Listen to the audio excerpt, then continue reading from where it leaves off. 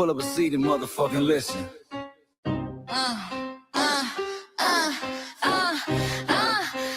Pull up a seat and motherfucking listen. Pack your bag, time to go home. Talking crazy on our soil where our blood and bones grown. This our grind, we outside on it. While y'all fools on the outside looking, y'all show no respect to Black America, so leave. Hey. Y'all don't get it, so it's time to go home. Get the hell up out of America, take your disrespect and just fly on. Y'all don't get it, so it's time to go home. Get the hell up out of America, take your disrespect and just fly on. You landed on the tarmac, fresh off the boat. Talking about y'all building nothing, man, you choking on the note. My ancestors the reason that this country even breathes. Picked the cotton, built the White House, planted the seed. Jim Crow laws, redlined the map, we was the target. You think that struggle's a costume, man, you can't mark it. We fought the wars, we bled the blood, we died for our future's chance. And you come here and give our legacy a side eye while throwing shade on the guard. While you benefit from doors we kicked down with our last breath. Now you spit on the architects who stared down death. Disrespectful, that's disrespectful, ungrateful, a slap in the face to only people who gave a fuck. So let me show your ungrateful ass to the right place. Pack your bags, time to go home. Talking crazy on our soil where our blood and bones grown. This our ground and we outside on it. While y'all fools on the outside looking, y'all show no respect to Black America, so leave. Y'all don't get it, so it's time to go home. Get the hell up out of America, take your disrespect and just fly on. Y'all don't get it, so it's time to go home. Get the hell up out of America, take your disrespect and just fly on. Passport, the visa, the privilege to be here. Cause my grandma didn't march for y'all, so disappear from our land. You cosplaying our pain.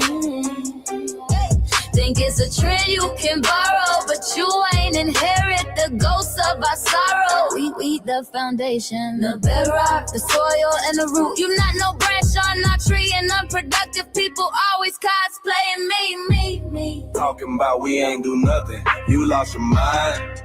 We built this from nothing, time after time. From the beginning to now, we've been the backbone and muscle. Why you look down on the struggle and cause a whole tussle? That energy start with discussing it's whack.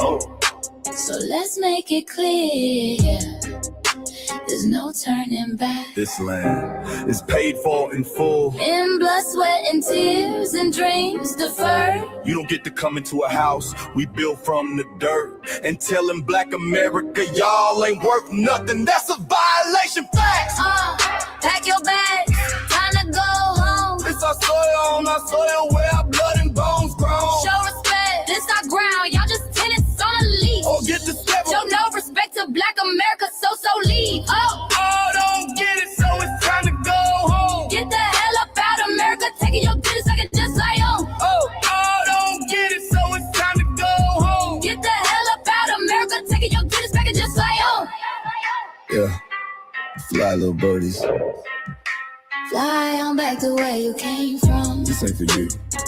This cell is sacred. We said what we said. It's time for y'all to go home. So fly a little birdies fly. So fly a little birdies fly. So fly a little birdies fly. Fly far, far away from here. So fly a little birdies fly. So fly a little birdies fly. So fly a little birdies fly. Fly far, far away from here. So fly a little birdies fly. So fly a little birdies fly. So fly a little birdies fly. Fly far, far away from here. So fly a little birdies fly. So fly a little birdies fly. So fly a little birdies fly. Fly far, far away from here. Bye bye, little birds.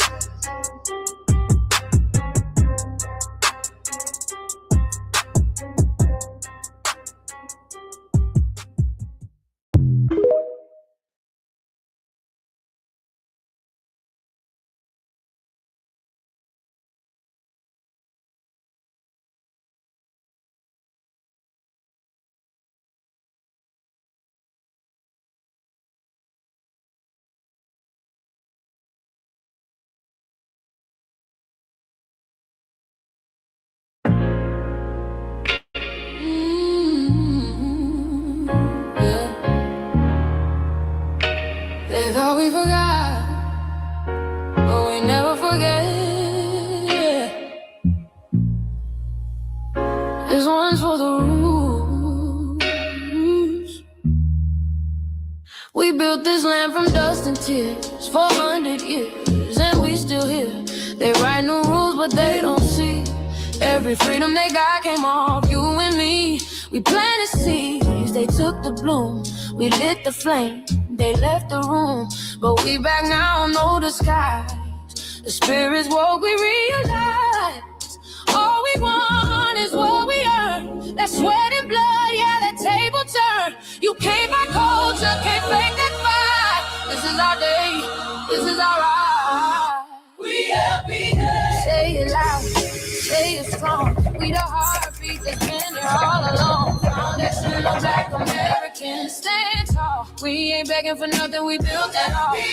Born from pain and grace, you can see the truth written in our face. We the soul, the sound, to fight the flame. Foundational Black Americans, say our name. They love our rhythm, but they dodge our blues. Use our voice when it fits their news. They take our sound, but not our scars. We the backbone, we the stars. Now the veil is gone, the mask is clear. We see the game, we know it's here. No more silence, no more lies. We lift that flag and watch it rise.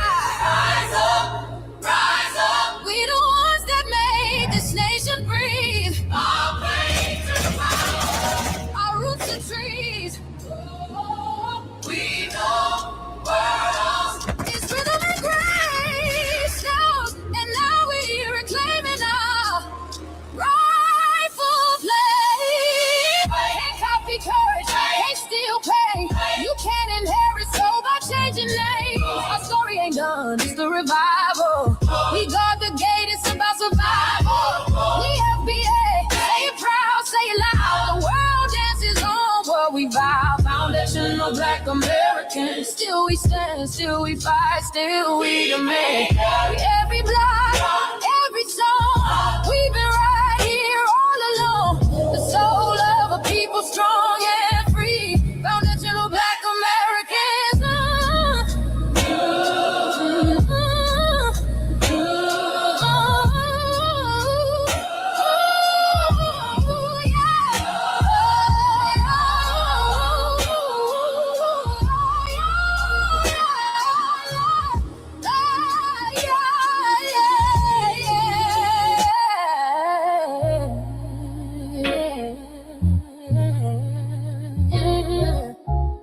We the first, we the root, we the fire. Still rising, still here. Foundational Black American. We set the tone and they copy the cadence. Dance to our drums and deny the foundation. Wear the style but don't honor the source. Smile in the crowd and you distance and force. Say you not us but you rap like we breathe. Take the rhythm, then fuse the receipts. I ain't mad, I'm just holding the glass. Showing the mirror, now answer it back. I ain't here to cancel nobody. Just keep it honest, keep it solid. If you eat from the table we built, don't act surprised when we guard it. Do you like that? Do you like that? When I flip your sound and I ride like that.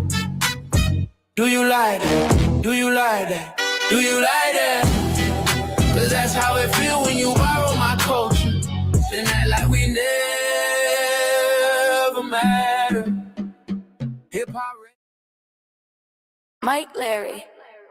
Now this shit here, it's what I see it is. We're not fighting your battles. We're not carrying your fear. We're not lending our history to people who erased us while we were here. Just cause you're born here, don't make you FBA. That makes you a citizen, learn the difference today. This is lineage, not a look you can wear. Not a costume you borrow when it benefits you there. You used our culture like an access card, backstage pass, a straight facade, but now the mirror's in your face. No disguise, and you're uncomfortable looking truth in the eyes. We didn't leave our land to beg for a chance. We stayed, we fought, we took every advance. That's the separation, that's the line you cross. We paid the price, you learned the cost. You waving your flag on our soil. We're fighting not to go back home. Waving your flag on our soil, building comfort on a foundation you didn't know. We waving our flag, red, black, and gold. Stood our ground, never sold. You waving your flag on our soil, scared to build what you claim you love. Our humor, our style, the way we move, the smoothness, the sound, the things we prove. Music we birth, language we shape, innovation forged under constant escape. Warrior spirit means stay and defend, not flee your land and rewrite the end. You call it success, but don't confuse the two. Ease came after what we went through. You abandoned your land and called it strategy. You waved that flag loud, but won't return to build your legacy. That contradiction tells the story for you.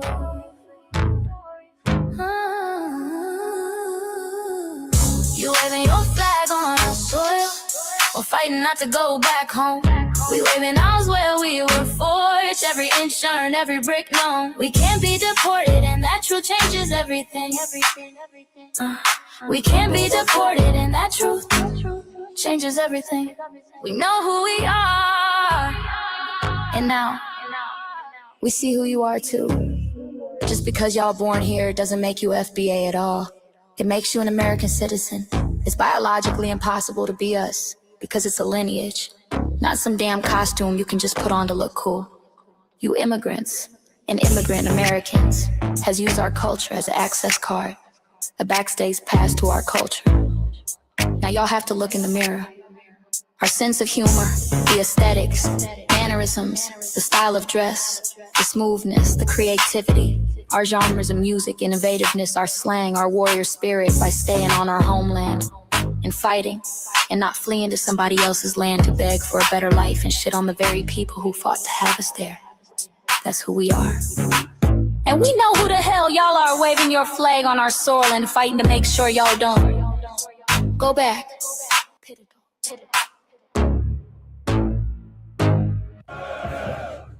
You can't leech off our culture anymore. Beat it!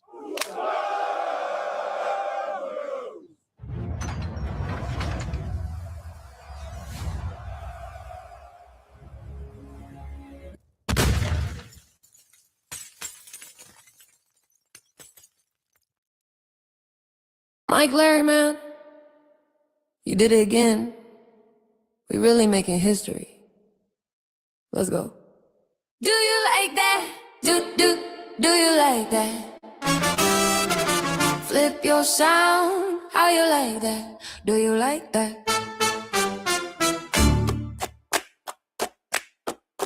Do you like that? Say it loud, don't walk it back. Do you like that? Do you like that? You grew up mimicking us, now y'all switch it up.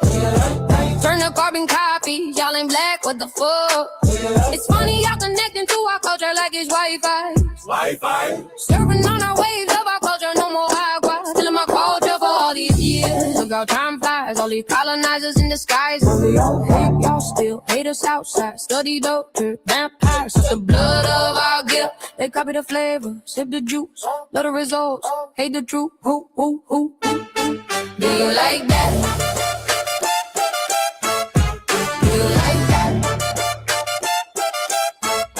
Do you like that? Flip your sound, how you like that? Do you like that? Democratic shields, talking points, the road they fill. Fish and chips, agent on the mic, judging FBA, but ain't you half white? Talking like you one of us, we need a proof face. The agent type with a prune face, like 50 and Jim, it's a cold game. Throwing stones cause we build our own lane. I'm joking, kinda, but I mean that. Smile calm, pressure intact. Y'all proud where y'all from, where they flag, beat they drum. But when it's us, tone switch fast. Same pride, but it's too much. FBA pride, lineage solid. You can't put this on, can't try it on. Built here, stayed and fought, that's the difference. That's the car. Do you like that? Do you like that? Say it clear, don't twist the facts. Do you like that? Yeah. Do you like that? Do you like that? Point made. No edit. No care.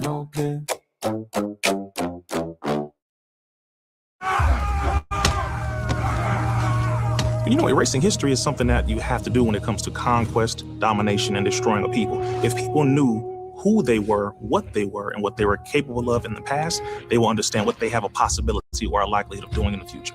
Foundational Black Americans, we've always had a culture of resistance. We cultivated a culture of resistance on this land, and we've been resisting ever since we've encountered European domination. But nothing was really popping in Europe until the transatlantic slave trade, and that's where they amassed a lot of wealth. One thing that I think is unique about our culture as far as how we resist, how we fight back, is just the environment we were put in from day one.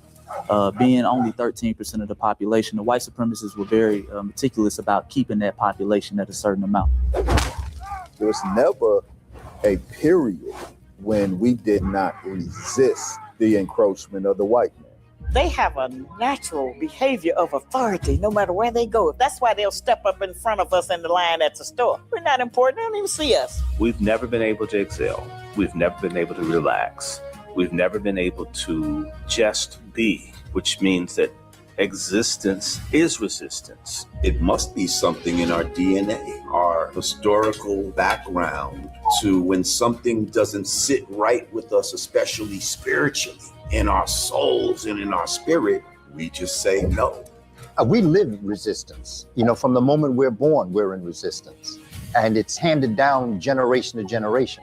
And so I think that cultural resistance is actually in our DNA, in our epigenetics, and then it blossoms out into the culture. So there's almost nothing in America that we do, from song to dance to politics to the way we talk, the way we dress, having coded languages considered to be slang today. Everything about Black American culture is a form of resistance. Of course, they want to always downplay our contributions to the global tapestry because they continue to act like our number one export in this country is not Black innovation.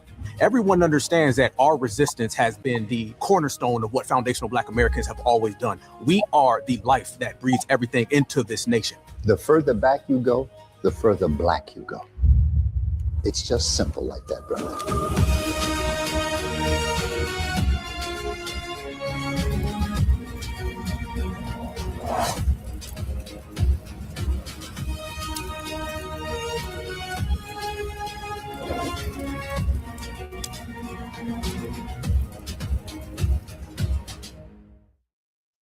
All right. On the afternoon of February 21st, 19...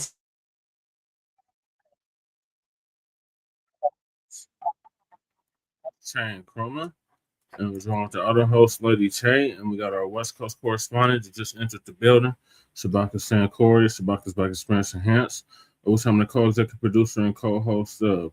Greetings, Shabaka, from the Mile High Income and Illegal Migrant Flooded City.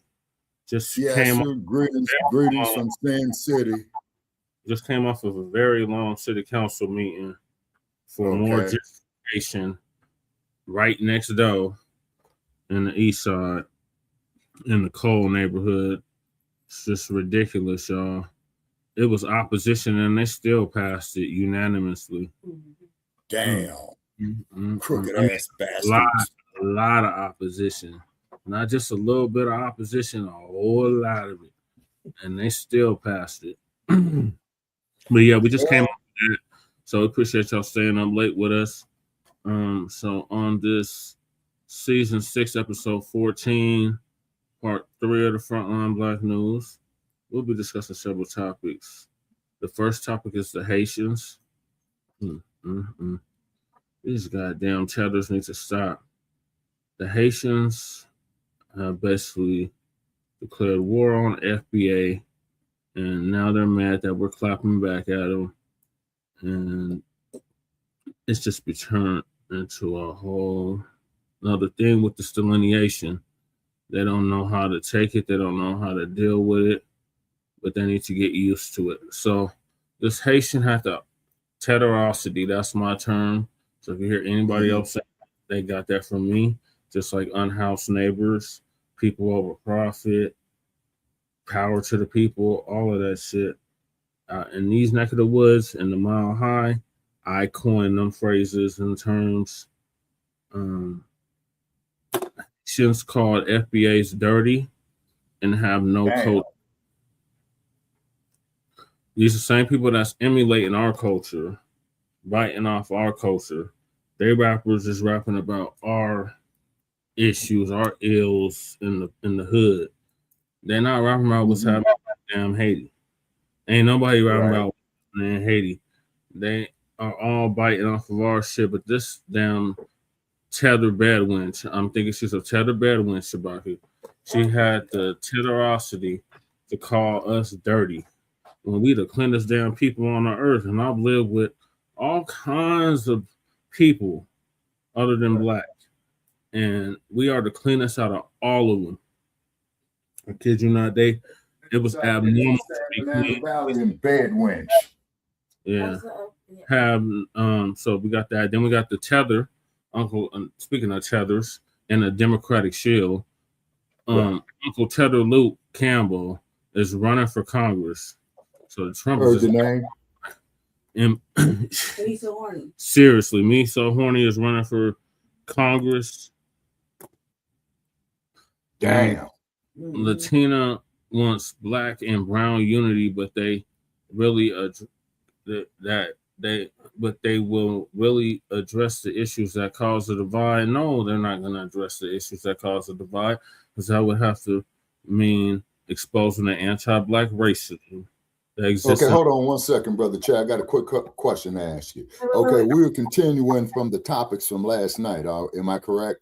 For the most part, Shabaka, whatever Lady Che didn't cover. I covered what the topic you started with. I covered that. Okay, did we cover Tyra Banks? Yeah, you did, Yeah, I but did you do didn't that. get Professor's take on I did. Okay, so then line this off the list, right? it yet. Yes, he did. No, it wasn't on the Cuba. Yes, it was. So you played the Professor Black Truth? Yes, but it's okay. Go over. You have your take. Yeah, I did do the Tyra Banks thing too. Right. I did whatever was in the whatever Jesse told me to do. There was in the queue that fell asleep. So yeah, I did do that. But hey, it's okay. You guys could do a different take on it then. I already went over it, but like I just did whatever Jesse told me to do, and that was it. Okay, yeah, and I apologize for being, disorganized, because I told you I had to do a bunch of ripping and running today. Yeah, and I apologize for passing out, but I was exhausted. Y'all. I had to. Well, see, that just goes to show, sir, okay, that we put a lot off into this. You see what I'm saying? Because when you're doing projects like this, you're going to get tired, you're going to get fatigued, but you got that hidden desire to succeed. Right. Goddess Nobby's in the back. She says, "Hey, Goddess." Okay, and did we do Dr. Umar yet? Yep. Yeah. But all right, so I can scratch him off the list. I mean, if you want to, I didn't give my commentary on the shit, but yeah, I'm not down with the Dafa movement. I'm with the delineation movement and the reparations movement. That's Now what about the Jamaican woman says FBA's playing victim? Yeah. But Yeah, that one too. The hell with that tether as well. Okay, so that got taken care of, right? Well, I was asleep, but that's my take. Right. But yeah, that's whatever what Jesse told me to do. That's where he told me to stop. Yeah, that's a hot bar, twin. Yeah, they can't connect our Wi-Fi. Now you see. Now let me say something about that there, twin. Is that when we have these Wi-Fi problems and shit like that, man, that's their high-tech shadow bandit. Yeah, that's exactly what it is. But we got because I go through that same bullshit too. We next on the list we got FBA brother Adonis gets attacked in Romania. What? Then we played the video, Shabaka. Somebody, I think it was Leonard, posted it in the chat, or it was one of them too. But yeah, then we got Black jury makes BLM lawyer paid $3.2 million for calling white kid racist white supremacist. That was miscarriage of justice and bullying a Black child. Plantations, capitalism. That's what we're always talking about. And it says, and no one talks about it. We talk about it here at the Frontline Campaign, the Frontline Black News. We Black all the time, not just in February. So, right. So it's Black News over here. So they call Okay, us. Twin saying he can't connect to his Wi-Fi. No. That's a bar, Shabaka. That was in one of the songs. Yeah. Oh, okay. My bad. Michael's in the building. He says, Jesse, Lady Chase, Shabaka, C-Jack has an update for California freedmen of chattel slavery. Okay. I'll have to check that out later, Michael. Thank you for that. Goddess Nabi said, right, Shabaka. Amen. Agreed. Hey, Goddess. Gruesome Newsom just said some racist ass shit. Yeah. Gruesome Newsom insulting Black Americans by saying, I scored a 960 on the SATs and I can't read and I can relate to you. Ooh, very insulting and racist. Boy, they need to recall his ass. Fuck all that. He's been in office. And he's Nancy Pelosi's nephew. And he yeah.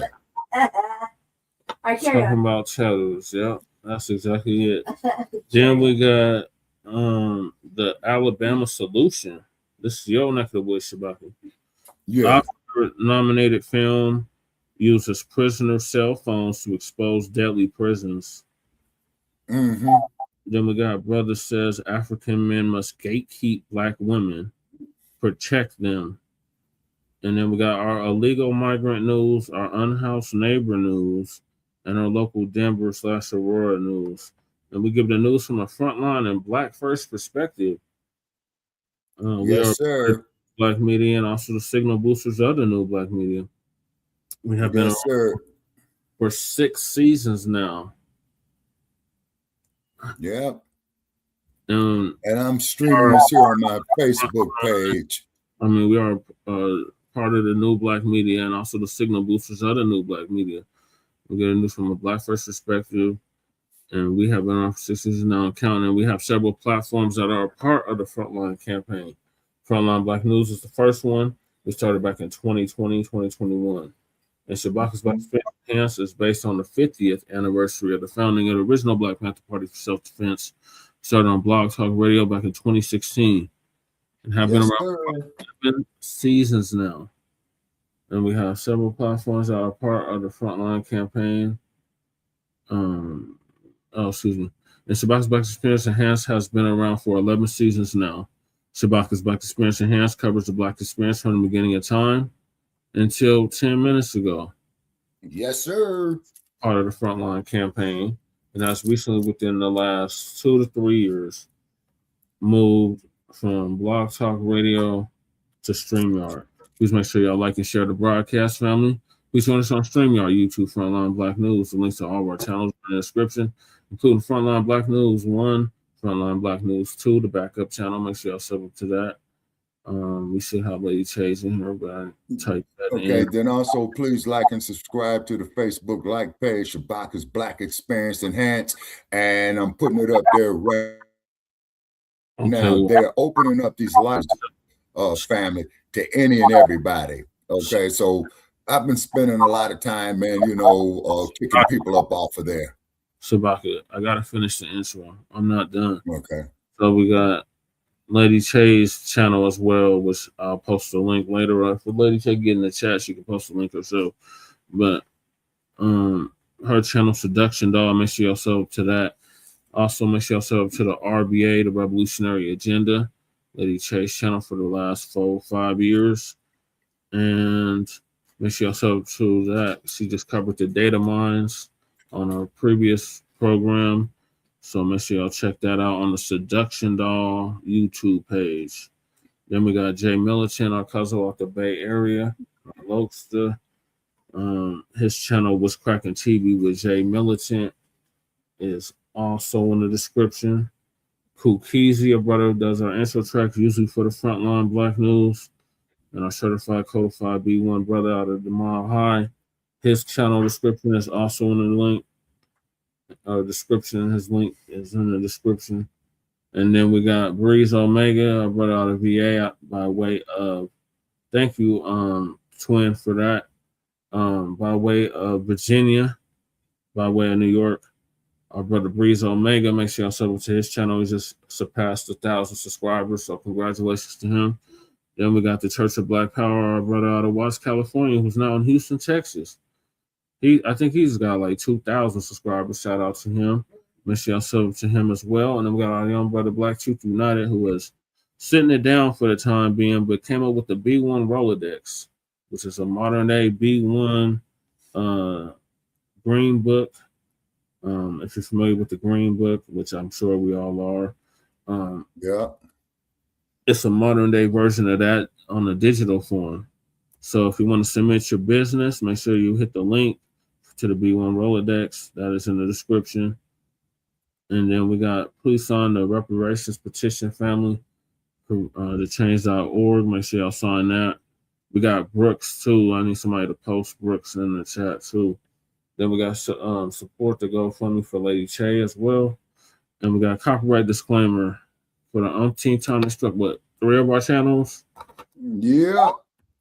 Just for one of them documentaries under, so they don't want that information getting out, obviously. Because we have the copyright disclaimer scrolling the whole time. And I announced fair use, the whole disclaimer, about 2-3 times that night. But anyway. It's not technically. No, what it is, man, they're not liking this work we're putting in on. Hold on, Shabak, I got to read it, though. So, copyright disclaimer under Section 107 of the Copyright Act of 1976. Allowance is made for fair use for purposes such as criticism, comment, news reporting, teaching, scholarship, education, and research. And I do not own the rights to the music. And if you don't understand racism, white supremacy, what it is and how it works, everything else you think you understand will only confuse you in all 9-10 areas of human or people activity, and that is economics, education, entertainment, labor, law, politics, religion, sex, and war. And some say health and nutrition. So that's the 10 right there. And that's by the late, great Nellie Fuller Jr., who passed away exactly a year ago. Exactly, the hell with new scum. Passed away exactly a year ago at the age of 94, 95. ProduceJustice.com. And when you are a Black person or captured by any race soldier, you must never fuss, fight, or flee. Comply and defend yourself in court. Also by the late, great Nellie Fuller Jr. Stay codified all the time. On code, we are prisoners of war.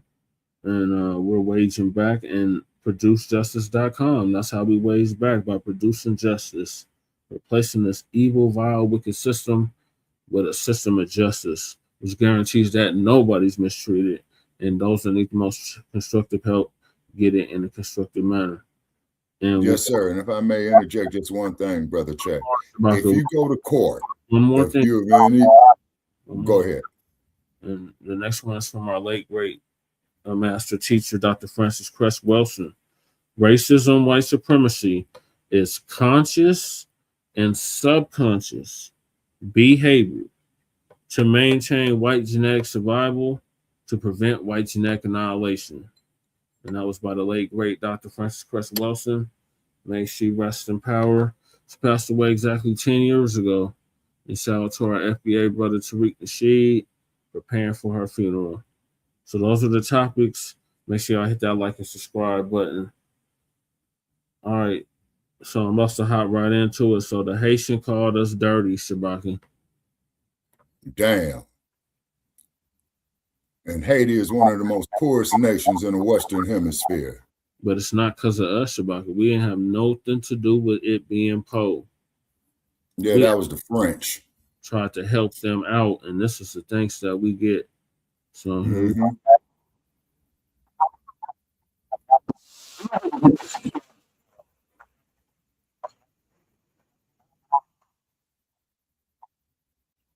it's not sharing. My apologies. I thought it was sharing. Let me share it.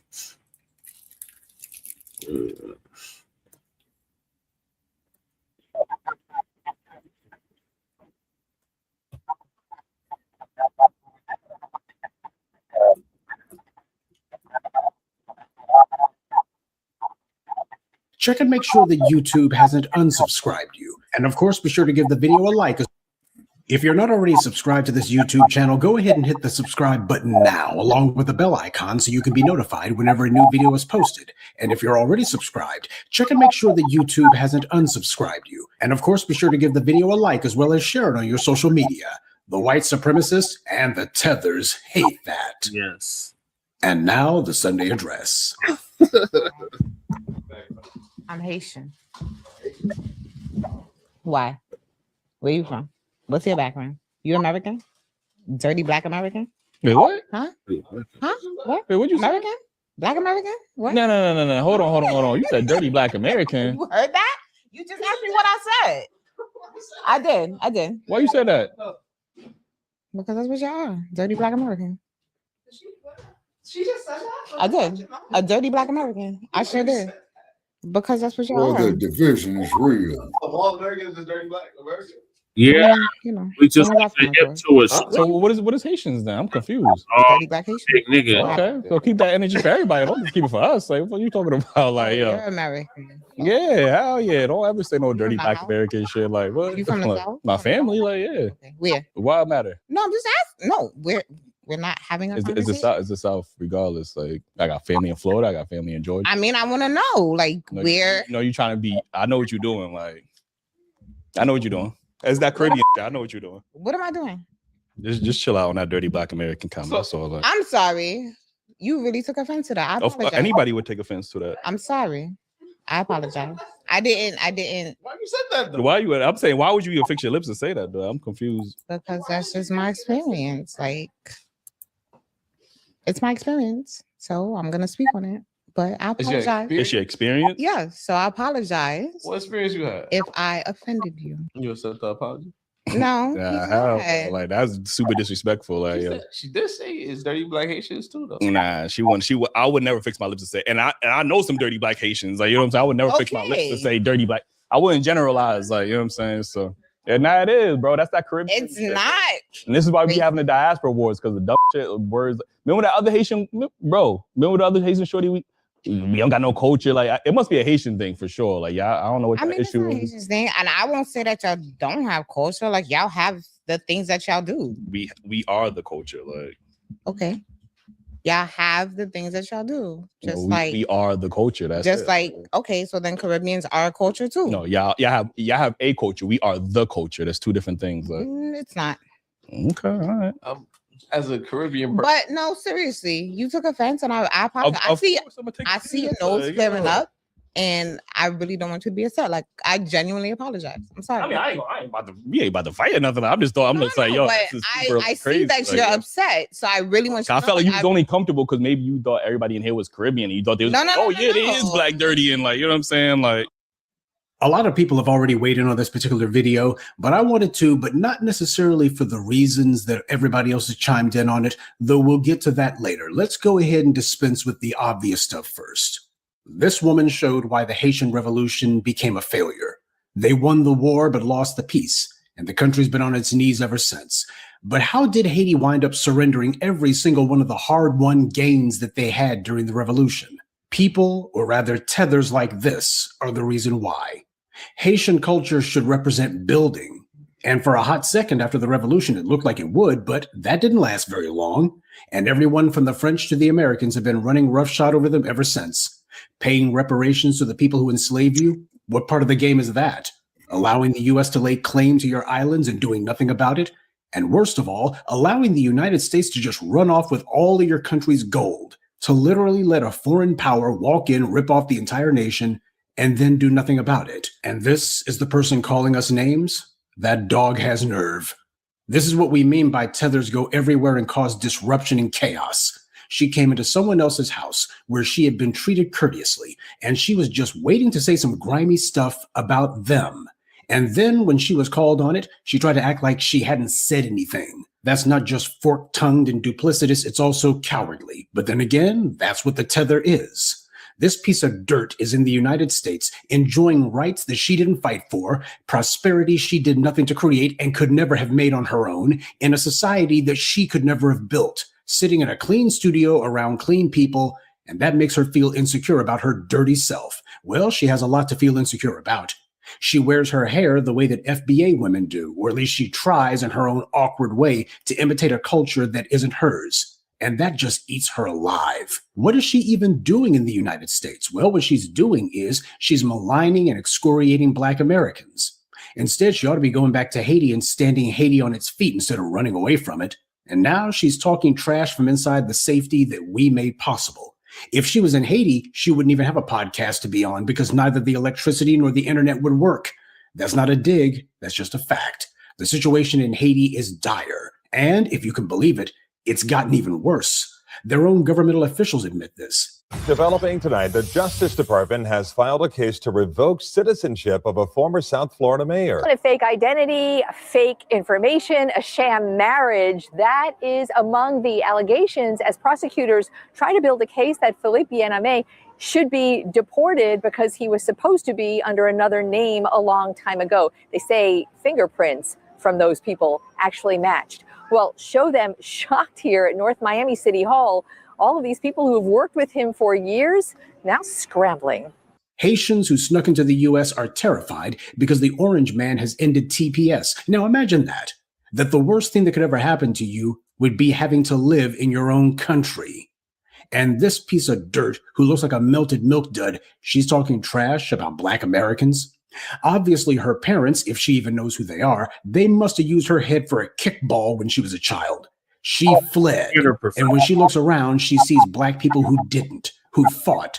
And that reminds her of her own failure. And this is projection on her part. Projection is when someone tries to preemptively attack another person who makes them feel insecure by taking their own negative traits and then ascribing them to this other person. When she calls us dirty, she's doing that because she thinks that's what we see when we look at her. And I think we can all agree that we see a dirty person when we look at her, but not because of her nationality or because of her lineage, but because of her character, or rather lack thereof. And let's get something straight. Going through hard times or working one's way through generational dysfunction or trauma, that's not what makes you a failure. Bad stuff happens, always has, always will. Everybody takes an L. But it's how you respond to it that determines if you're a failure or not. The reason people talk about this woman's culture being impoverished isn't because poor means failure. Haiti's not called a failure because it's poor, but their poverty is the direct result of their failure. Their societal and cultural failure created their poverty and keeps them poor. And when you look at people like this tether, you see the reason why it's impossible for the few on-code Haitians there are to build anything there. Just look at who the hell they have to try to build with. And don't kid yourself. This piece of dirt's not alone. She is very much the majority opinion there, and also the majority of the relatives who came here. They practiced the exact same kind of disrespect against other Haitians before she brought that crap to the U.S. When she was asked what she had said, she herself admitted that she calls other Haitians dirty too. So what is Haitians now? I'm confused. Dirty Black Haitian. Oh, I talk about Haitians. What'd you say about Haitians? Run from them. But she like don't. That's what I'm saying. Like, this I'm not. Like Haitians as well. She has no respect for anything, not even herself. This woman is showing how the Haitians treat each other back in Haiti. What makes the Tethers failures is that they have, as Dr. John Henrik Clarke put it, a broken loyalty system. They refuse to respect each other or to organize or work together on anything. And yet they come here and try to cover up that embarrassment and humiliation by bragging on themselves and attacking us. They have no idea how crazy they sound. This is phony confidence, and everyone can see it. You don't see any foundational Black Americans running off to other people's countries in droves and then living there and telling those native people that they're dirty or otherwise not on our level. We understand respect because that's the foundation of our culture. Tethers don't understand that because they don't respect anything, not even each other. Haiti's problem is in its leaders, but the problem is the leaders reflect the culture that they came out of. This is why their country has been trapped in a nonstop cycle of chaos. If this tether was so superior to us, then why did she flee? Why did literally everyone she knows flee? This is why delineation was necessary and will only continue and intensify. Can you imagine any foundational Black American going on a podcast and unsolicited out of the blue for no reason saying dirty Haitians? Everyone's heard the content posted by the new Blacc Media. Can you find even one where any of us have done anything like that? This is why Haiti is in the horrible shape it's in today, because this tether accurately represents the mentality that's been at work there a long time. Why do they have block wars? Why is everyone fighting and no one's building? because of the fact that there's no respect. And she's a perfect example of that. And this is precisely the kind of infighting and self-hatred that we don't want taking root here. So if she thinks the people who made it possible for her to be in the US are dirty, then she needs to go back to her clean and tidy home and resume wallowing in the mud.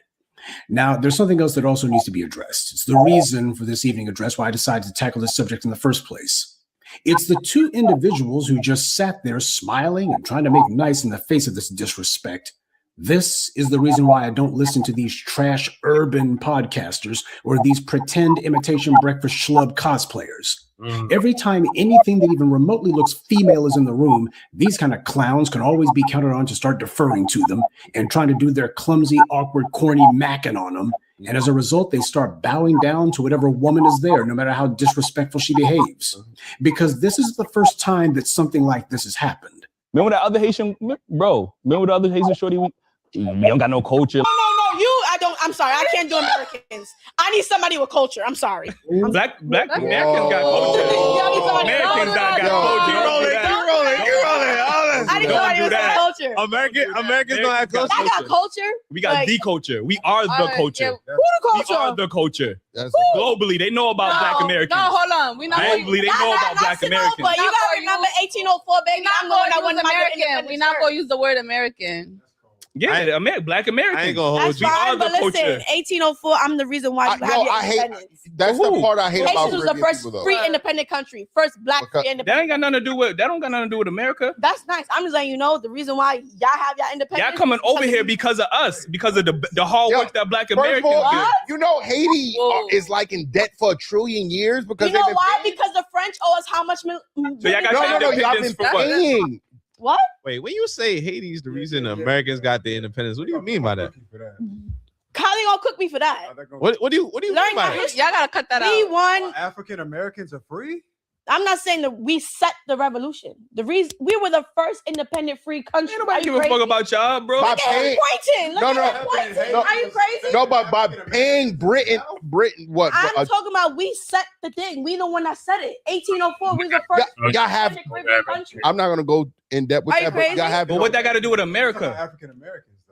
We said it, and then y'all followed. Y'all said it for yourselves, not for no We said Black it, and then y'all followed. And we set the stage for y'all immigrants to come over here and profit off of America. And you're mad that we came to. Oh, No, I'm not mad. I'm not mad. I'm telling you what Black culture provided for you and your family. How that provided for me and my family? Because we set the standard. We set the Who standard. came here? I didn't come here. You here right now. My family came here. And you're here now. And they made their money and they went right back to Haiti. So what's up? So why you ain't go right back to Haiti? Because why would I come back to Haiti? I'm Gucci where I'm at. Where your parents live? They're here. What? And they doing the float. How's that going right back to Haiti? That ain't going right back to Haiti. On Labor Day. They ain't been on Labor Day like 2 years. They gave more pushback the first time that it happened than they did the second. So what that means is over time, apparently these guys are getting used to this kind of abuse. First time that it happened, at least they did give some pushback. At least they checked her to an extent, not as harshly as she should have been, but at least they gave some appreciable pushback. Second time, for the most part, they just basically gave a couple of token objections. This time around, though, they were a hell of a lot weaker about it. They all but rolled over is what they did. So they've done this before. They've had people on who insulted our lineage, and they sit there just shucking and jiving regardless. And as for this skank, her problem is she sees people who did something greater than the Haitian Revolution against odds that were and remain far higher and far worse. And I said it. The U.S. is a racist regime far more powerful than Napoleon's little hermit kingdom. Don't let anyone ever pull that Haiti-inspired FBA nonsense. We didn't go fleeing there. They came fleeing here. When you inspire people, you draw them into your orbit. The word inspire comes from the root Latin word spirare, which means to breathe into. In other words, to fill something with spirit or life. The Haitian Revolution was a frightening thing to white power at the time, and that's part of why I give them credit. But I'm not letting anyone rewrite history and act like we weren't fighting until 1804. The first slave revolt that these white supremacist historians are willing to admit to in North America was at San Miguel de Guadalupe in modern-day Georgia.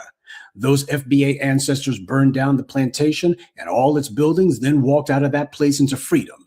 The Spanish started their little plantation there in 1526, and that was the exact same year that those foundational Black Americans burned it to the ground. 1526. I think that predates 1804 by a few years. Now, don't get me wrong. I fully respect that the Haitian ancestors put in work. That's why we've always saluted them.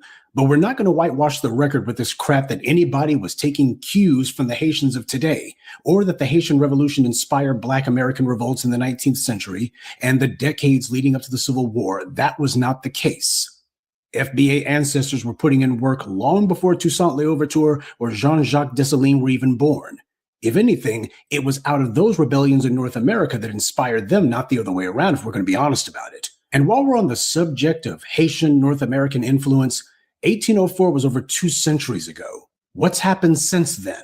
I can show you the influence that FBAs have had on Haitians. Show me where they've influenced us. Again, not to be messy, not a brag, not even an insult, just a fact. And while the white supremacists in the US were shook by the Haitian Revolution's success, they also quickly realized that the Haitians weren't organized or culturally prepared to continue that success. And that's how they wound up paying reparations to their slave masters and allowing the US and others to take full advantage of them economically. This in a land that they allegedly liberated and were supposed to have been ruling, since they're the majority there.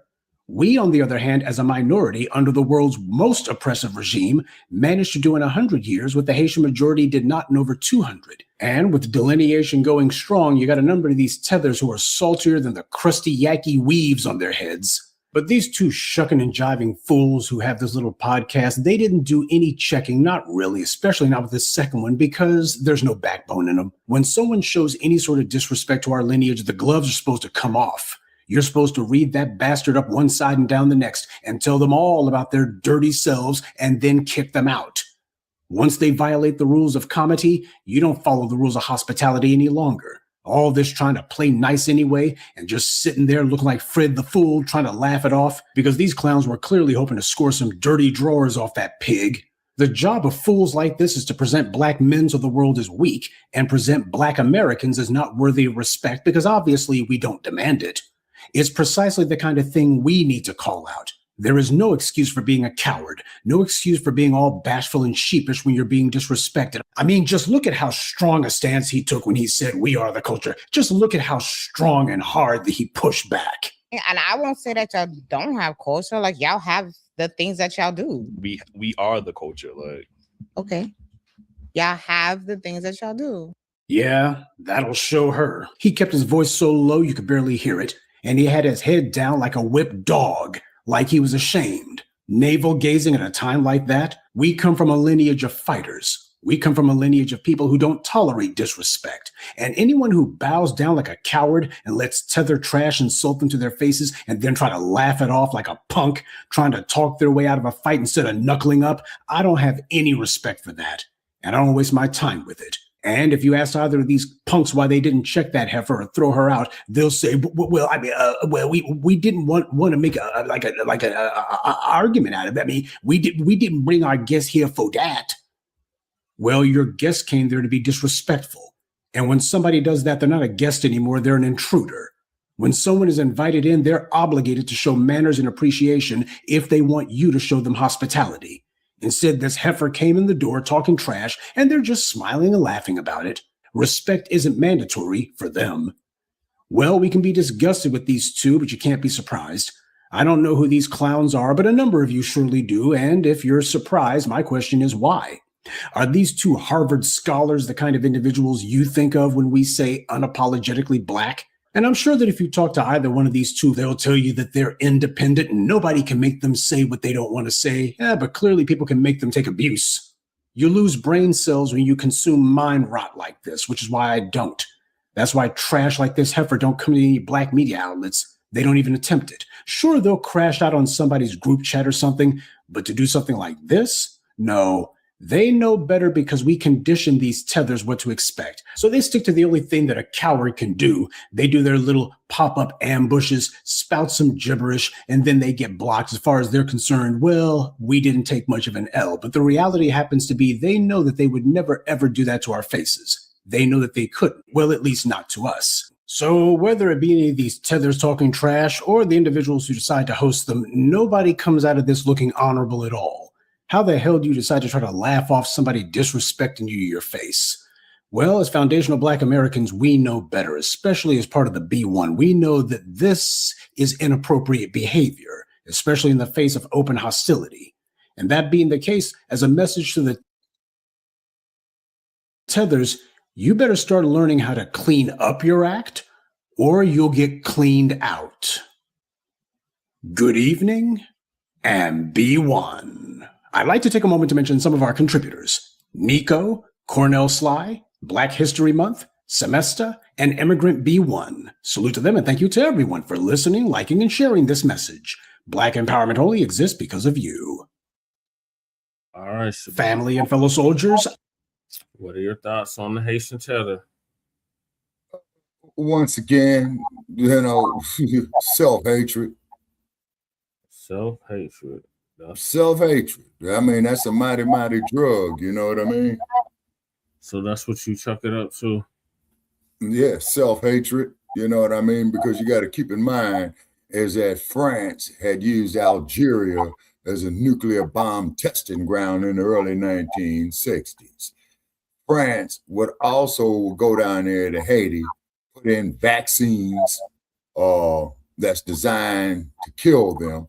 Then not to mention the fact that Haiti has a bunch of earthquakes down there and they still ain't built up their infrastructure, you see. So yeah, so something is very, very definitely wrong, you see. Yeah, it's deliberate, Shabaka. But the people, yeah, by the French. Not only that, Shabaka, they got classism and colorism in Haiti all throughout. Oh yeah, real bad.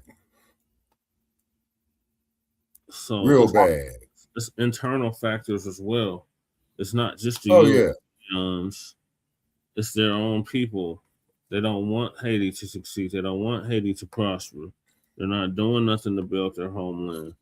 They're sitting up here eating for us, talking crazy to us, and think that we're gonna put the cape on for them when they're getting deported by ICE.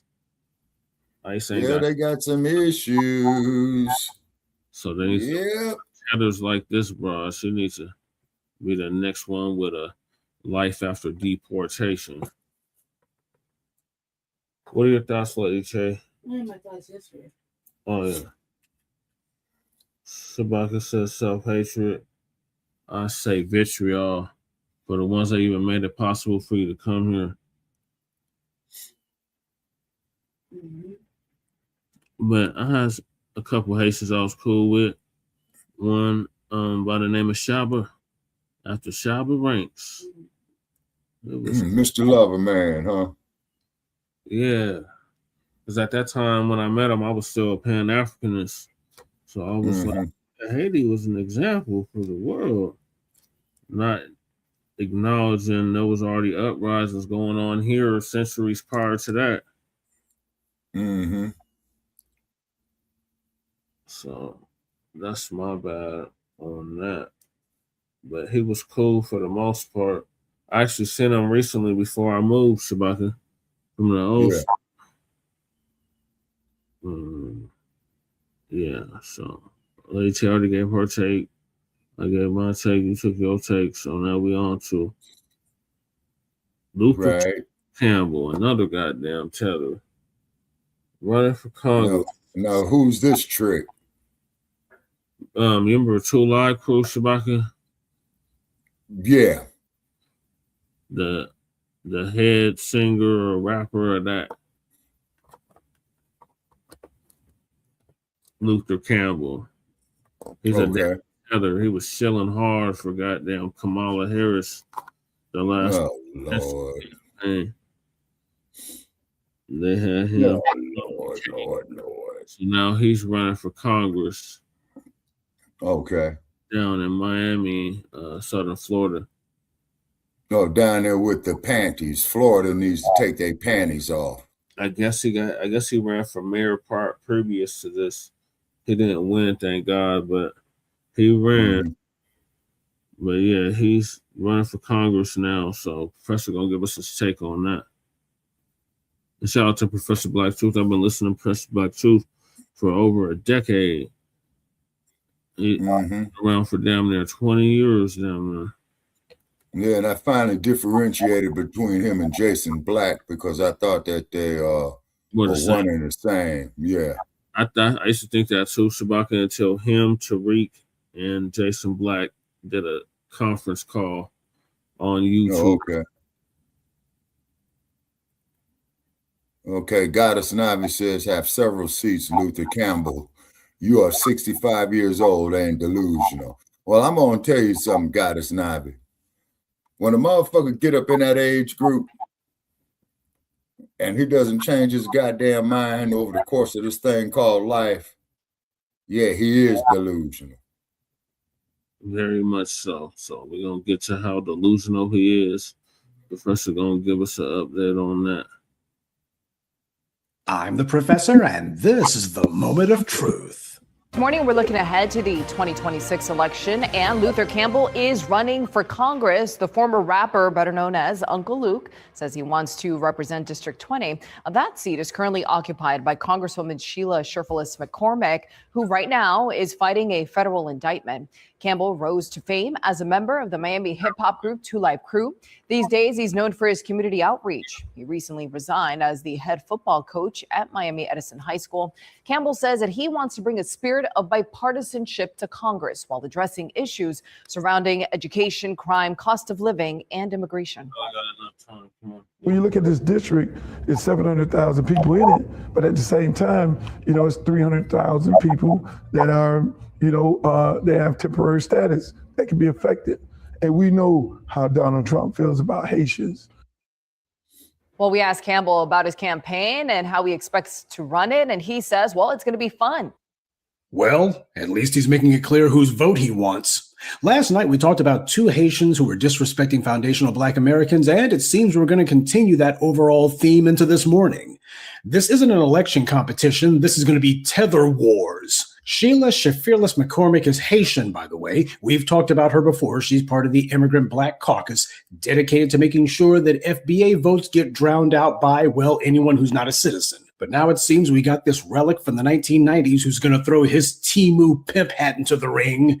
Enter Luther Campbell. He's an immigrant too. His mother is Bahamian and his father is Jamaican. So, of course, his very first move is to reach out to Haitians because he thinks that this is going to undercut McCormick's support. Never mind that she's Haitian herself, and these immigrants have shown that they prefer their own immigrant group. That's part of the reason why they don't have the ability to unite with other immigrant groups. That's the problem with a bunch of opportunists. Oh, and on a side note, haven't you noticed how whenever these Negroes wind up finding themselves on the wrong side of the law, these little bootleg politicians, you don't see the white Democratic hierarchy coming to their rescue or claiming we need new laws to protect them. No, they just let them swing in the wind. That's the devil's bargain these chumps make. But Uncle Luke knows that he doesn't have any real support from the FBA community. Like so many of these bootlicks, though, he's hoping that he can get somewhere without having to deal with us because his entire goal is to do like these other professional butt kissers and to get himself a government job, finesse himself some way into the government circle so that he can milk it for all the patronage and influence peddling he can get. I don't know how corrupt this Sherfilis McCormick woman is, but I'm willing to bet you that if Luther Campbell, by some unholy miracle, does make it to Congress, he'll have whatever alleged corruption she's committed beat by a country mile. I mean, seriously, what the hell makes anyone think that Luther Campbell can be taken any more seriously than, say, Herschel Walker? It just goes to show American politics is not politics anymore. It's just comedy. I find it amusing, though, that the man whose music was the bane of teachers and parents back in the 90s is now involved with coaching and community outreach. That's already scary. I'd love to say that he's come a long way since his days of smut peddling on wax and showing his little softcore porn videos masquerading as music videos, but that wouldn't be the truth. Smells to me more like all that money he and his crew made back in the day probably has run a little bit low, or just run out altogether, and this is his plan B. You know, the person I blame for this, though, is Donald Trump. Not because of his immigration policies. That has nothing to do with this. I blame Trump because ever since the orange man got himself elected, it's convinced every Tom, Dick, and Harry with delusions of grandeur and an ego, or in Luther Campbell's case, a washed-up entertainer, to think that if a former reality TV star and professional BS artist like Trump can become president twice in a row, then hell, anybody can do it. Or at the very least, anybody can make it to Congress. That's the only message they took away from Trump's victory, that basically the bar is so low now that any moron can get over it. And so all the morons are trying. And what exactly is Luther Campbell's political platform? Immigration, because he knows that's what's important to the DNC leadership.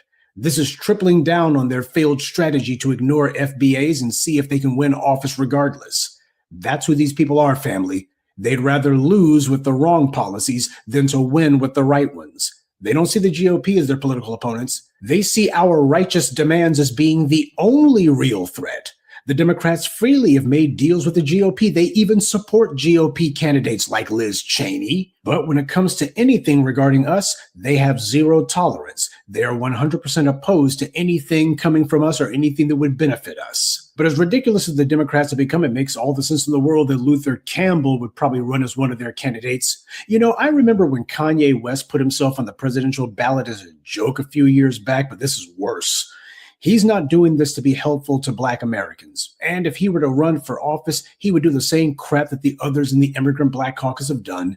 Name anything that Joe Neguse, Stephen Horsford, or the likes of Barack Obama or Kamala Harris has ever done for anyone but themselves.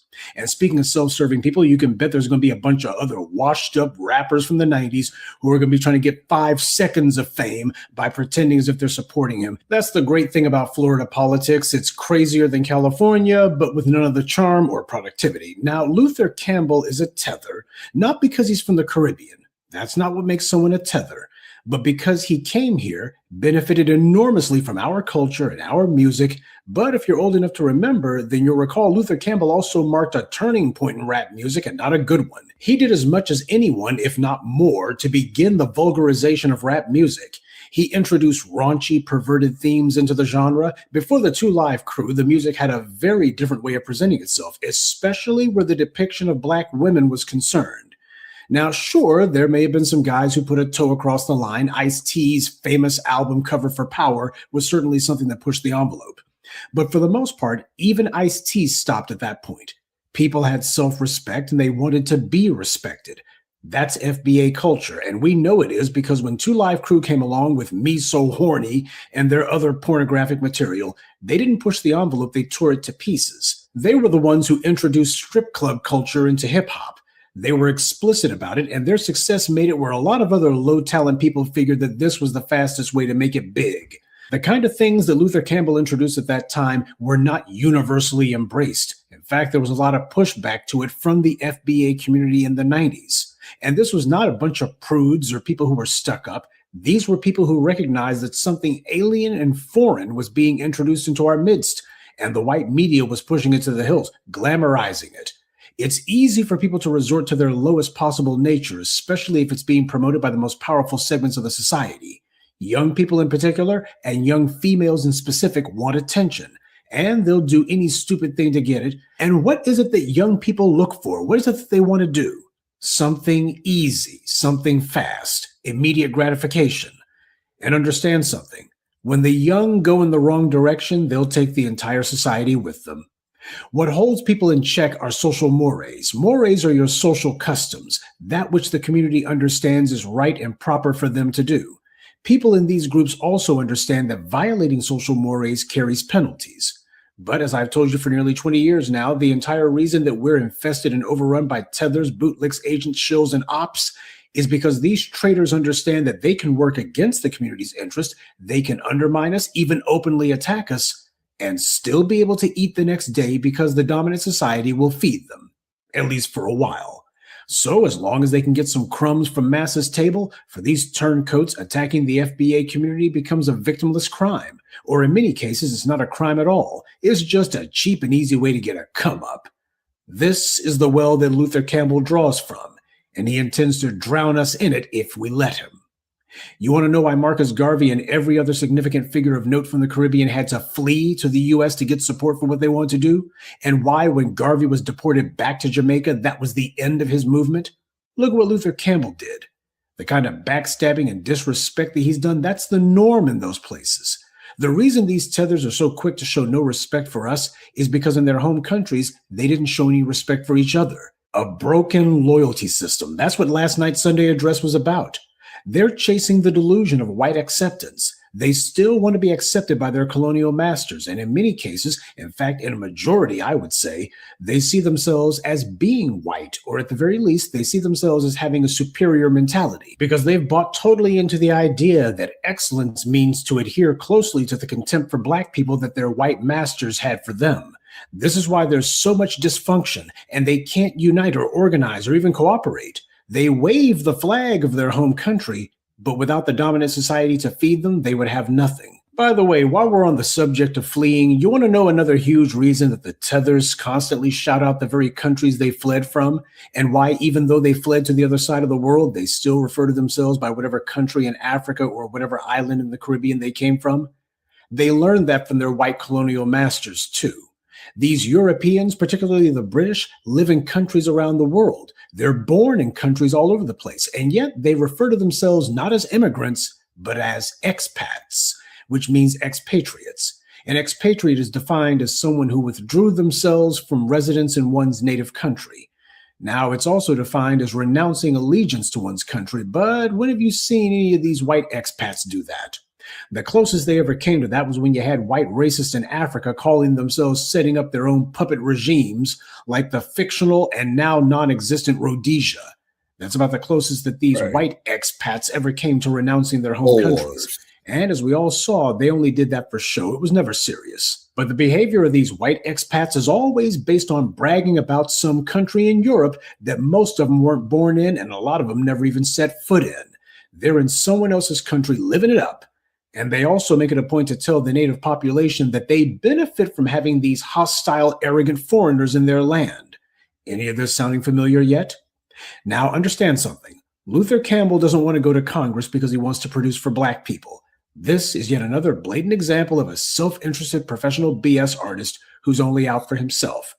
But don't be surprised when some other washed-up has-beens decide that they're going to come slithering around telling you that there's something in it for you and me. Luther Campbell's come out the gate saying exactly what his idea is. He's not even pretending that he's going to be a candidate for us. He wants to make it clear. Immigration's going to be his issue.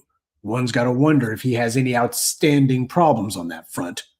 Either way, I got to admit, it would make all the sense in the world for him to run as a Democrat. Remember, the only reason anyone knows who this talentless clown is because 30 years ago he put out a so-called album that had a picture of strippers with their butts to the camera.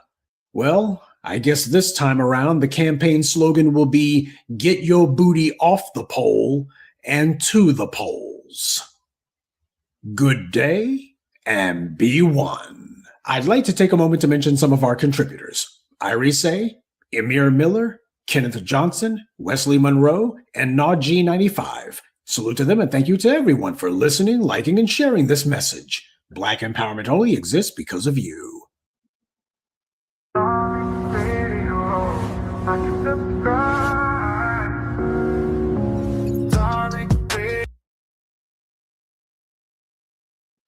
All right, Shabaka, what's your thoughts on Uncle Ted or Luke running for Congress? I hope his ass loses. You know what I'm saying? Is because he's believing in a system that doesn't believe in his ass. Shabaka, it's not only that. He's not running for Black people. He's running for illegal immigrants. Damn, that's even worse. That's even worse. And like we putting a message out there, hey, you all, we sitting this one out. You see what I mean? We sitting this one out. You all sitting up here wondering why we're not out here, is to quote Brother Che, caping for your ass, is because we got too much in-house business for ourselves to handle. So you got to go hold your own Johnson. You know what I mean? Because I ain't giving you shit. Right. Yeah, that's for real. Right. And all y'all out there in internet land, if you don't like what the fuck I'm saying, hey, come on up and I'll cuss you out on air and humiliate your ass. They don't want that smoke, Shabaka. What, Khalifa? What, baby? What, Khalifa? Khalifa want to get Khalifa want to get on TV. Yeah. She just hopped her ass up on the counter. Yeah, she knows when TV is on. Yeah. Now she's on my neck. Yeah. Oh, Then I'm looking at another sorry ass sack of shit up here on Cartoon Nazi Network, Hakeem Jeff. I'm trying to pull Uncle Cheddar Luke's campaign website up.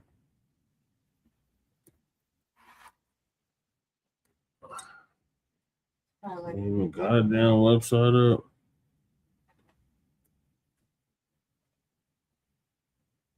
Crazy.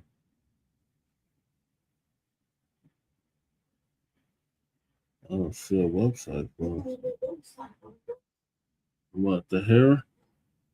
No, they didn't say nothing.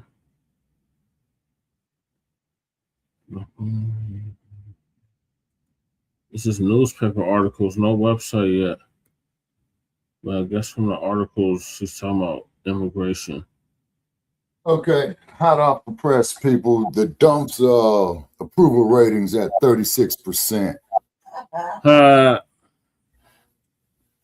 Yeah, so that motherfucker there, he's sinking, man. You know, Sinking ship, just in time for a new war. Well, you have to understand that war is big business, just like the Vietnam conflict. Yeah, Lady Bird Johnson's family owned Bell helicopters. You know what I mean? Right. Yeah, he's a Democrat. Job creation, affordable housing, youth programs, education, crime, and immigration. That's his platform. For Florida's 20th congressional district. He's challenging. Now, what about the atrocities that Florida had committed against Black people? Did you hear reparations anywhere in that platform I named out? No. He's a Democratic shield. He's gonna toe the Democratic line, and that means no tangibles for the Black people in his district. Right. Yeah, exactly. He's and trying what they're gonna Sheila Khalifis, something McCormick. Cleophas. Yeah. Cleophus. That's Cleophas. No. Filus.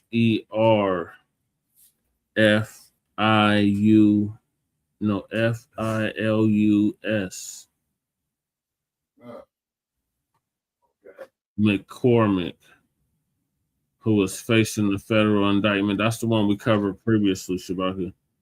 We covered getting in trouble federally for some tax evasion. Yeah, well, he's only doing 80% of that time in the feds. Yeah. Real. So she's under the gun right now. So now he think he can come and take her seat. But he ain't even got no website up. But it looked like he announced like a week ago he was running. Okay. So probably Brother Che, he's probably operating what they call a shoestring budget. Yeah. So for all practical purposes, that means that motherfucker's standing out there by a bus stop with a bucket of coins. Yeah, I wouldn't put it past that cheddar. So that's him. What's your thoughts, Lady Che? Yeah. Nothing. I thought that when he did his docu-series, I think like 2 years ago, I thought he was, nobody talked about any of the good things he did. He did do some good things, but they were focused on all the negative stuff that he did. I kind of had a feeling that he wanted to do something politics at the end of that docu-series, but again, didn't take it seriously. He's like, I don't know, I kind of feel like how I thought about him, like, the fuck you gonna take this so seriously? Right. When he kind of talked about it then, I said, who the fuck takes these awards seriously? Right. Like, come on, cuz. Like, White people. Like that same motherfucker, like, you know what I mean? You're like the fucking soundtrack to picnic, really? Right. That's exactly what it is. So, you're like the fucking BET After Dark. You hear me? Yeah, uncut. Uncut, you hear me? After Dark. Okay, they're the video to come on late at night. Uncut music on wax. Yeah. You hear me? When you flip your channel, watching Yeah. twerk videos at like midnight. Yeah. You're like, whoa, you hear me? Whole level exposure. Yeah. Not 106 in Park. It's After Dark. Mm-hmm. Yeah. It's tipped real time. Yeah, it's like there's a whole different level after like a midnight. You know what I mean? Like, Right. you're like, whoa, twerking, dollars, Mm-hmm. ballers. Like, all kind of shit going on after dark. You get exposed. He was that. John Mahler, huh? He was that bad, Yeah. you know what I mean? So I was like, hey, we're gonna take that shit seriously. And then the shit that he was talking about, it kind of sounded like he was like on a Willie D tip. You know what I mean? Like when he talked, he had little moments. Democratic Shield. Yeah, like I thought it was like listen to Willie D Mm-hmm. when we're mad at him. Yeah. You know what I mean? That's like kind of like chilling a little bit. You know what I mean? A little bit, a And whole lot. then when Kamala Harris was very, or whatever, he was really on that tip. Mm-hmm. You know, referred to her as Black woman. Oh my God, that shit was Just that kind sickening. of shit, you know. And this document, the document series is like, it was like 1 or 2 hours, but it was like whatever. It was like anything else. I learned at that. I was like, damn, it did kind of some good shit. You know, can't find with the label, whatever. Yeah, we helped that bitch lose. Yeah. Well, a lot of things helped her lose, but yeah, a lot of things helped her lose. And it's not gonna get better, you know what I mean? Yeah. On the next term. So this is the same shit. It's gonna be like Stephen A. Smith. Oh my God. He had a chance, but I'm thinking they're like, yeah. Oh, there's nobody else? Yeah, fuck Stephen A. Smith. Here's another damn shield. Yeah, like the you know, he's doing that. He's doing the build up Mm-hmm. for running. So when his docu-series coming? Stephen A. Smith. Yeah. Why do we gotta see that? He's an off-brand. Like, what do we not know about him? Right. He's emotional. Mm-hmm. He's half angry, half whatever. Mm-hmm. You know what I mean? Like, you don't know when he's gonna be angry, going off, and then not going off. Right? Right. Yeah, and he's lying. Like, the people I represent want me to run. Who's that? Who you represent? Your Yeah, paymasters? What the fuck you talking about? You talking about your paymasters? Yeah, the people who The ones that you said you don't mind working for? Yeah. As long as they break him off a little bit of what they make? basically white people. Mm-hmm. So, you know, it's whatever. It's that hype this motherfucker up. Think about it. Create that controversy in the discussion and keep it, you know, just have a little bit of mystery. But he's so transparent, it's obvious, it's stupid. You know what I mean? Like, really? Or he can't, like, come on now. Like, what does he do anymore anyway? In the sports, you know what I mean? What does he really contribute? Not a damn thing, Lil Tay. You know, the sports really anymore? You really don't do politics? He's like half in, half out. Mm-hmm. So, we don't really know where it really stands. Except that you got the shill plantation, you know? Big time. Yeah, so I don't know. It's just like that.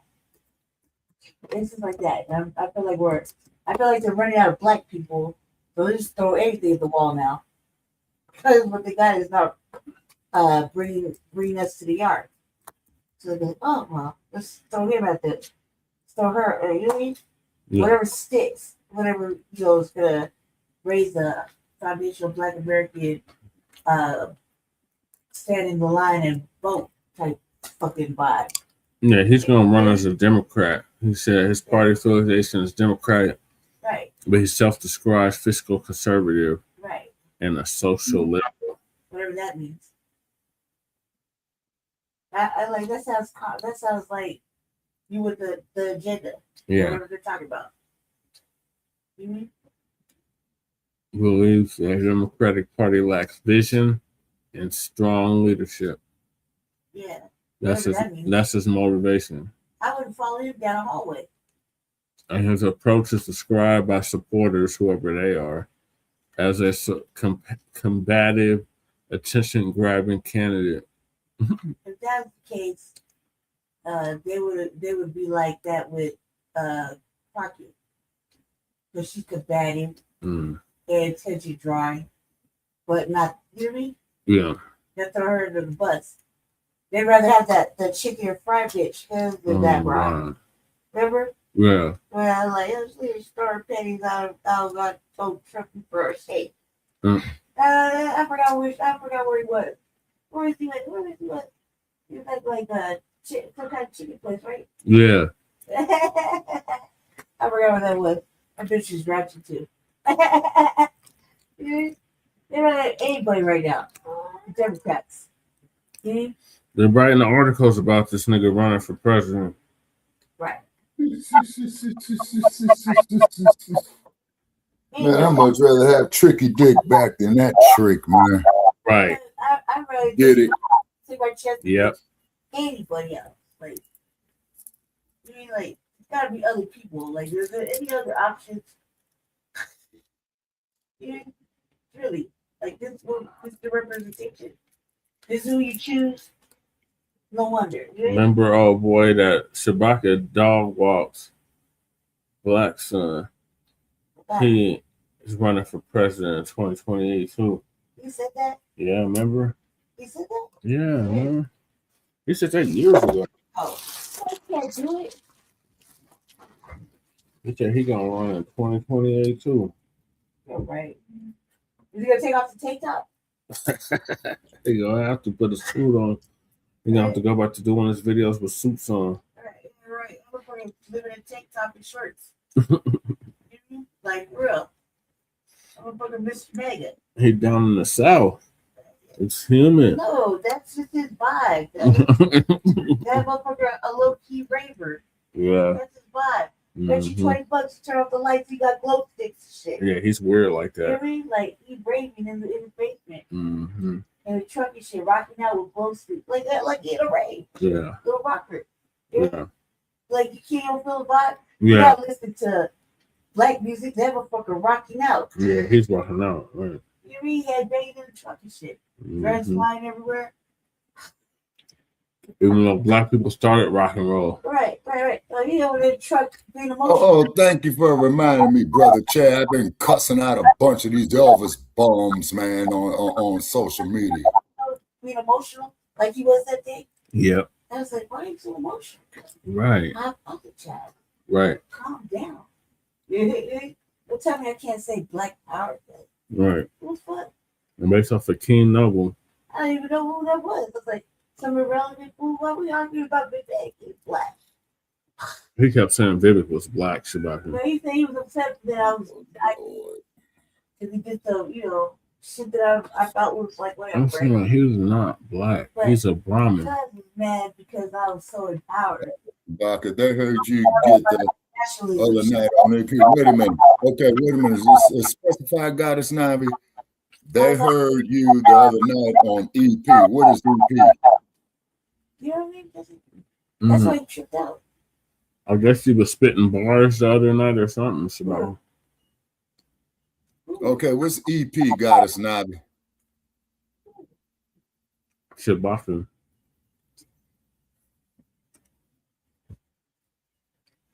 Episode. Hey, back to what I'm saying. You lost on my black empowerment shit, man. All of my nationalist shit. You know? The entertainer whose name you don't mention.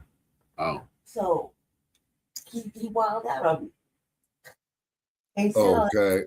And okay, could you code that goddess Navi to refresh my memory? Elvis. Oh yeah. Yeah, that's I'm gonna say it again, and I'm taking personal responsibility for this comment. Fuck Elvis Presley. And I want to make that perfectly clear, by the way. That's a given, Shabaka. Fuck Elvis. He didn't create a damn thing. And then too, Goddess Navi, you know, Brother Che already knows that I said this before. Before your information, I bumped into Little Richard in South Central LA at a bank. And Little Richard himself was saying that Elvis Presley was not the king of rock and roll. It was Little Richard, it was Chuck Berry and Bo Diddley. Right. Sorry. Right. Good shit. All right, carry on. All right. So moving along. I'll say I'm no longer musty after this. I'm no longer musty. Yeah, because that was the one that came on after that. Mm-hmm. I was seeing that earlier today. Latina wants black and brown unity. No. Forget it. We already tried it. Oh, this two's out of order. Hold your own lips. Right. Hold your own lips. I'm sorry. Hold your own breath. Oh. That's the white people. Why don't they ask the white people to hold their hand? Oh, I forgot. They're already doing that. Exactly. They're already doing that. They're doing that outside. I forgot. My fault. You see how words go with that. Mm-hmm. All right. I'm sorry, y'all. I'm looking for the next video. This ain't it.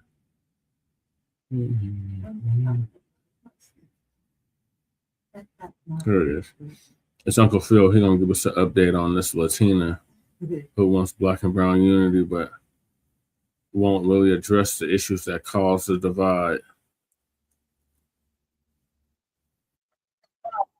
I want to talk about black and brown relations, and a lot of people been want to have these conversations as of late, and I love these conversations actually, because some of these conversations are productive, some of them are, you know, people just kind of spinning the wheels a little bit. But let's go on and play what this Latina has to say, and let's just have a proper response to it. The tension between the Black and Latino community needs to stop, and we need to be the generation to stop it. Anti-Blackness exists in our community. We know this. Anti-Blackness also exists within the Black community itself. All communities of color struggle with this. And the reason why is what we all have in common. We were all colonized and trained to have a mindset of you versus me for survival. But that ends with us. We need to lead with unity and not division. We have to be the change we want to see. We have to stop It didn't work, lady. in both communities and make the decision that we are going to choose to be united versus divided. Now, this is why I will say up front, I'm cool with just about any group of people that's cool with me. I know people of all communities, and I get along with people of all communities. I take no issue with no group of people. I really don't personally, because I think that's kind of stupid, to be honest with you. And I just don't have that kind of time to be beefing with people. But you're speaking on an issue and you're not getting deeper into the issue. Yes, you're 100% right. Black Americans and Latinos and Asians and everybody else had dealt with some form of colonization. Of course, we dealt with slavery. Latin America dealt with slavery as well. You have, of course, you know, some of the Caribbean is Latin American. A lot of us was affected by slavery or colonization one way or another, which is true. In effect, what was left behind was, yes, anti-Blackness and colorism, in particular in Latin America and also in the Latino communities. If you go back to remember Nuri Martinez, when she was making those comments, she was talking about Black folks and the Oaxacans. That's other Latinos she's talking about. So the issue a lot of times is the colorism. And you know, colorism is deep in Latin America. It's very, very deep. If you look at it, you would not even think Black people exist in Latin America. We are heavy in Latin America. You don't see Black people on TV a lot in a lot of Spanish language TV and movies unless they're the hired help or the villain or things like that, right? They had this indigenous woman, I forgot the lady's name, some years ago from Mexico, and I think she was on the cover of Vogue, and a lot of them was upset. if you remember the actor that played Namor on the second Black Panther movie, a lot of them were upset because he was a representation of Mexico, right? At that time. And they was upset with him because he's dark skinned, that he wasn't that light skinned, whiter type of Mexican man that they want to have up front, right? So that's really the core of the issue and really where that comes from. So in the homeland, you don't you discriminate against the indigenous people and Black people. So then when you immigrate to the United States of America, it continues. You see white is right, Black is wrong. So it's kind of easy to get into that. Very, very easy. That's really the simple part of it. So you say that, well, we need to unite and not divide. Well, I would tell you, as Black Americans, we did not say, hey, there's a Latino, a Latina, let's go ahead and divide with them. For years, we have said we want a Black and brown coalition. Everything something happens, we say Black and brown people, Black and brown, Black and brown, Black and brown. I mean, tongue twister saying it, right? We have said this. Last night, we talked about Reverend Jackson leading a march into Mexico back in '84 to talk about the mistreatment of undocumented workers. And none of them were Black American he was talking about. Black people have put a lot into standing up for the brown community. We have. But unfortunately, it wasn't reciprocated. That's really what it is. And because it wasn't reciprocated, now white supremacy is attacking you wholesale. I mean, pretty bad. And now some of you say, hey, we need to come together. But it's more steps than, and you mentioned some steps are coming together. But let me, it's one sister said something on the video that was the coolest thing I ever heard. She said, if you want to start with Black and brown unity, start in the prison first. And I'm like, but then if you know people that have been in prison, the reason why she said that is because more Black people and Latinos are in jail than the folks. The Latinos would join with the whites, the Aryans, against Black people. That's what she meant. How is it that you're going to join with the oppressor against Black people? Black people have never oppressed anybody. Right. You have gangs over here. That has to be addressed, especially in Southern California. Yeah. That will racially target Black people. That has to be addressed too. Yeah. And Black people have responded to some of this. Black people, of course, some of them responded in ways that I would respond to it, but some just, go tit for tat. Some go petty. These things have to be talked about at least in your community, ma'am. Yeah. Now I know you're Puerto Rican, look like you're Puerto Rican. And I'm not saying that's been the relationship with Puerto Ricans and Black people. Yeah, they may have some divide here and there, but it hasn't been like what's going on in LA type of thing with Puerto Ricans in New York and things like that. So most, Puerto Ricans and Black people kind of grew up together in New York, and they kind of more integrated a little bit more. Definitely, I've seen that myself in New York. But in other places, sometimes it could be an issue. Now, I'm just being 100. My experiences with a lot of Mexicans in Texas, or maybe people from Guatemala or different Latino groups, I've never had a problem with them. The first time I really heard of a big tension was out of California. And I'm like, what? Like, y'all don't get along? And like, no. And then once I learned about everything that happened, I'm like, oh, wow. Like, why? Like, why are they attacking Black folks like that? Like, we don't have the homeland messed up. We haven't done anything to anybody. Why are we? And that's what gets a lot of us just really upset as Black Americans. So now what you have some people, who say, "Nah, I'm cool. I don't want no nothing with nobody. I am good. We just gonna work with Black Americans, and that's it." We focusing on our lineage. We're gonna focus on lineage-based policies that we can get, because that's the only way we can get reparations. If we focus on lineage-based policies, we can't do it with minority coalitions. That's gonna dilute lineage-based policies that we're trying to fight for. And so we're gonna have to more focus on that. And we should focus on that. We got to get was definitely ours to our particular lineage with this government. Now, is every Black person out here trying to fight with somebody? No. Listen, don't let what people say online means that's everybody in the real world. Because look, I'm in the real world seeing people every day. I go play to the places, the gym, all that. I see people of all communities and nobody's beefing. Nobody's doing anything. So the divide happens, I think, a lot more politically. The divide happens on the jobs. Let me talk about that.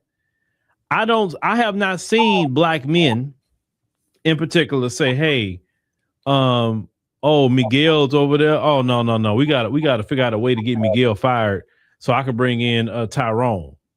I've never seen Black men do that. But I have seen, ma'am, men of maybe not Puerto Ricans, but men of just the Latino persuasion try to report a Black person or whatever to get them fired so they can bring their family in. Like, that causes tension. Why are you messing with another man's job? Okay, if he is doing something, he got no business. What you telling for? Because we see things that Latinos do on the job. We don't say nothing. It's not in our nature to be a snitch. Right. Unless you're doing something that's going to mess up our job. Then we're going to say something. But if you're not doing nothing to mess up our job, we don't say nothing. So that has to be addressed. Okay, why aren't you trying to get the white folks out? But you want to focus on the Black man? Those things have to be discussed. I'm talking about a real discussion, right? I've seen these things with my own eyes. Or you remember what George Lopez said, hey, don't park in front of our house or bring a Black person home. Why? What did we do as a community to you? But if you bring home a white man, nobody's saying don't park in front of my house, don't bring a white man home. Not say you, ma'am, at all, not referring to you. But there are people who feel that bringing a white person is bettering the race. That is a colonized mind completely. But some of that mindset translate into white is right and Black is wrong. And so it's easy for me to divide and attack Black people. And some Black people are so tired of it. They're just sick of it. Especially some people within my age group and older who've been living a while. Now, the younger people may be a little, it may be a little different. The same thing we question even Black immigrants that came to this country. Why did you divide away from Black people? Why did you do that? There was no reason to divide away from Black people. We had no issues with Latinos. We didn't. So that's the questions that no one wants to answer or even have a conversation to explain the prison situation, the jobs, all of that. You don't have to be cutthroat toward Black folk. Some of you say, well, in LA, the Black people attack the vendors and all. I don't agree with nobody attacking nobody. Period. I don't agree with Latinos attacking Black. I don't agree with Black people attacking Latino. I don't agree with none of that. Realistically, if you look at the numbers, if you're a numbers person, if Black people and Latinos are actually on one accord politically, I'm not saying we got to be in each other's face every day, but one accord politically, say, look, it's more of us in this country than them folks. So, hey, we gonna come together politically. We gonna get them out the paint and run the whole yard. There's enough Black folks and Latinos in this country to do that. But the problem is, just like, unfortunately, even with some, listen to the word I'm saying, some, they get tired of people writing killing. Phil said this. I said some. I didn't say all. Some people come over and want to divide away from Black people. Even in the diaspora, unfortunately. But when we have these conversations, nobody want to engage in these conversations intelligently, not name calling. And we have these conversations. This conversation had nothing to do with ICE. I don't know why. That's also getting on my nerves. Stop bringing up ICE in conversation. We're trying to have conversations with other people. Part of what I do is to have conversations with other people. I have no problem having conversations with Latinos, Asians, Arabs, Indians. We're supposed to have conversation with people. If anything, you want to have a good relation with everybody as much as possible. And living in this country, you're not on an island by yourself. What affects you and what everybody's starting to see it. what's affected us is now affecting them. So whatever affects another group is eventually going to circle back around to us too. Eventually, that is the truth because you live in this country. Now, the ICE situation, what they're doing, that's been happening to us. So it kind of circles back around. Now, the protesting thing, she didn't mention protesting. I'm mentioning it. The protesting thing, no, Black people got to rest. We got to rest. We got to figure some things out. We're politically motivated. A lot of us are registered to vote. A lot of us are voting. That's about the most you're going to get out of us right now. We've done our job. Somebody else going to have to pick up the torch and carry it for a little while. I can't do it no more. Okay? I can't do it no more. That's really what it is.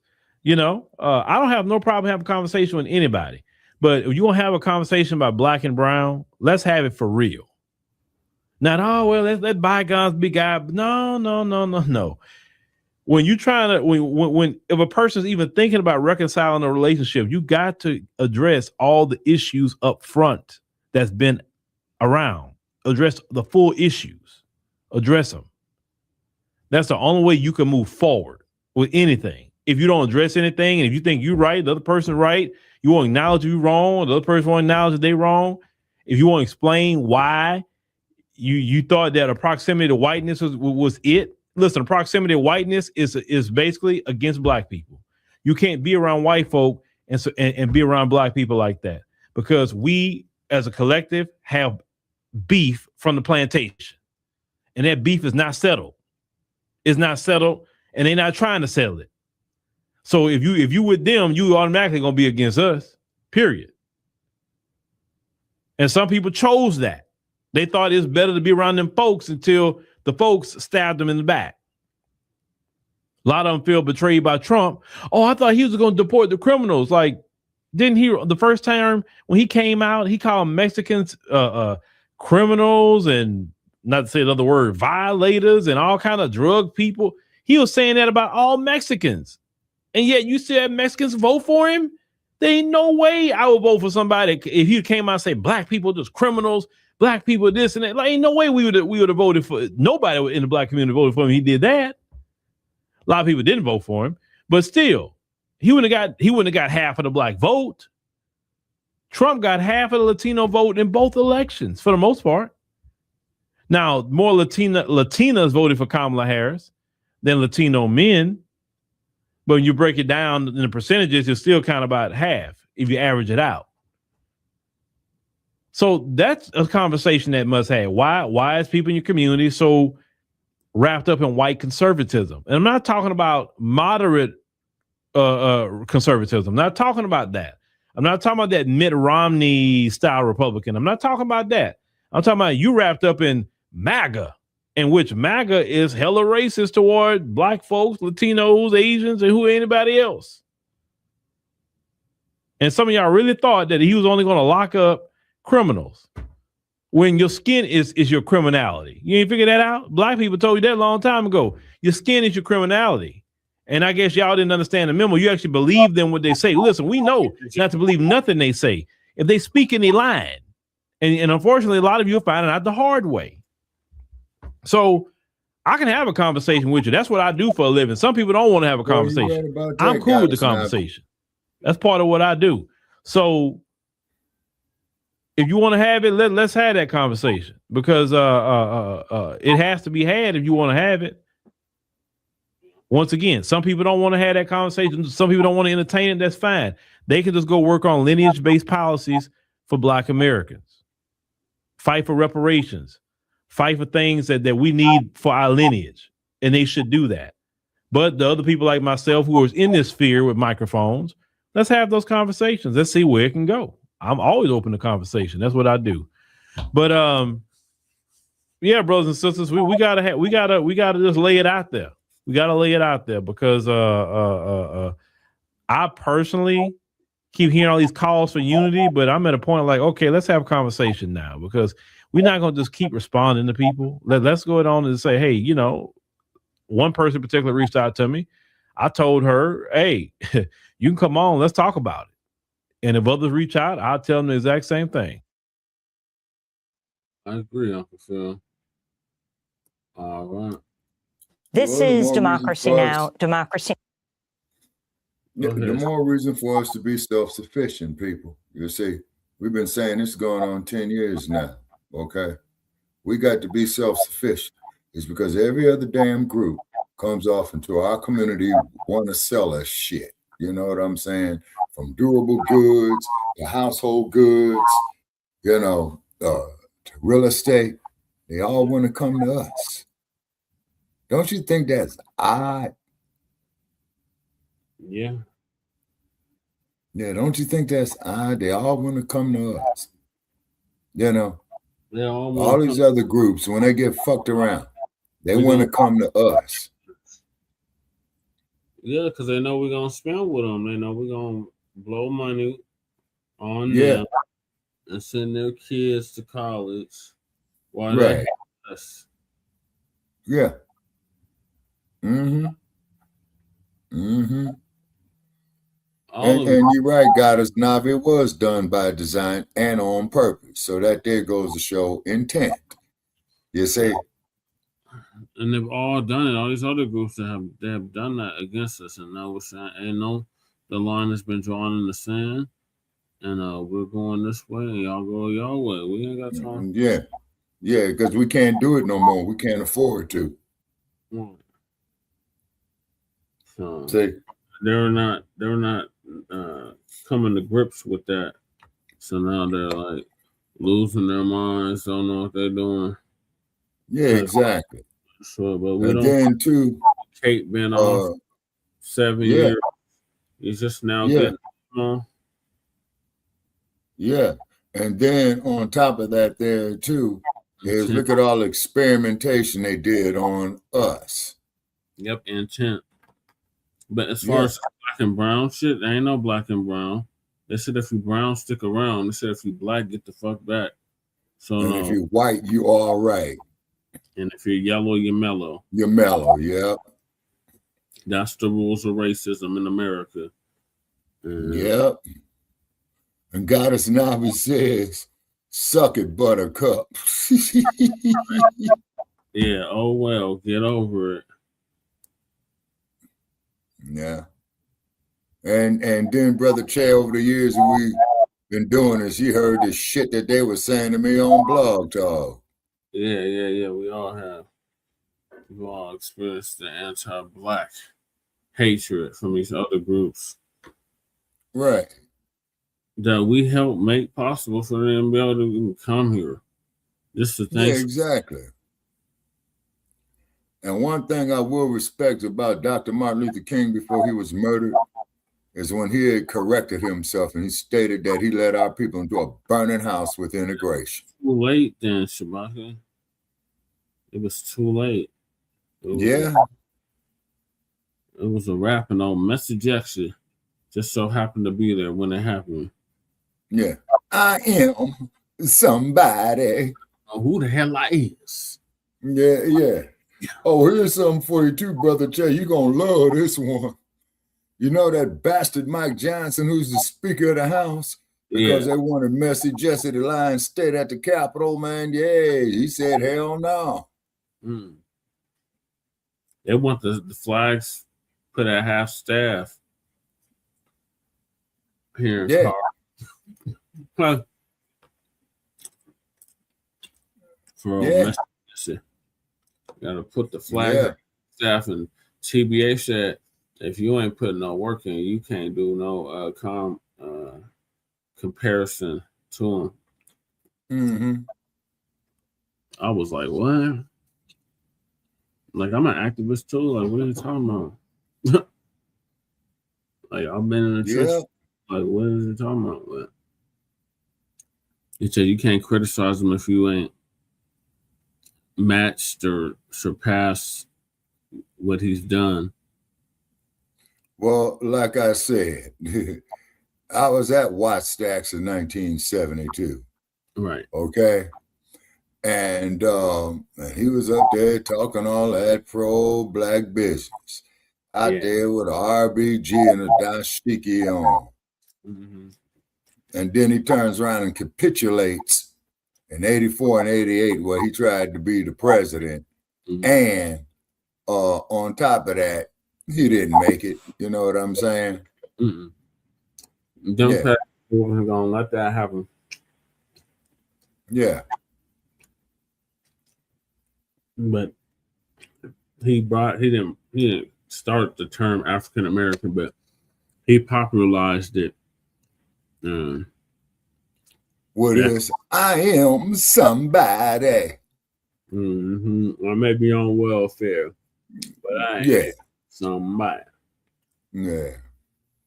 If you ain't doing no moving and shaking, you're a nobody. Right. So he said, if you're a nobody, you can't criticize him. Yeah. Yeah. But moving on along. Slutty Che got something to add. I don't give a fuck about them wanting to hold eggs out. The cake's off. Right, for 7 years now. So our brother Adonis was in Romania. The white supremacists decided to attack our brother, and our brother put hands and feet all over this savage. Oh, okay. I like to see that. You got a clip? Yeah. Shows do. Okay. They like to see the work he put in.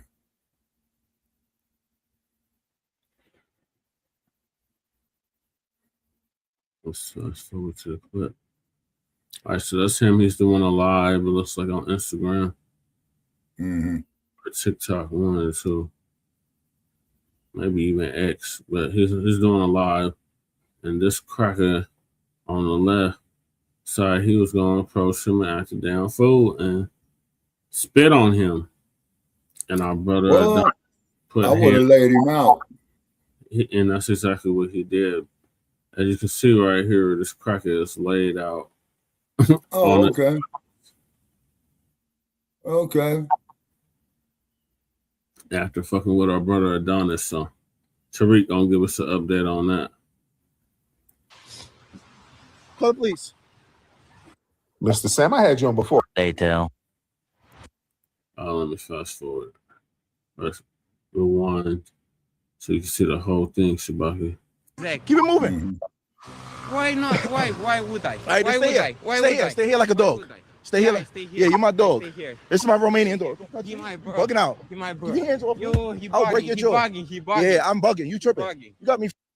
Oh, you wanna smack I me? will. Yeah, I will. Yeah. Do it. Get out my face. That's all you gonna do. Yeah, what and you I do? get the money off you. Please, you broke. You're not getting no money. Go to the dentist. Your teeth look ugly. What? I say. You don't know how this fucking works. Yeah, I do know how this fucking. Back up. In my face. You bugging out. Back up. A few moments later.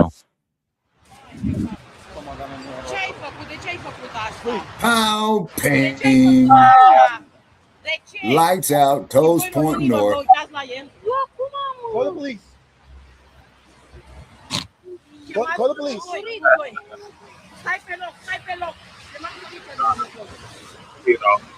Well, call the police. Mr. Sam, I had you on before, right, Sam? Didn't I have you on recently, Sam? Yeah, but it was a little bit short, man. I think it was kind of like late. Oh, okay. And Sam, where you from again? Remind me. Hey, man, I'm from the dusty streets of East Side Nairobi, Tariq. Man. So what's on your mind, Sam? Oh, man, happy Black History Month. Absolutely. The happy Black History Month to you, my brother. Oh, yeah, man. I wanted to come in, man, and just keep the balance.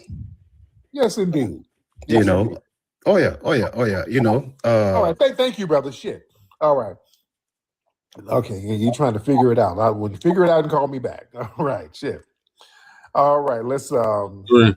Let me see. Who's this? Dr. Boots? Okay. Let me see who we got. Okay. We'll just get a couple more people in here because we ain't gonna be on too long. Yeah. Okay. Connor right now. Something. He's a good brother, but he got to get it together. Y'all got it when y'all call up. Y'all trying to figure it out, so y'all just gotta kind of get it together. Let's get Who Is Mike. Let's get Mr. Who Is Mike. Who is Mike? What's up? Who is Mike? What's up? Who is Mike? Oh, he ain't saying nothing. Have I ever debated? Doc? No, hell no. It's just a waste of damn time. Okay. Let me see. Let me see who we got. Y'all come on. Let's come on with it. Y'all raise your hand if you're ready. Let's get Mr. Turner, Mr. Marcus Turner. All right, Mr. Turner, hop on in. Mr. Turner. What's happening, brothers? Hey, Mr. Turner, how are you, sir? Oh, I'm good, man. I actually was just trying to like the screen, brother, and I got kicked off. Oh, it's all good. It's all good. Mr. Turner's clean. Well, he's Mackish as hell. That outfit is Mackish. What's up, Critical? Hey, what's the word, Tariq? I'm good, man. How you doing, fam? I'm doing good. I don't know if you spoke on this yet, but I don't know if you know about the Adonis situation in Romania when he knocked old boy out. Yeah, man. Yeah, I know they detained him for a minute, didn't they? That's what I heard. But I don't know any information after that, though. Okay, I think he's good. I think he got released. But yeah, for those who don't know, Adonis, that's one of our FBA brothers. He was over there in Romania, and he got into it with a suspected white supremacist over there. And the dude, some Romanian dude who was drunk or high, whatever, spit on him, and Adonis socked him and knocked him out. Knocked him out cold. Gave him that should have. Yes, he did. Gave him a nice little two-piece, and then the dude was laid out, and from what I understand, they detained him. I want to holler at him to make sure he's good. I know. Sure. I think he did a video where he was being released from custody, so I hope he's safe. Over there. So yeah. Shout out to brother Adonis, man. Y'all follow him, and yeah, man, you got to be careful in some of these spots, man. Some people try to test you, so you got to be careful in some of these foreign spots out here, man. You never know. Yeah. Let me see who we got. Let me see. Yeah, you got to watch it because like when I'm over there, I'm on my P's and Q's when I go over there to Europe or wherever. I'm on my P's and Q's, but you never know what can go down. All right, let's get I'm gonna get a couple of more people in here because I ain't gonna be on too long. Let's get Too Clever, Too Smooth. Let's get that person. Too Clever, Too Smooth. What's up, my brother? How you doing? I'm good, man. How you doing, sir? All right, man. I just wanted to pitch an idea, man. Yeah. What if how do you feel about us doing an annual marathon? Where we can have brothers and sisters, display their poetry skills, or just have things driven by us and funded by us, and we can all come up with an idea to push those funds towards something, maybe another museum or whatever the case could be, Okay. That sounds interesting. Yeah, man. I'm not opposed to that, but yeah, that sounds interesting. There's people get the legwork going and get the logistics going and put it together. Just start putting it together. All right. Thank you for the call, by the way, brother. All right. Let me see. Let's get Woo Cha. Yeah, this person's trying to get the page flag. We're not doing that. This person's trying to get the page flag. We got to block that person. Got to block that person. Get them out of here. Block them. We can't have that. All right. Yeah, what's doing? We got a mayo encrusted op. And we cannot have that. Let's get John Binu. Let's get John. What's up, John? Mr. John. Wait, Adonis, you in here, brother? Where's Adonis? No, let me get our brother Adonis in here. Adonis, request up, brother, so I can get you on up so you can let us know you're good. All right, where you at, Adonis? Where you at? They said he's in here. Let me talk to him. Oh, there he is. Okay, let me get Adonis in. Yeah, Adonis, hop on in, brother, to let us know you good, man. Excuse me. I just sent you a request, Adonis. Oh, he said there's a pending investigation. Okay. All right. Well, I hope you safe, brother. Give us a thumbs up if you good. Are you good? Do you need some of us to go over there to make sure you get up out of there safe? You gotta wait. Okay. I don't know where Adonis being that. So what's the damn, see now what's the investigation for, brother? Okay, brother, you gotta let us know something, brother. So Adonis don't get on. Yeah, don't sound like you're not really good yet. Right. If you can't say nothing, man. You need to hold on. Okay, hold on. He's gonna send me a message and we'll say certain things. They'll hem you up over there in Dubai. Yeah, you go to these different countries, it's a whole different vibe.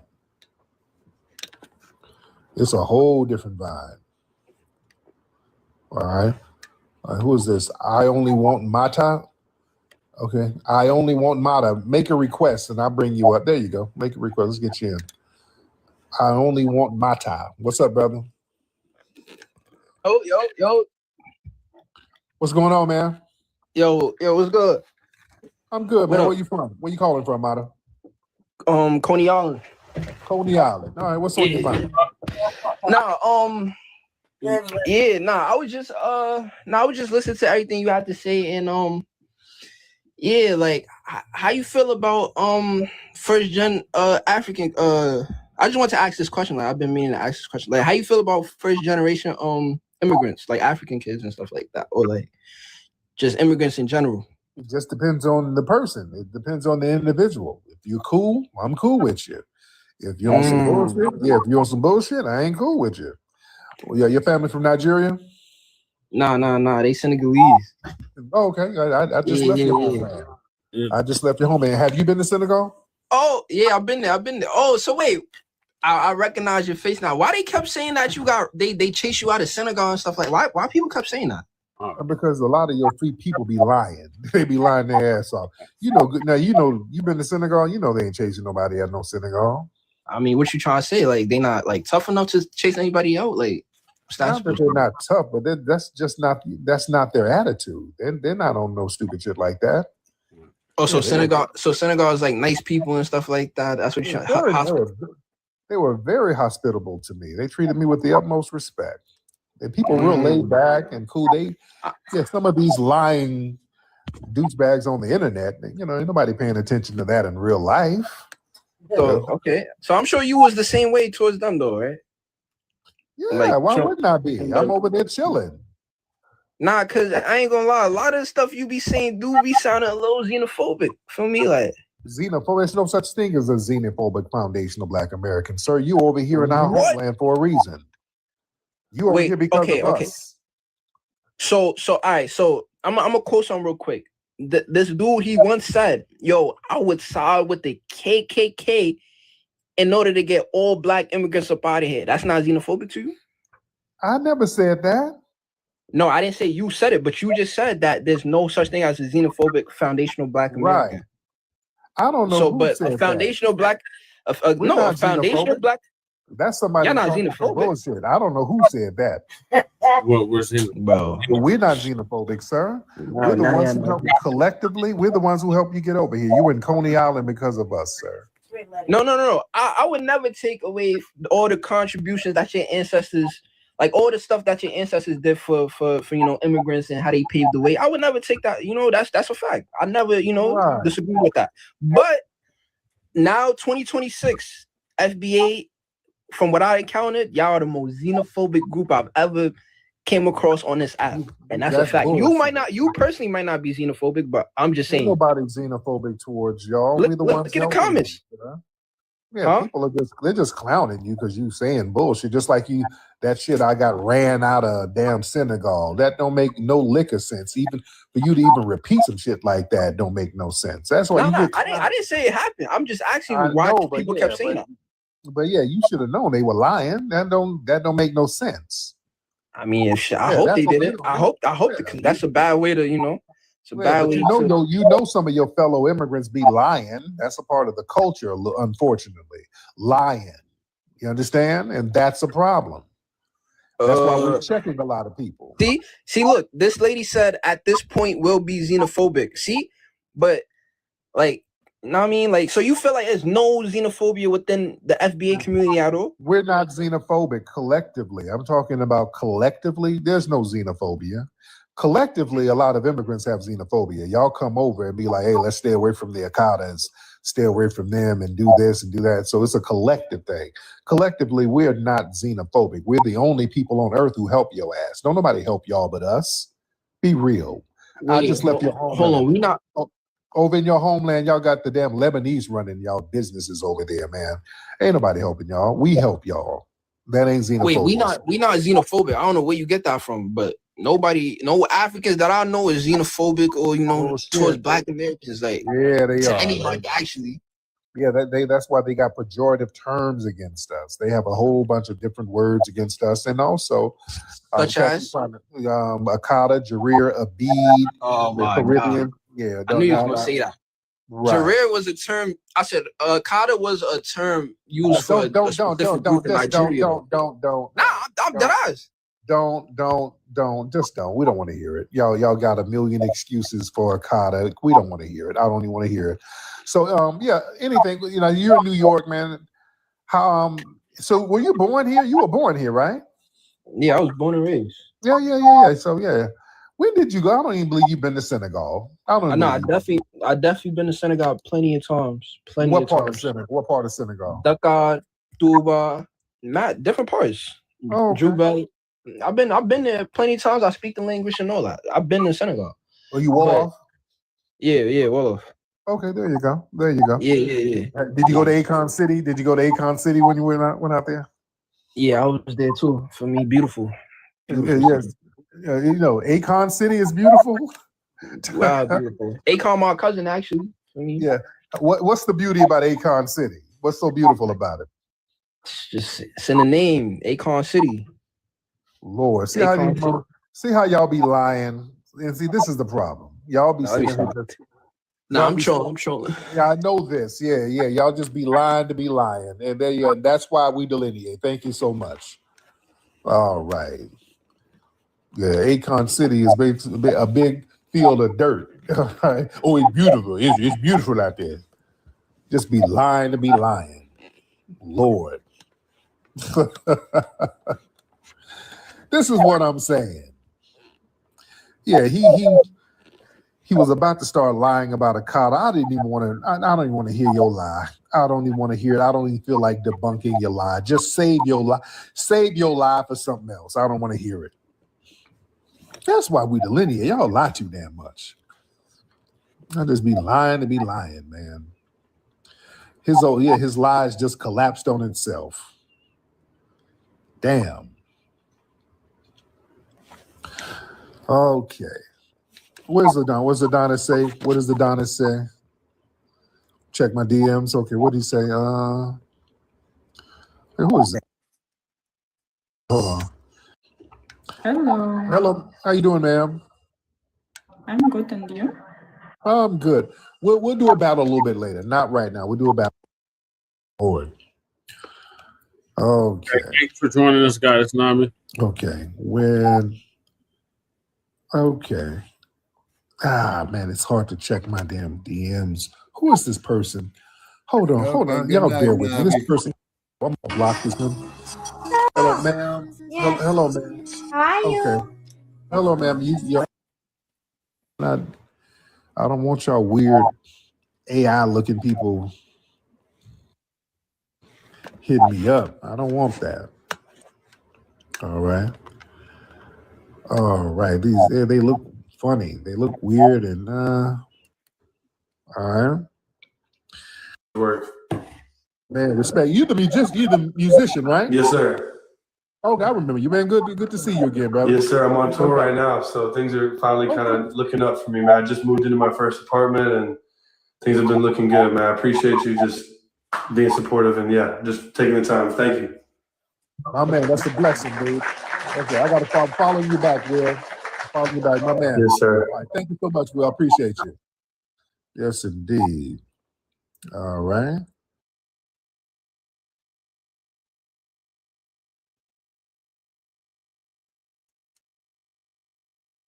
They're gonna play the song at the end. I'm trying to fast forward to when Adonis get on.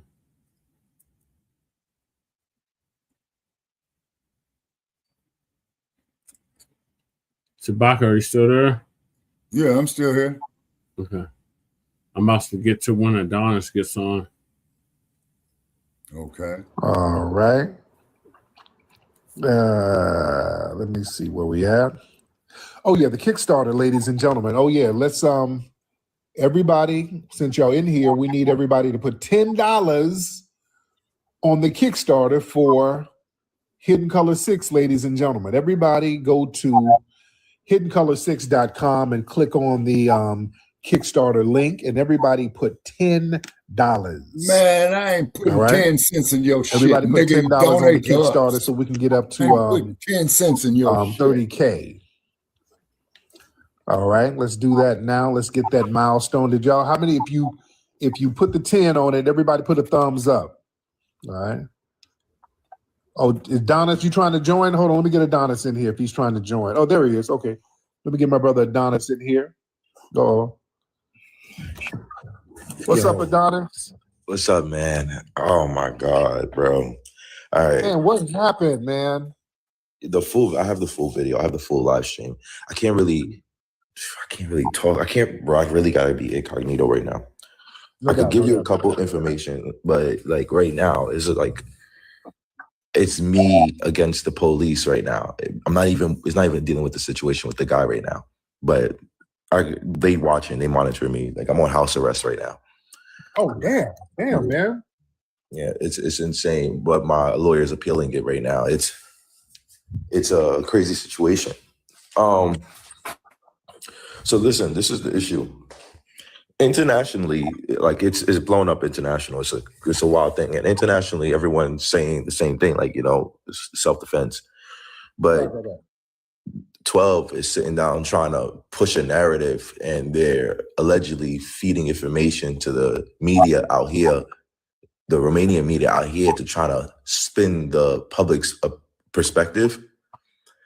So now, even though I have a huge support base and a huge community base, I've been out here for 10 years on social media. I'm the bridge between the English demographic and the Romanian demographic out here. So I have a huge support out here from the people, but they're constantly inserting things into the media from multiple different channels. They're not doing it directly, they're doing it indirectly so they can change the narrative. So I can't talk about these things. Like I can't, I can do whatever I want, but I know if I get on my account and if I say something right now, they're going to say, oh, look, he's trying to incite this. He's trying to do. So I'm like, all right, I'm not going to do nothing. So I'm telling you, I'm like, look, there's a couple of news channels out right now, on big news channels in this country, that are not talking about what happened. They're only talking about the punch and the self-defense. They're not even using the word self-defense. They're saying assault. They're not sitting down saying that guy was begging me, and when I refused him for money, he got aggressive and he hit me in the back of my head. He put his hands on my. They're not talking about none of this. They're not talking about 10 years. I've been sitting down promoting Romania to be utmost good tourist destination, a good investment destination. They're not talking about any of this. And on my page is tons of different videos of even UK immigrants coming over to Romania and saying, bro, I watched your videos and I looked for your stuff, and this is how to do this. So right now, what I need help in is, this is the question right now. Why are big media stations like Canal D, like DG24, like even the Observator that posted that video of me, which they didn't show that I was still in handcuffs. They zoomed in to show that, to make everybody believe, oh no, he's free, just so they stop getting while they push a different narrative. So okay, yeah, because we thought, the way you were coming out of the station, like, you were free, but we saw there was some cops behind you. So that's why it just looked weird. Yeah, and Canal D, there's another platform that literally said, oh yeah, the cops detained him and put him. I was like, no, I advised them to call the cops. I went to the police station by my own accord. It's all on video. I have the full video. It's going to come out soon. But I just need to get this appeal real quick. My lawyer's working on it, and the embassy is already has been contacted. So, good. Yeah, everything's moving progressively well. But what I really need right now is for people to address, like, it doesn't matter if you're a content creator. It doesn't matter if you're like, if you don't even use your account, just to address, like, bro, like, Adonis been out here for 10 years promoting this country. He's one of the positive influences in this situation. And they're treating him as a criminal when he was attacked by somebody begging him for money. And when he refused, they said no. And the guy was being racist during Black History Month. He's calling me racial slurs. And no one's talking about this, and slowly, and I'm fine. I feel like, okay, I have a good influence in Romania, but when you keep punching a dead bear, that horse eventually is going to kick back, they're slowly trying to edge at like switching the perspective so it can influence in the future. I'm allegedly assuming that it can influence the perspective of the judge when I get there. So I need countermeasures. So when do you see the judge, by the way? I've already saw one judge, and they put me on house arrest. I'm appealing it today. My lawyer's appealing it. So, but in 2 days, I should get a response back to say, like, oh, try to get this house arrest removed, and then I'll have more freedom to talk and stuff like that. But right now, I just can't. I got to just chill and just like. Now, how long have you been up there in Romania? Bro, I've been traveling in and out of Romania for like 10 years now. Okay. Were you a resident there now? Or were you just there visiting, or I have a commercial visa, and for Americans, we can only stay in certain countries for like 6 months at a time in Europe, in the Schengen area. You know this. So, like, I built a company in Romania and then sponsored myself with the visa. So I only so I could stay in Romania for like a full year. Every year I had to renew the visa, and I could stay in Europe for as long as I want because I have the Romanian visa. So that's a little hack of the system real quick. Instead of working for somebody and getting employed, I just built a company out here and then sponsored myself with the visa, and boom, now I'm traveling internationally for as long as I want. But this situation is crazy, So this is the thing. So do you need to get up out of there? Nah, not right now. No, I'm gonna win this. Okay, I know that. Yeah, we gonna win this, Okay. But my thing is, they playing hardball. They can't prove they want to get me for battery and disturbing the peace, and they can't prove that it's battery because there's no intent to put harm. After he dropped, I stepped back and moved away. Like, I didn't insist. I was calm, collective, and I advised them to call the police. So I saw that. You're like, yeah. De-escalated. Am I right on that, there, Brother Jay? Has he pressed charges, anything like that? Sebastian? Yeah, okay. After he dropped dude and he backed up off of him, that's de-escalation. Am I right? Yes. Okay. Right. As of right now, the police, that's a civil situation. Right now, it's the police. I'm not dealing with him right now. They tried to give him medical treatment. He refused because I assumed, if you could look on the camera, he looks like he was on drugs. Right. And then they tried to spit a narrative saying I invited him. I never met that guy in a day in my life. Wow. Yeah, I was in the same jail as Andrew and Tristan Tate, literally. Oh, yeah. So they don't come around over there, man. Yeah, it's gonna be. Right now, what they're trying to do is just shift the narrative. I'm at 60% when it comes down to, 60% of the people in Romania specifically, 60% of the people disagree and 40% of the people do agree. Luckily, I have a huge 40%, but in America, internationally, everybody agrees with me. Well, not everybody, but a majority is large. But they're slowly trying to send out people to allegedly influence situations, leaking information and pushing narratives to try to get the people behind them. So if more people just address, like Romania, Adonis has been in Romania for 10 years promoting this country, being nice and stuff like that, and supporting you guys internationally. The only reason we know about you is because of him. And now that he's getting attacked and aggressively, racially profiled and disrespected by a beggar who doesn't represent you guys, why you're not there helping him? Why is the media trying to spin a specific narrative and not telling the whole truth. Yeah.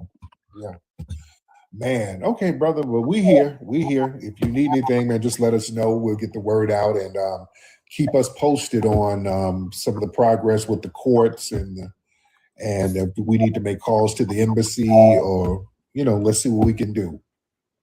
I appreciate it, man. He said, "Are you a boxer?" I said, "Nah, I'm a Black American." Tariq, I appreciate it. Stay up, man. I don't want to hold you. I got to get off of this stuff. No doubt, man. Be safe, brother. Thank you so much. Keep us posted. All right, man. That's Brother Adonis, man. Hope everything is gonna be all right up there, man. I hope everything is gonna be all right. All right, let me get mine. All right.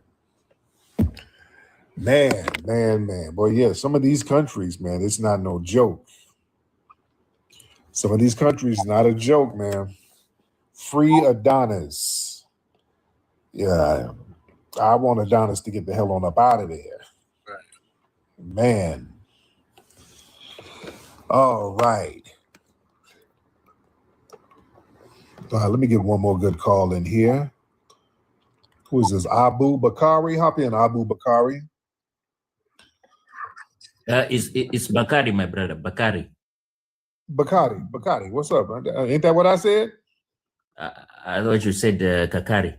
Maybe I did. No, I said Abu Bakari. So yeah, sorry, my brother. First of all, I want to give you credit. Yeah. In my years of living the States, I've heard people say a lot of things about you, but one thing, I'm at work, bro. I'm at work. I can turn on the camera. Okay, it's all right. You heard people say things about me, okay? Yes, but what's her name? Your relationship with your wife, Peanut, that's also my goal. Like my wife is also Black American, and I also want a wife who supports me like you.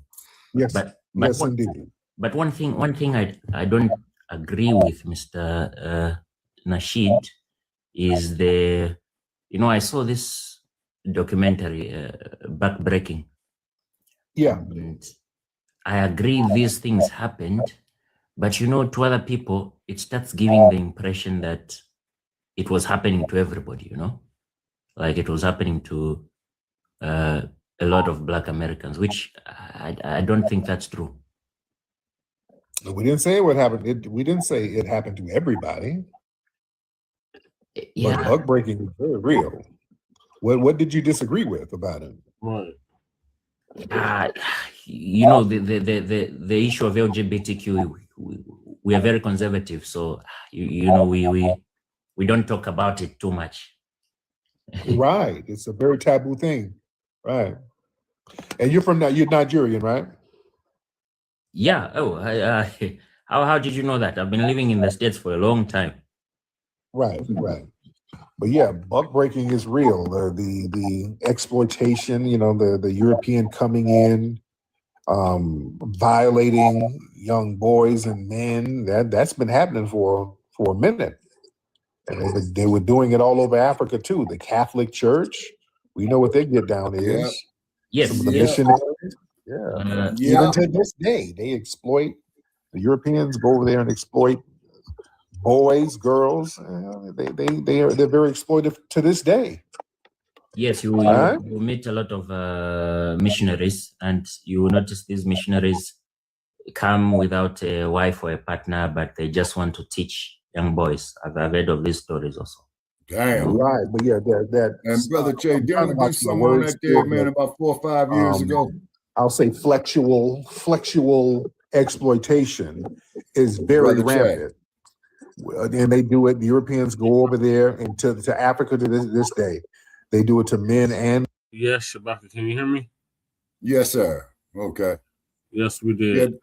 Yeah. Okay. Women, boys, and girls. I just saw a video where there's a Russian dude. I think he's over in Kenya somewhere.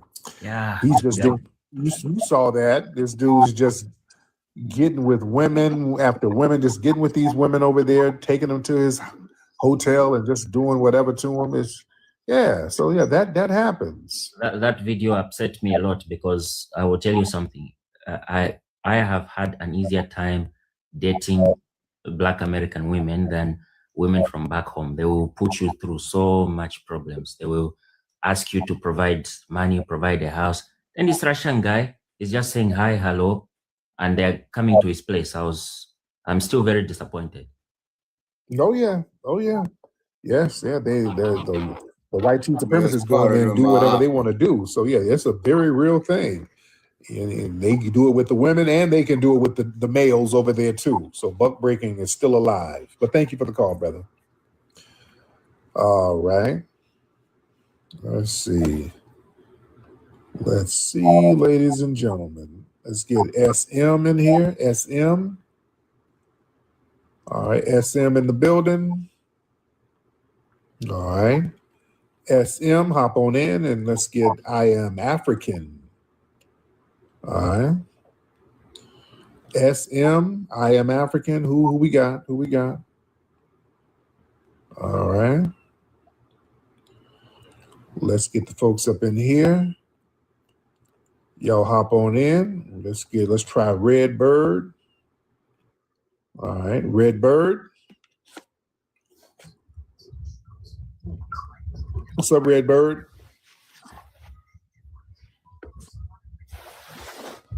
Red Bird, where you at?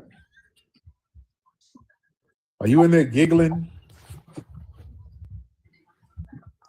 I know you ain't no big old ticklish nigga.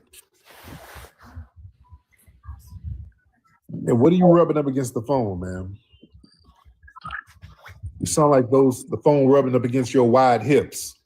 You a wide hip nigga. All right, stop rubbing the phone up against your wide hips, bro. Okay, this dude here giggling. You know, erasing history is something that you have to do when it comes to conquest, domination, and destroying a people. If people knew who they were, what my man, RZA Islam.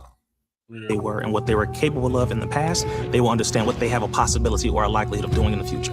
Foundation of Black Americans, we've always had a culture of resistance. We cultivated a culture of resistance on this land, and we've been resisting ever since we've encountered European domination. But nothing was really popping in Europe until the transatlantic slave trade, and that's where they amassed a lot of wealth. One thing that I think is unique about our culture as far as how we resist, how we fight back, is just the environment we were put in from day one. Being only 13% of the population, the white supremacists were very meticulous about keeping that population at a certain amount. There was never a period when we did not resist the encroachment of the white man. They have a natural behavior of authority no matter where they go. That's why they'll step up in front of us in the line at the store. We're not important. They don't even see us. We've never been able to excel. We've never been able to relax.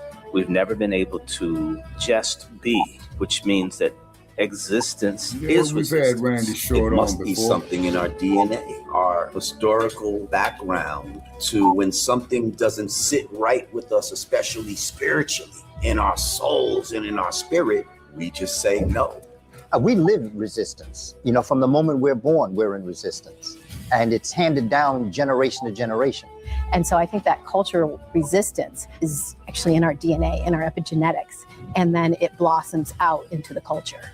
So there's almost nothing in America that we do, from song to dance to politics to the way we talk, the way we dress, having coded languages considered to be slang today. Everything about Black American culture is a form of resistance. Of course, they want to always downplay our contributions to the global tapestry because they continue to act like our number one export in this country is not Black innovation. Everyone understands that our resistance has been the cornerstone of what foundational Black Americans have always done. We are the life that breathes everything into this nation. The further back you go, the further Black you go. It's just simple like that, brother.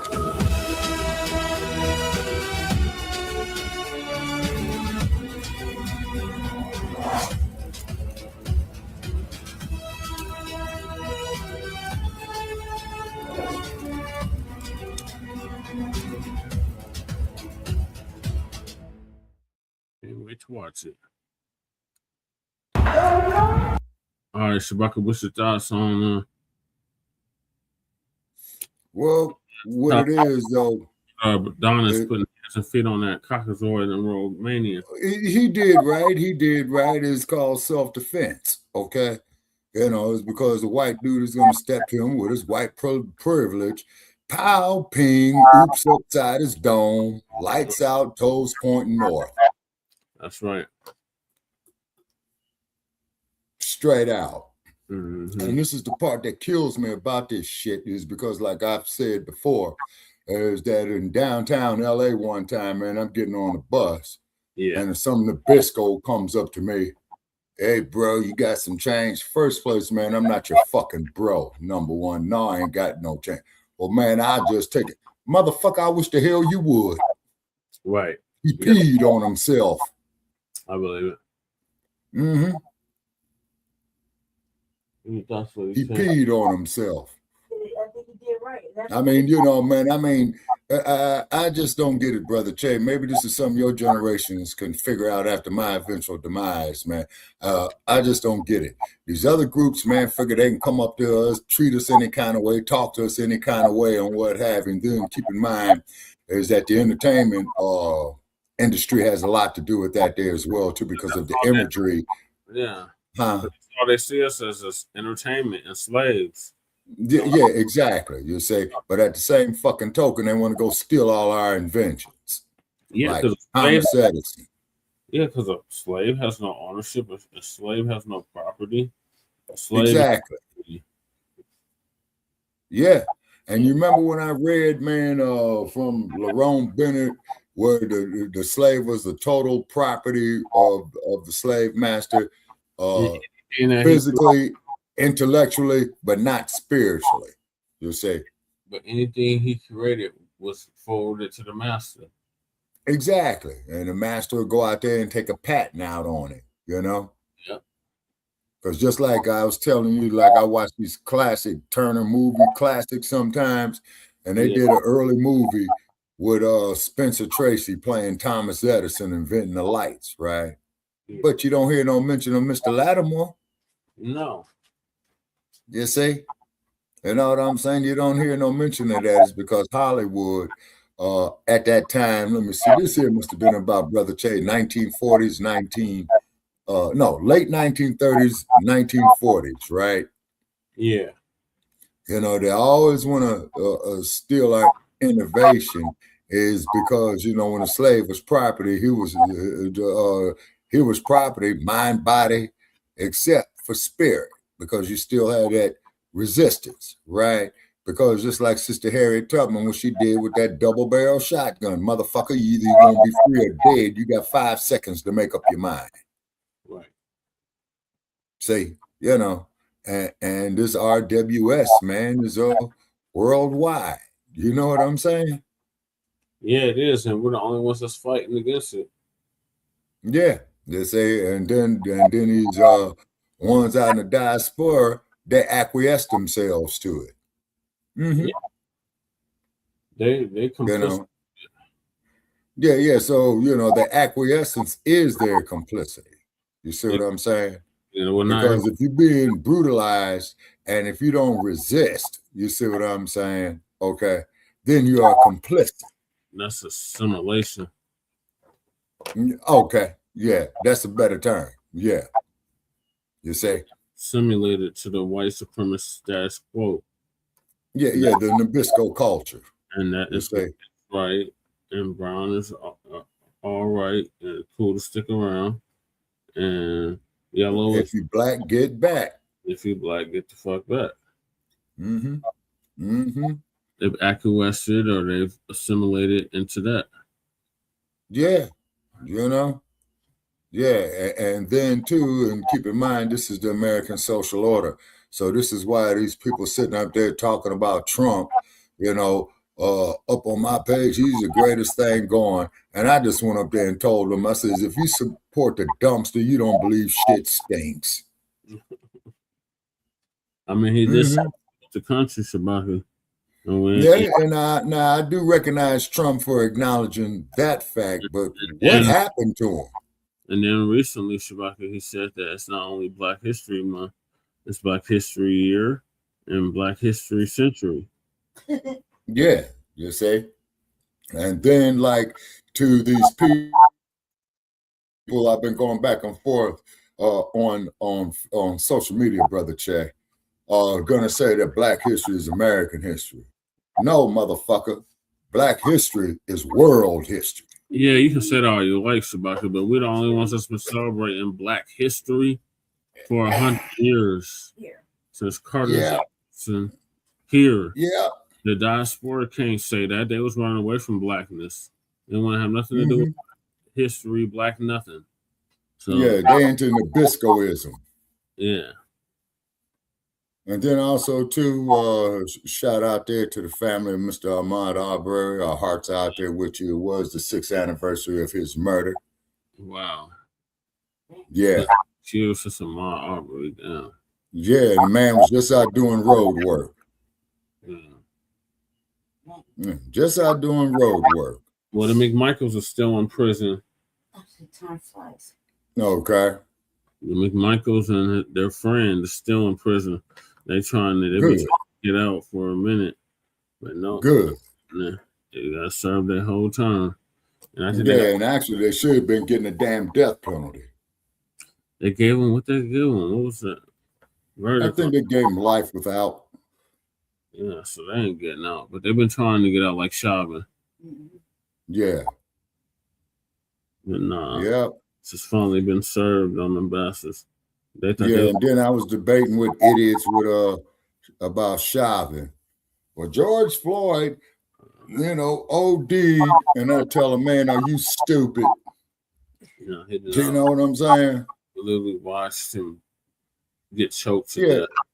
Yeah, Brother Che, you and I reviewed that tape, man, at least about 40 times between the two of us. Yeah. And then, and then notice that when the medical personnel came out there, they didn't even try to revive him, man. They just scraped him up. Yeah, because he's already dead. Exactly. Exactly. So our hearts go out to the George Floyd family, you know what I mean? And what have you. Yeah. He didn't have it coming, you know what I'm saying? And all what it is after you and I's research, we have found out what it really was. Because George Floyd was seeing a white woman that Derek Chauvin was seeing at the same time. You see, that's the part they don't want to tell you. That's still that part of that antebellum. Yeah, what did you say the word was, Brother Che? Antebellum? Slavery. Yeah. Yeah. I thought yeah. So what's our next topic, Brother Che? The next topic is, unless Lady Che got something to add. About Adonis. Yeah. Yeah, I think that old boy lied on him, made it like whatever. But truth be told, Adonis put that motherfucker to sleep. Yeah, he did. Because of sleep. Oh, that right hand is deadly, Lady Che. He spit on him. He said that he's like called the police. Like he didn't leave. He didn't run off. He handled it when he got out. Yeah, like how he kept it kind of diplomatic, like it's not the country. But the man was trying to act like I'm white and I say so. Don't press this racism on you. Like you know what I mean? You don't know how this country works. Yeah, like you ain't like got out. So to me, I'm white, like that type of shit. Yeah. And he kept pushing on him and touching him. You didn't warn him. He had warned him more than enough. He had warned him enough, you know what I mean, to where just like that clown that got laid out in Tennessee. Yeah, just like that. Just like that. And dude warned him, and he had to do it. And not like that, but it's really like self-defense. When you spit on a motherfucker, that's assault. Yeah, that is assault. Yeah, it is. So, and the fact that he was taking residency up there, in Romania, like he likes that place, that's no reason to keep him like under, house arrest or whatever. Yeah. You know what I mean? Dude was wrong. Dude was majorly wrong. He assaulted him. He spit on him. He touched him. Mm-hmm. You know what I mean? He was trying to punk him. All right, that's battery. Not having it. Dude was not having it. And he didn't do anything wrong because even here, that's what we would have did anyway. Right. You know what I mean? You spit on me, like, okay, cuz. Yeah, you're trying to get beat up. Yeah, you bust one. You don't know how to ask for help, so let me help you. Right. Then you need to take a nap, sleep right there. Right. He was asleep right there. He was. He was asleep for a good couple of minutes. Lights out, toes pointing north, on his back. Fucker pants on his ass and shit. Yeah. He like he still had his shoes on. Right. He got hit so hard. Sleep on the sidewalk. Yeah, lady, that's what happened by lights out, toes pointing north. Right. And he just sit there, he put his hat on, and you can see when that video was like, hey, like he wanted to say, man, Hemp did that. You know? Yeah. Like you saw it in his face, but he had to calm down and be like who he is, which is, showing the, all these places and do whatever he does, whatever he does.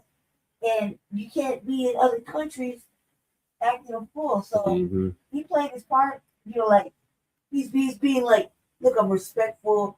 I come to the country all the time. Yeah. Blah, blah, blah. I don't come here to break crowds. Yeah, he's being professional. I kept it like, just don't want people to get the bad idea of the country. And you can see it's really like he just want to tell the truth. Like, now that motherfucker practiced down. Who do you think he was talking to? Right. You know what I mean? Like, but he couldn't do it. He has to do that because if not, it could go left in another country when you're from here. Right. You know what I mean? You be stuck out there and then turning around like how he was saying. They brought up all kind of other shit, unnecessary other shit to make him look like an angry black man and the aggressor. And the white dude is the motherfucking victim, even though contrary to popular belief, the video says otherwise. But we're a visitor in that man's country, so it looked like he came over here to start problems. You know what I mean? Yeah. That's not the case. That's what it looked like. That's how it felt. The fact that he having a hush-hush conversation to the FBA family is like, whoa. That means he really didn't go nobody to talk to out there about this shit. I'm a rule. So Hey, boy. I hope his 30 days go real quick. I hope he fight that. I hope whatever, because he didn't do anything wrong. Disrespect is disrespect, and these motherfuckers are gonna learn no matter what part of the world we're at. It's a new day. Right. You know what I mean? That shit is played out. So Right. you need help? Let me help you. Go sleep. Right. You think about, the fuck you want. So, thank you, Lady Che. So moving along. I got a question, Brother Che. Who just got paid $3 million for allegedly racially harassing and terrorizing a black student. Yeah. Okay. What were you gonna say, Shabaka? Okay. Did we do Tyra Banks exposed? We did that yesterday. Okay. All right, hold on. All right. Hold on. Okay. What about the males don't like black people saying we built America? We just did that one, right? No, we did that yesterday. Okay. Hold on. Okay. I'm just bear with me, man. I'm just updating this list because I had so much crap to do. What about Dr. Umar Johnson? We did that yesterday too. All right. Okay. The Jamaican woman says FBA is playing victim. We did that. Yes. Yeah, yesterday. Okay. All right. Okay. And white nationalists does not like black people saying we built America. Right. Yeah, Yesterday. we did that yesterday too. All right. Okay. Hold on. I'm just, lining out this here. Okay. And we did the Haitians saying that FBAs are dirty. We did that. Okay. Hold on, Brother Che. Yeah. Okay. So I'm just putting this paper here, man, off in the files. All right. Okay. So now we're on to black jury makes BLM lawyer pay $3.2 million for calling white kid racist. Wow. So Nate, the lawyer, gonna give us an update on that. The story that led to protests. This is absolutely unthinkable. This is not a prank. This is beyond bullying. You are evil. They are evil. A Black Lives Matter group, of course, got involved. As police and school officials investigated the case, though, it began to unravel. The full story wasn't adding up. Van was never formally charged, and instead he brought a civil suit against Humphrey's mother, Summer Smith. Now, 5 years later, a jury has awarded Van $3.2 million in damages, finding Smith inflicted emotional distress and invaded his privacy. All right, so this woman and this lawyer have to pay this white kid $3.2 million for calling him a racist. Let's talk about it.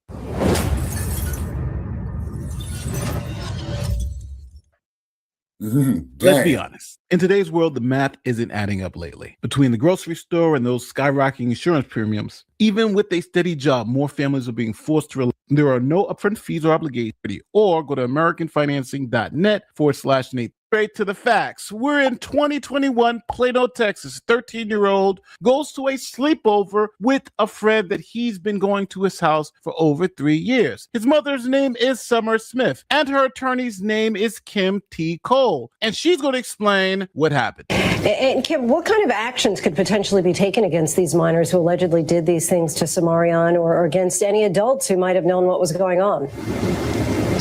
We certainly hope that the appropriate criminal charges be filed in this action. It's being characterized as bullying, but this far exceeds bullying. What these young men did was criminal. This was assault. They shot at him with a BB gun, and they slapped him and then forced him to drink urine. This is not bullying. This is assault, and they should be charged appropriately. And also, what Samarian did not mention, that they were calling him racial slurs the entire time. So this rises to the level of a hate crime. So we would like to see charges brought against all of the young men who assaulted him, as well as the parents who allowed this to happen in their home. So you believe that this was racially motivated? Absolutely. Now, the GoFundMe was successful. The family was able to raise $120,000 for both counseling for the young student and private school. So the family has laid out a case that there was an assault and it was motivated by hate because they called them racial slurs while they were doing it. But there are two sides to every story. Here is the defendant, Asher Van, and he's going to tell you what happened from his perspective. Well, me and my friends from school, we had a sleepover for my birthday, and we played a prank. First one, went to sleep, got pranked. It was immature and stupid, but it was nothing like how it was perceived in the media. How do you feel about that prank now? It was immature. It was stupid. It was nasty, but it's all right. So that proves his intent. That's not me today. When we, talk about this immature prank, did you force him to drink urine? No, no one forced anything. Nothing like that. One of the allegations was that you and others used racial slurs. Did you do that? No. This was a friend for 3 years prior than that. He would frequently go to my house. I treated him like a brother. He was just a friend. I wouldn't use that, and obviously if I did, he wouldn't have been at my house for 3 years straight. It was the story that was pushed 5 years ago. It was pushing as a fake racism, as torture, as I had no idea this was happening, even though me and my dad were the one picking him up after school, taking him home. It was played out so differently, so wildly. I don't know. That's not how it happened. So those are two very, very different stories, and police had to investigate. Were there any criminal charges in this case? The grand jury declined to indict. There was a time where I believe that there were some citations issued, but all of those were eventually dismissed. Meanwhile, there was a criminal investigation. The school, under pressure, reversed course, and this case kind of took off. In the 5 years since, the criminal cases turned out to be much ado about nothing. The grand jury declined to indict. The federal district court found that the school district was not able to punish for this conduct and apply definitions that did not apply in the law. So now those are two really different stories. On one side, you have this white family saying, hey, this kid has been staying with us at our house for about 3 years. We used to take him back home and to school every day. How all of a sudden are we racist? Matter of fact, he's literally coming to a sleepover for his friend's birthday party. When you have the other side, the mom and the attorney saying, no, that's a family of racists and they tortured this kid. And this was a racially motivated incident and the family is evil and racist.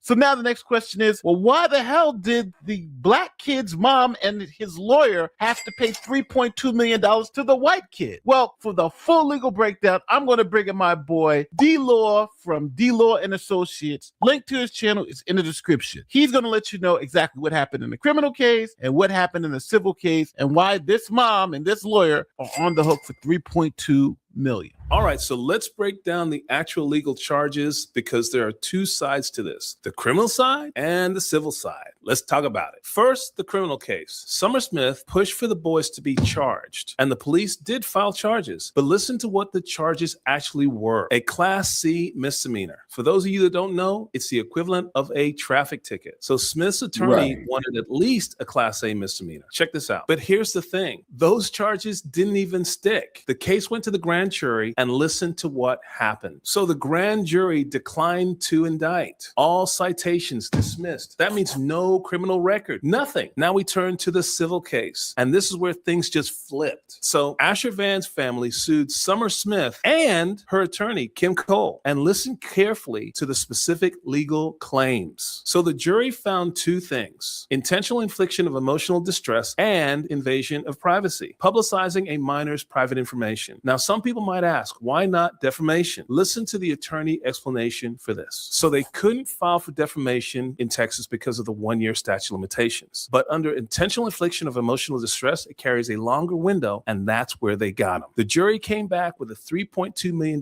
verdict, total damages. And here is the kicker. The verdict was not just against the mother. It was also against the attorney, Kim Cole. She was found liable too. That, folks, is crazy. So the attorney got hit too. Guys, I'm telling you, that's almost unheard of. Now, here's the reality with regards to collecting. Listen to what Nichols says about the money. So apparently, it's not just about the money. It's about accountability. And Summer Smith says she's ready to file her appeal. While this is all well and good, guys, one thing you have to understand, just because you get this big verdict of $3.2 million does not mean you're going to actually collect it. That's a whole different and very complicated process. Let me tell you, I know for sure. So as of right now, 0 criminal convictions against the boys, a $3.2 million civil judgment against the mother and the attorney, and a pending appeal. That is where we currently stand legally. Kind of crazy. So guys, here's how I see this situation. All the criminal charges gone. The defendant who was originally charged now sues the plaintiff and ends up winning a huge verdict. Now, whether they're going to collect it, that's a whole nother story. And the mother who originally charged or pushed for the charges now has to appeal her civil penalty. What a huge mess. All right, so now let's keep it 100. Something did happen at that sleepover. Kids urinated in a cup and put it to some other kid's mouth. That's disgusting. That's wrong. I'm not going to sit here and act like that's okay. And I understand a mother's instinct to protect a child. But here's the problem. There's a difference between advocating for your child and weaponizing race to destroy another child's life on national television. They went on Good Morning America. Their attorney called it a hate crime. BLM marched in the street, marched in front of the other kid's home. People threw bricks through his window, death threats against a 13-year-old. When a grand jury looked at the case and said nothing is here. When those charges got dismissed, the harassment kept going on. They released this kid's private information. They put him on blast, and a jury full of minorities. This was a majority minority jury with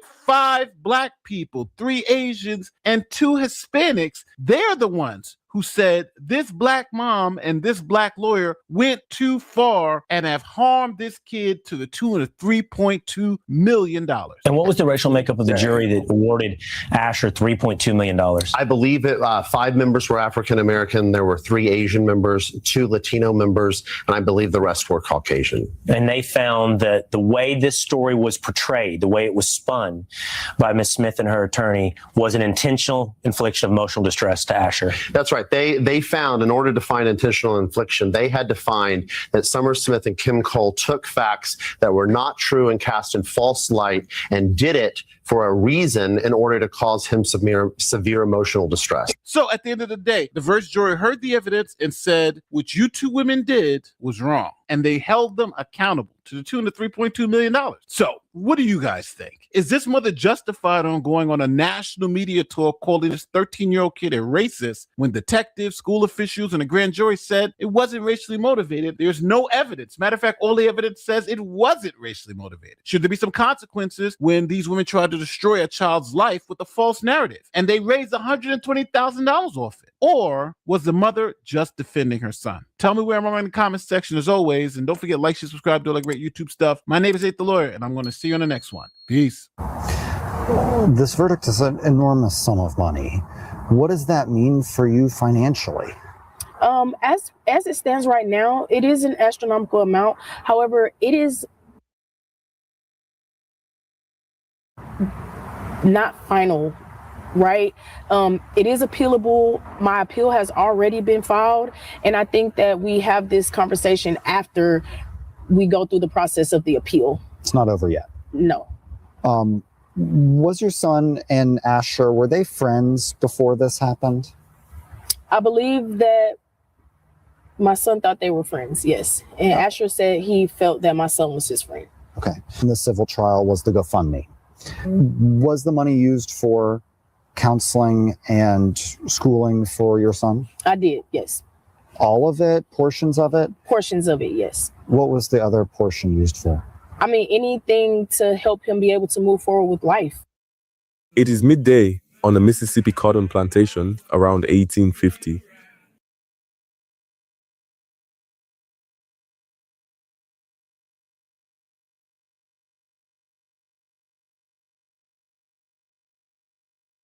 Brother Che.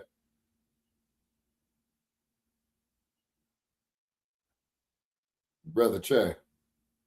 Sorry, I was muted. What are your thoughts? Okay, it's ludicrous, man. It's ludicrous. Once again, that's that WP. You see what I mean? Mm-hmm. That's that white privilege.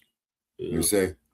And I mean, they go up there and degrade this black child, and he's supposed to sit up there and go for that shit. No, the mom did right, to sue their asses, and it is a miscarriage of justice. By all black, well, not all black. Like, are you serious? That's how you gonna look at it? Because he was spending, the mother let him spend 3 years together. Right. So yeah, right, exactly. If he was getting bullied like that, there would have been signs earlier, right? Right. You would have just waited 3 years just to while out that one time. Right. Like, you know what I mean? Like, it kind of just lead me to think that shit went off or whatever. He got embarrassed, whatever, went home and told. You know what I mean? Like, but if I would think that there would have been all kinds of signs leading up to that. Like, I'm hanging out with a little white boy, and little devil got a BB gun. I'm gonna go home and tell. I'm like, shit, old boy got a BB gun. Like, yeah, it's exciting, right? Like, come on now. You know what I mean? I'm gonna go spend the night. It's his birthday. Like, dude was kicking it. This broad let her black son, who don't even look like they could really be friends. They don't even look like they're in the same grade together. Kick it at this white people's house for 3 years.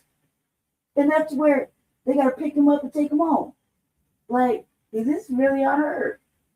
Even if that happened, like, why would you do that? And then, why would you carry on? And why didn't the lawyer say this is intimidation? This is like all kinds of things. You know what I mean? This is menacing. them doing all that shit for the people's house. Not only did they do that to the kid, but what about the family? They might not be able to get a job. You know what I mean? Like the having protests and shit in front of your house and being called a racist, your son's a racist, whatever. Like, how you think that look on the family when it might not even went down like that? 3 years, you gonna wait 3 years to build up and pump this kid to keep it at your house every day, every week, after school. Like, come on now, like, I don't know, like, it sounds kind of sus. And if that's the case, if the little boy getting bullied, I mean, it would have happened earlier. It would have happened at school. You know, he would have been acting weird at home. You know, there have been signs like mother would be like, what's going on with you? Great slippy. Is that a bruise? What's happening, right? And so it seemed like everything was cool up until the third year.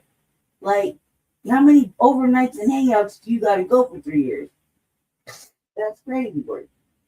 I don't think the kid built, like, he's only like, what, 13? Something like that? Yeah, about 12, 13 years old, Lady J. But And then, for 3 years, and then I'm gonna make him drink some pee and shoot with a BB gun. Like, that's yeah, well, see, that's special circumstance. Yeah, like, that's diabolical if you think that that kid is really sitting there playing that kind of game long term. Yeah, that's what I mean by diabolical, Lady J. Yeah. Making them drink somebody else's piss, then you're gonna shoot at him with a BB gun. Yeah, like, I mean, come on, like, seriously? I mean, I'm saying that, like, this is what I'm thinking. If I'm gonna punk somebody, I'm gonna do it early. I'm not gonna build up 3 years and then do it when I'm like 13. Try to get that shit out of my system. Just see how far I can push it the first time. You know what I mean? I started fucking with him the first time he went home and told. Yeah. I'm not gonna sit back and just diabolically plot on him and act like I hate him for 3 years, have him in my crib, eating at my table, have my daddy take him home, right? And then go ahead and wild out. Like, that's crazy. That the kid don't look that smart for that type of shit. If you go start working him, he just started early. As soon as, like, he had a chance. At school, you know what I mean? Especially at school, you get away with that shit at school. You know what I mean? Get him in the bathroom, whoop his ass or some shit, taunt him on the bus. And, you know, like, there'd be like, get that shit out your system. Especially you got a little audience. You know what I mean? He has people over. So think about it. Like, do you think the little white boy gonna have him and his other little white demon friends sit there and build it up for 3 years to shoot with a BB gun and, you know, tell him, you know, because he fell asleep, oh, you gotta drink this cup of pee. Yeah. Easy. Well, just like on that Charlie Brown clip, where Franklin told Charlie Brown, when Charlie Brown said, oh, well, Franklin, can't you forget about slavery and what have you? And Franklin told him, well, Charlie Brown, if I bust you in your fucking mouth and knocked all your damn teeth out, are you going to forget about that? Right. That's different. I mean, like, don't you think the little boy would have went home and told? Or went home and, yeah. You know what I mean? Like, look, they don't even look like they match friendship-wise. That little boy looked like he way younger. Like he 8 or 9. At that age, he going home and telling. Yeah, exactly. But you see, Lady J, all this is part of the American social order when it comes to our people. It's okay to degrade us. They get us to degrade ourselves for some money. There's an old saying, all money ain't good money. Not saying that he was doing this for money. So of course, his mother, you know, being concerned for him, you know, sues him. And then these damn kangaroo courts, you see what I'm saying? Gonna sit up there and flip the twist. So she's going through an appeal. You see what I mean? Right, appeals could take a long time. You got to have big money for an appeal. Right, but as a mother, especially black mother, you really gonna let your baby go with some motherfucking white people for 3 years, and you ain't gonna suspect nothing of them? You ain't gonna suspect that they racist? They're not gonna get no signs away? Like, you mean? And to prove your point even more so, Lady J, This is why I argue with these, how should I say, these Nabiscos on social media. They say, but I code the languages because, see, really what it is, it's an insult to our intelligence. You see what I mean? Right. Right. It's an insult to our intelligence. I'm talking about now. What you're doing is that you're demoralizing. What's the term for that there, Brother Che? Where you demoralize someone, they got a legal term for it. Slander? No, slander is writing a lie about somebody. No, saying a lie about somebody in public is slander. Writing about it on a public publication, okay, there is libel. Yeah. Yeah. Jesse. About to ask you a question. What did you say? Okay, I was just differentiating the difference between libel and slander.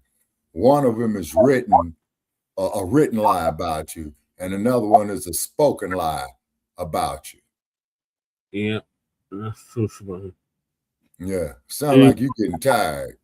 Yeah, I am. Any more thoughts on that? What's the next one? Capitalism, no one talks about. Okay, what's that there, Brother Che? Capitalism. Capitalism. That Yeah. no one talks about. Yeah, capitalism. That there is where all the means of production are privately owned. The eye shimmers with heat. Operate under for profit, with high competition for profit. Yeah, that's capitalism. Right. Yeah. A young mother works frantically in an endless row. A burlap sack around her neck already heavy with cotton balls. Her little boy, no more than 5, totters nearby with a gourd of water, trying to keep up. Sweat stings her eyes, but she cannot pause to wipe her face. Behind her, the hoofbeats of an overseer's horse grow that's louder. out of roots. She forces her aching back straight and quickens her pace, heart pounding. Every cotton boll she plucks could mean the difference between survival and brutal punishment. Every moment counts, because when the sun sets and the cotton is weighed, anyone who falls short of the quota will pay in pain.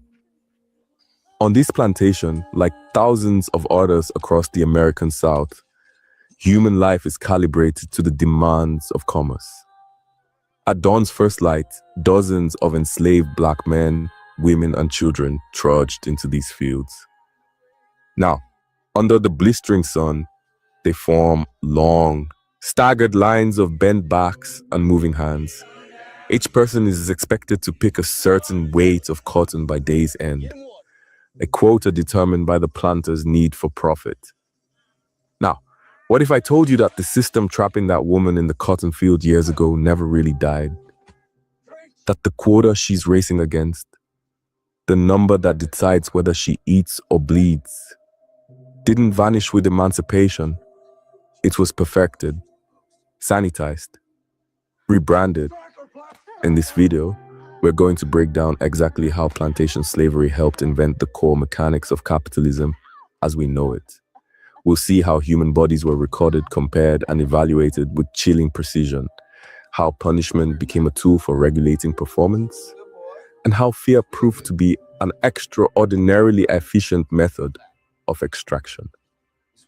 Long before corporations spoke the language of motivation or incentives, this system had already learned that pressure works better than persuasion. Now, this isn't to say that capitalism and slavery are identical. It's about showing that capitalism didn't accidentally brush up against slavery, rather it learned from it. And once you see that, the modern world starts to make a disturbing amount of sense. Let's begin.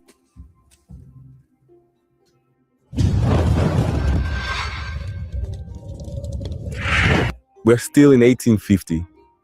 The overseer on horseback carries a braided leather whip coiled at his side. A silent promise of what happens if the quota is not met. There is no real rest beyond a few gulps of water or a hurried bite of cornmeal. As the hours drag on, fingers become shredded by the sharp cotton husks. Bows prick and cut, but still the hands keep plucking in a steady rhythm. Children too young to pick scurry with water pails, and the elderly or sick strained to keep up despite dizziness and heat. The plantation demands that everybody be pushed to its limit. When dusk finally creeps in, the field hands stagger out of the rows, carrying sacks bursting with cotton. They gather at the barn or weighing station where the day yield is tallied on a scale. It is nearly pitch dark by the time this reckoning comes. One formerly enslaved man later remembered that at day's end, you couldn't distinguish the cotton plants from the weeds in the darkness. One by one, each person's sack is hung on the iron hook of the scale.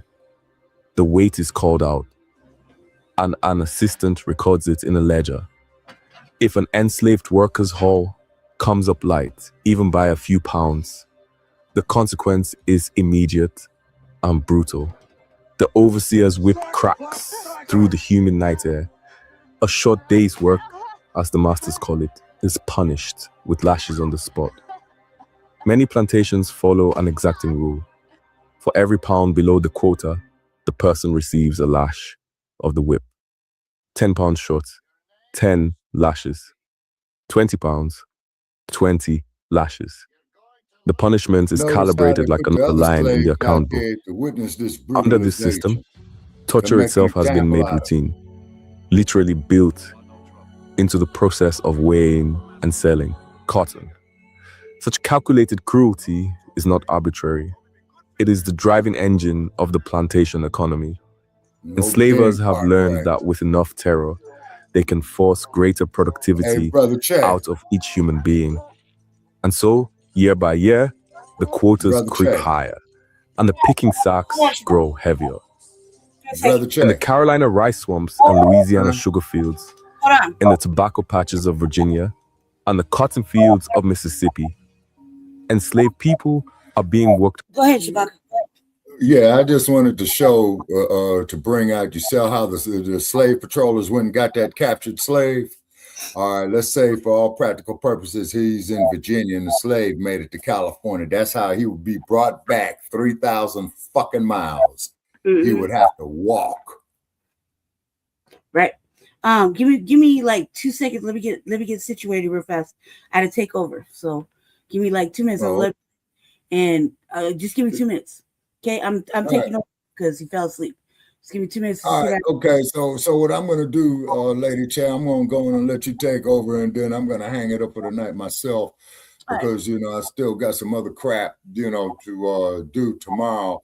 So, but however, just please note it in the log, where we left off at. You know what I mean? Where you left off. Yeah. Go ahead. All right, bet. I'll do that. Yeah, and then as you can see right there too, in my closing, you see how big that field is right there? You see how big that is? Now imagine going all across the southern United States and all this cotton, as you always hear me say, contributed to the gross national product of the United States economy, which is the total amount of goods and services that were produced in a given point of time. And this here proves why we are deserving of the reparations. And this here is for all you assholes out there in computer land that always want to debate with me, because this contributed to the gross national product of the United States of America's economy, because that cotton itself was money. The clothes that were made for cotton was money. You see what I'm saying? And even money was made off of warehousing the clothes. Then money was made off of selling the clothes. Then not to mention the same thing they did with the sugar cane in relation to alcohol and booze. You see, so this is why I always will salute Aquaman, for the Montgomery Bar Brawl, and definitely a shout out there to the chairman of Montgomery who showed the dual purpose of a chair. You pull the chair out to rest your ass, and you fold the chair up and use it to beat ass. Right. All right. All right. Okay. Thank you, Shabaka. Thank you for coming through. And all right. with you tomorrow. Yeah, and I give you a call, give you guys a call later on today. Yeah, because I guess we're streaming the thing, the State of the Union, right? Yeah. So, I want to sit down there and record old boys' lies and fantasy and bullshit that I'm going to crumb bum on. You know what I mean? I do. All right, bet. So okay, Lady J. All right, talk to y'all tomorrow. Okay. Yeah. All right, thanks for having me on. Okay. Yep. Good night. Mm-hmm. All right, family. I gotta carry on. Because the show must go on, I guess. That's what you said. So round 2, I gotta take over. This is like the 3rd day in a row. Luckily I'm still here to do it. So I'm gonna start it over again. Thank you, little eyeballs. I see you. Thank you for watching. Get over there. Hold on a second. Got like 1,000 ass windows. All right. Okay. All right. Sleep well, guys. Naive, thank you for coming. Just barely seeing your comments. I apologize. Jesse was asleep at the wheel, so I see you. Have a good night. Sleep well. Stay dangerous in the morning. All right.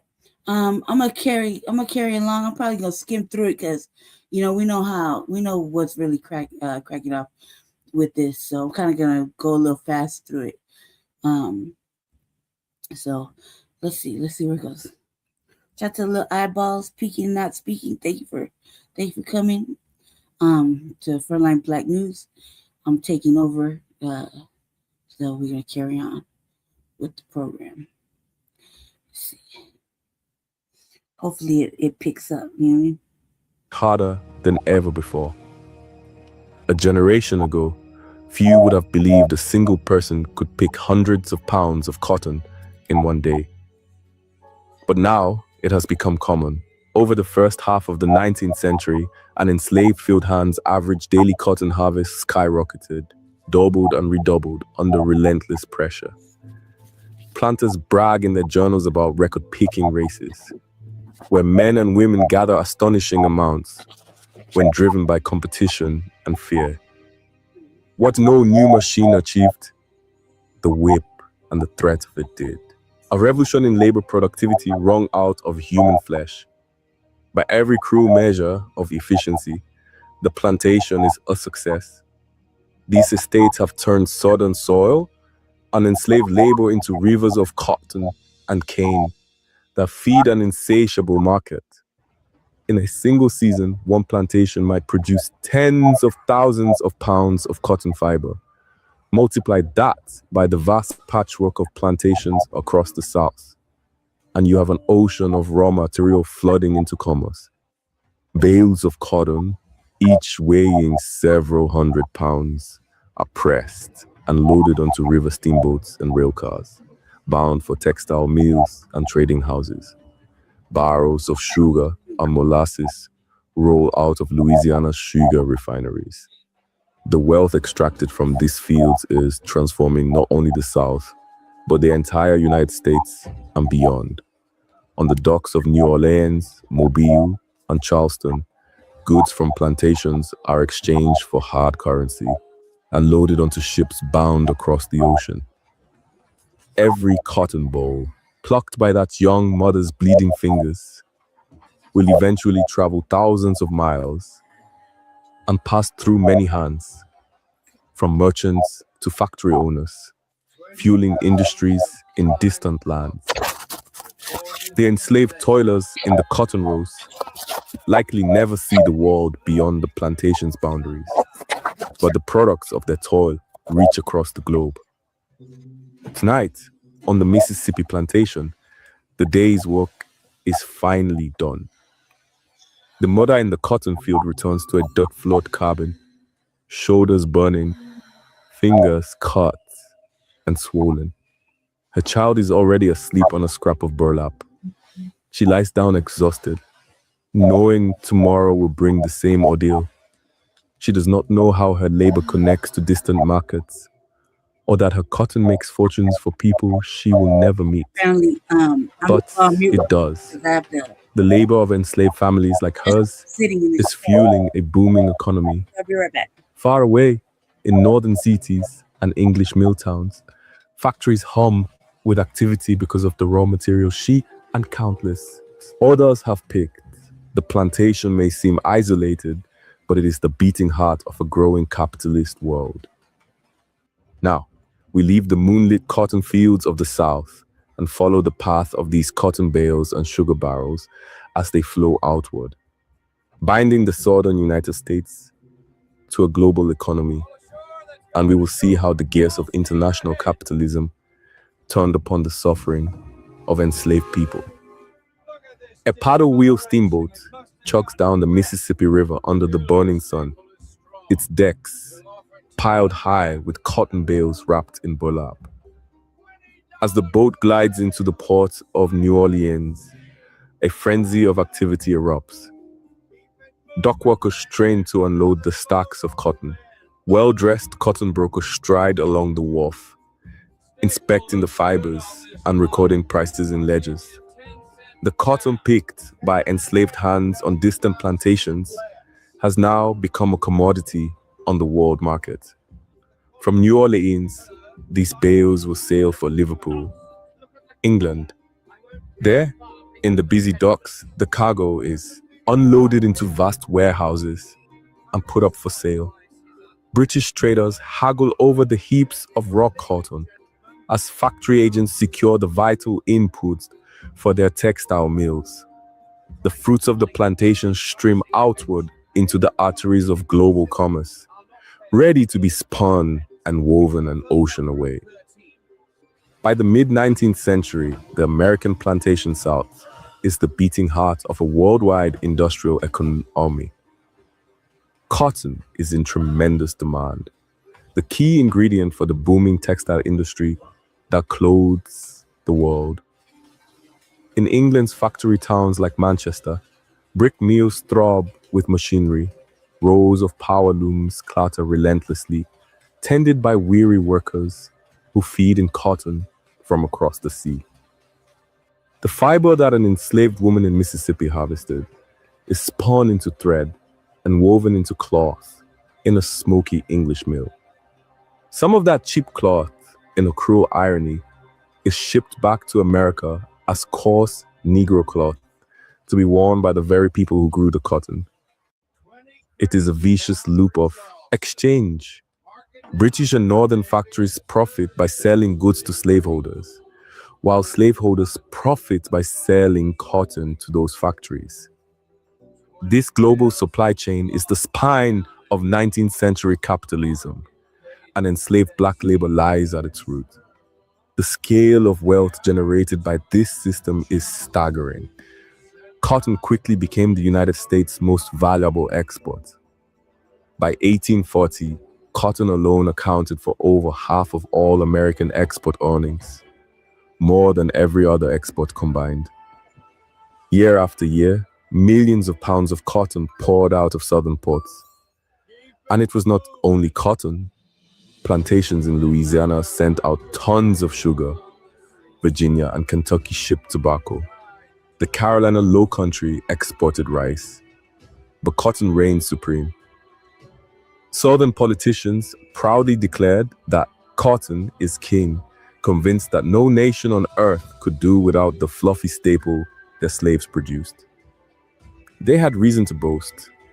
American plantations were supplying well over 2/3 of the raw cotton, feeding Britain's gargantuan textile industry. Across the industrialized world, countless jobs and businesses depended on this slave-grown cotton. Entire industries would have starved of raw material without it. The profits funneling back to the South made plantation owners some of the richest people in the world. In the fertile Mississippi Valley, cotton planters built columned mansions and lived like aristocracy. In fact, this region boasted more millionaires per capita than anywhere else in the United States. On the eve of the Civil War, fortunes built directly on the toil of enslaved people. Banks, both southern and northern, eagerly financed the expansion of this lucrative system. New Orleans became a banking hub flush with cotton money, rivaling even New York in financial clout. British and Dutch financiers extended credit to American planters and invested in southern infrastructure, confidently wagering on the continued boom of slave-produced commodities. Capitalism was in full swing, with cotton the prized commodity and enslaved labor the engine driving it forward. In distant offices up north and overseas, financiers and industrialists were deeply entwined in the business of slavery. Northern insurance companies issued policies on enslaved people, treating Black lives as insurable property. Wall Street firms brokered the sale of southern cotton and tobacco, extending loans to plantation owners and reaping fees from this commerce. Merchants in Manhattan and Boston acted as middlemen, marketing the South's crops abroad and shipping in manufactured goods to sell to plantations, everything from rough cloth to farm tools. Even the federal government benefited. Tariffs and taxes on slave-grown exports filled federal coffers. The wealth from plantations did not stay confined to the South. It flowed through the entire American economy. America's rapid economic growth in the pre-Civil War era was inseparable from the millions of enslaved hands that made that growth possible. Perhaps the clearest illustration of slavery's centrality to the national economy is this. By 1860, the nearly 4 million enslaved African Americans in the South had a collective value estimated at over $3 billion, more than the combined value of all factories, railroads, and banks in the United States. In other words, human beings themselves, enslaved Black men, women, and children, were the single largest financial assets in America. They were literally the capital in American capitalism. Enslaved people were bought and sold like any other valuable goods. They were used as collateral for loans. They appeared on balance sheets and in wills. Far from being a backward relic, slavery was the beating heart of the nation's prosperity. Planters themselves operated as shrewd businessmen as well as grand landowners. They continually invested in new land and new technology, such as the cotton gin and improved seed varieties to increase yields. They kept meticulous records of each enslaved worker's output, pushing to maximize every day's haul. Work on the plantations was divided and regimented, much like in a factory, with overseers driving the laborers to maintain punishing efficiency.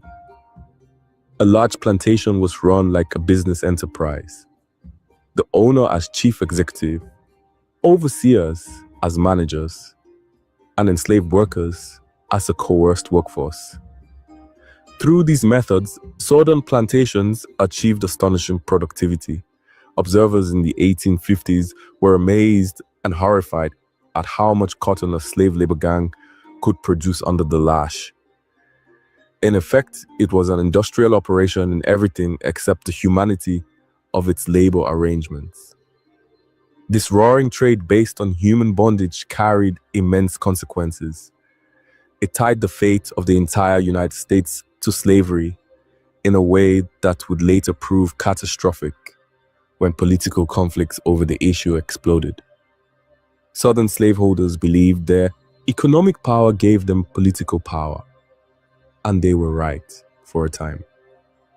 They dominated Congress and the presidency for decades, ensuring that no laws truly threatened their interests.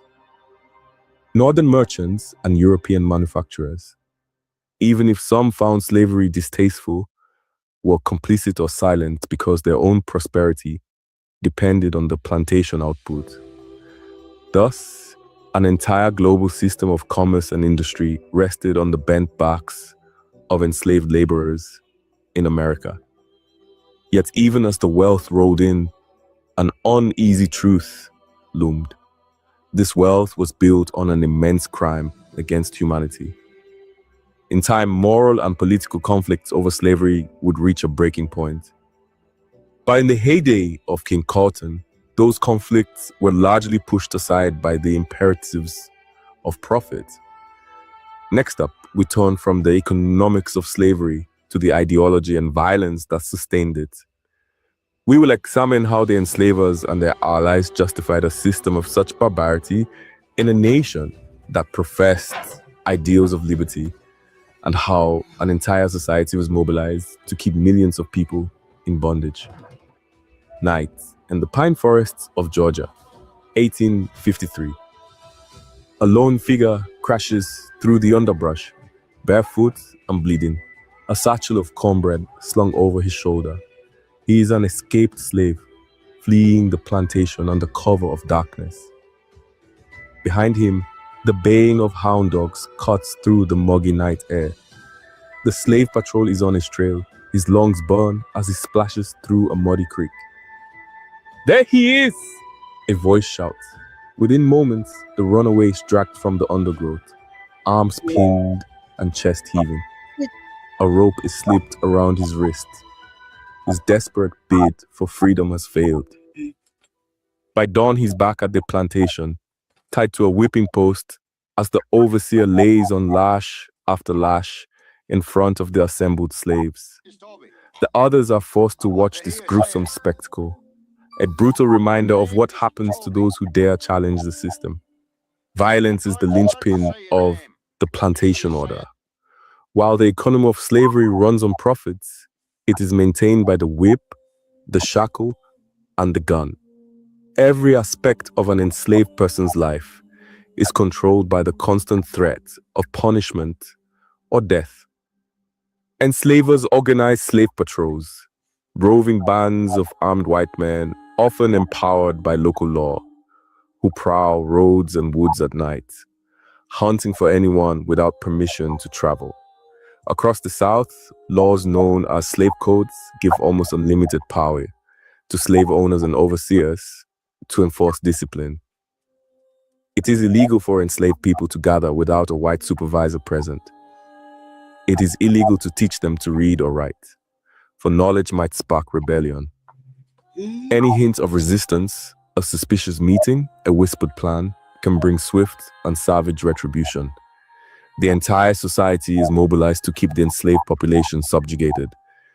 Judges, sheriffs, and legislators all play their part. A white person is rarely punished for killing or abusing a slave, and statutes explicitly define enslaved people as property with virtually no legal rights. In one notorious ruling in the 1850s, the US Supreme Court declared that black people had no rights that any white person was bound to respect. Oh, this is white supremacy written into law, the belief that one race was born to dominate and the other to obey.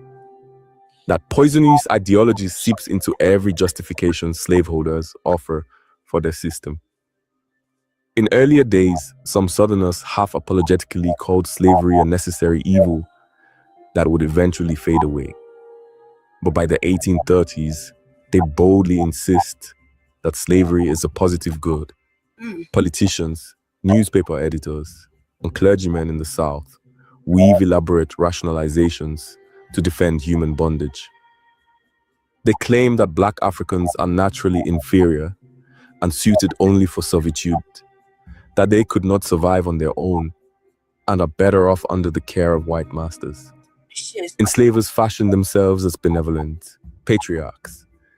In their view, they feed, Christianize, and civilize a supposedly childlike race in exchange for loyal labor. Of course, this delusion ignores the daily atrocities of the plantation. But denial is a powerful tool. A planter might boast that slavery civilizes an inferior race, even as outside a slave is being whipped. Many Southern churches often bless the slave regime. Pro-slavery preachers cherry-picked scripture about servants obeying masters and assured congregations that slavery was part of God's ordained plan. Not everyone in America was willing to accept these lies. Abolitionist voices in the North called slavery a sin and demanded its end, and enslaved people themselves never ceased yearning for freedom. But within the South, any dissent was violently silenced. In the 1830s, Southern postmasters burned abolitionist mail rather than deliver it, and anyone suspected of anti-slavery views faced intimidation or exile. The South became a closed fortress, intolerant of criticism and fearful of any spark of rebellion. Slaveholders' fear was not unfounded. Enslaved African Americans resisted in countless ways, undermining the system even as it tightened around them. Some acts of resistance were quiet but persistent, breaking tools, feigning illness, working as slowly as they dared. Everyday acts of sabotage to reclaim a shred of autonomy. Others were riskier. Some attempted the perilous journey north to escape to freedom. And at times, anger and desperation exploded into open revolt. Slave uprisings were rare and brutally suppressed, but they haunted slave owners' nightmares. In 1831, an enslaved preacher named Nat Turner led a rebellion in Virginia that killed dozens of whites before it was violently put down. The event horrified slaveholders across the South. In response, states passed even harsher laws and strengthened their patrols and militias. Enslavers claimed they had to impose even stricter controls to keep savages from rising up using fear to justify further cruelty. At the core of the plantation's grip was the systematic breaking of the enslaved person's will. Physical torture was routine. The whip on bare backs, stocks, and chains to immobilize, dogs trained to hunt, and more runaways. Psychological torture was ever present as well. Families were torn apart as a matter of course. A mother sold away from her husband and children for an owner's profit. On the auction block, children are separated from parents, shattering families forever. Enslaved women endured sexual abuse by masters and overseers with impunity. Any child born from such a violation was simply added to the owner's inventory, literally increasing his stock of human property. All of this was justified by the twisted logic that Black people were not fully human and thus not entitled to any rights. If one believes that an entire people is naturally suited for slavery, then even the most appalling acts can be rationalized as necessary or even kind. White Southern society largely closed ranks around this brutal order.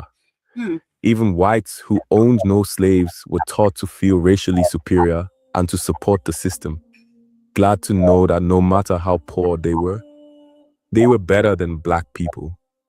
Slavery was not just an economic institution, but the foundation of Southern society's hierarchy, a cornerstone of the planter elite's power and identity. By 1860, Southern leaders were so committed to slavery that they chose to secede from the United States rather than see it threatened.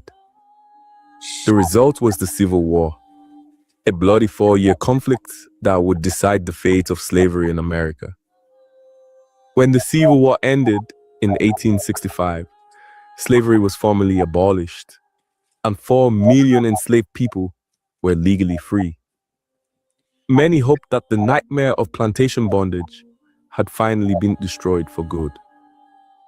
But although the laws changed, the attitudes and power structures did not evaporate overnight.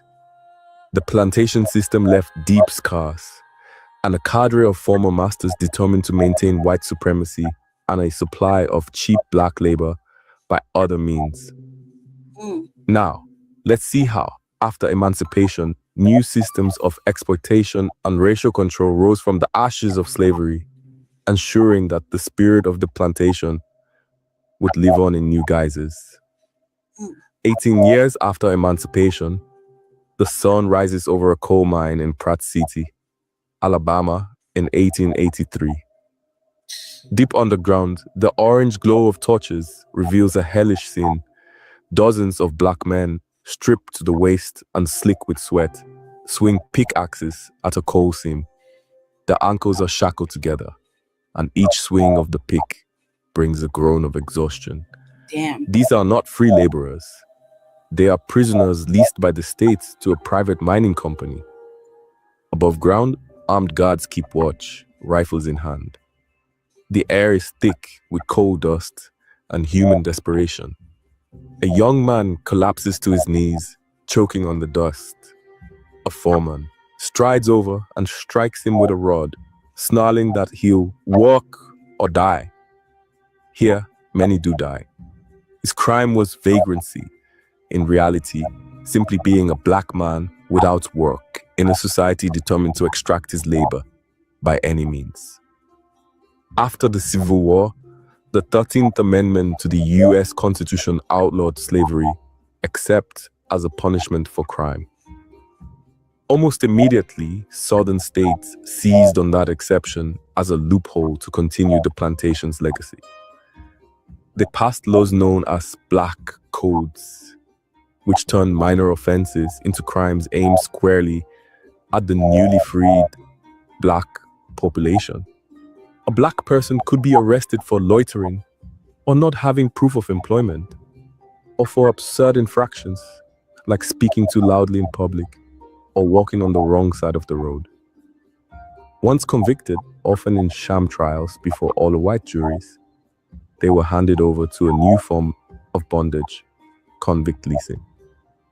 States and county authorities leased prisoners, the vast majority of them black, and many of them former slaves or their children, to private companies hungry for cheap labor.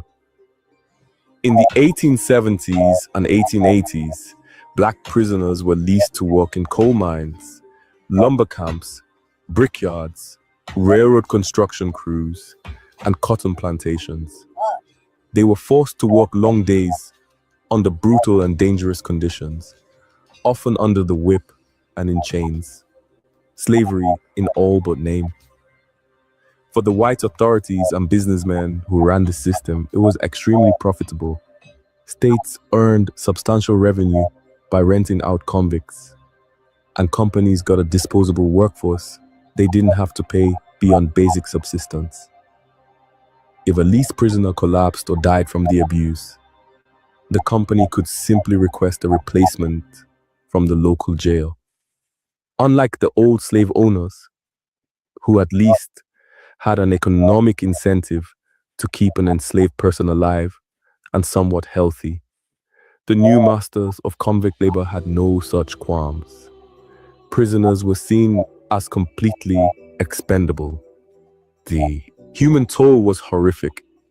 In some convict camps, mortality rates climbed shockingly high due to beatings, accidents, disease, and sheer exhaustion. Entire prison barracks would be stricken with pneumonia or malaria and left without proper care. Convict leasing became a pillar of southern economies by the 1890s, generating huge revenues for states like Alabama. The practice was so lucrative that authorities had every incentive to arrest more black people for trifling offenses just to keep the supply of convict labor flowing.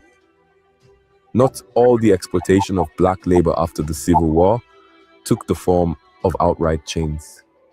For millions of freed men and freed women across the South, a different kind of plantation slavery re-emerged through the sharecropping system.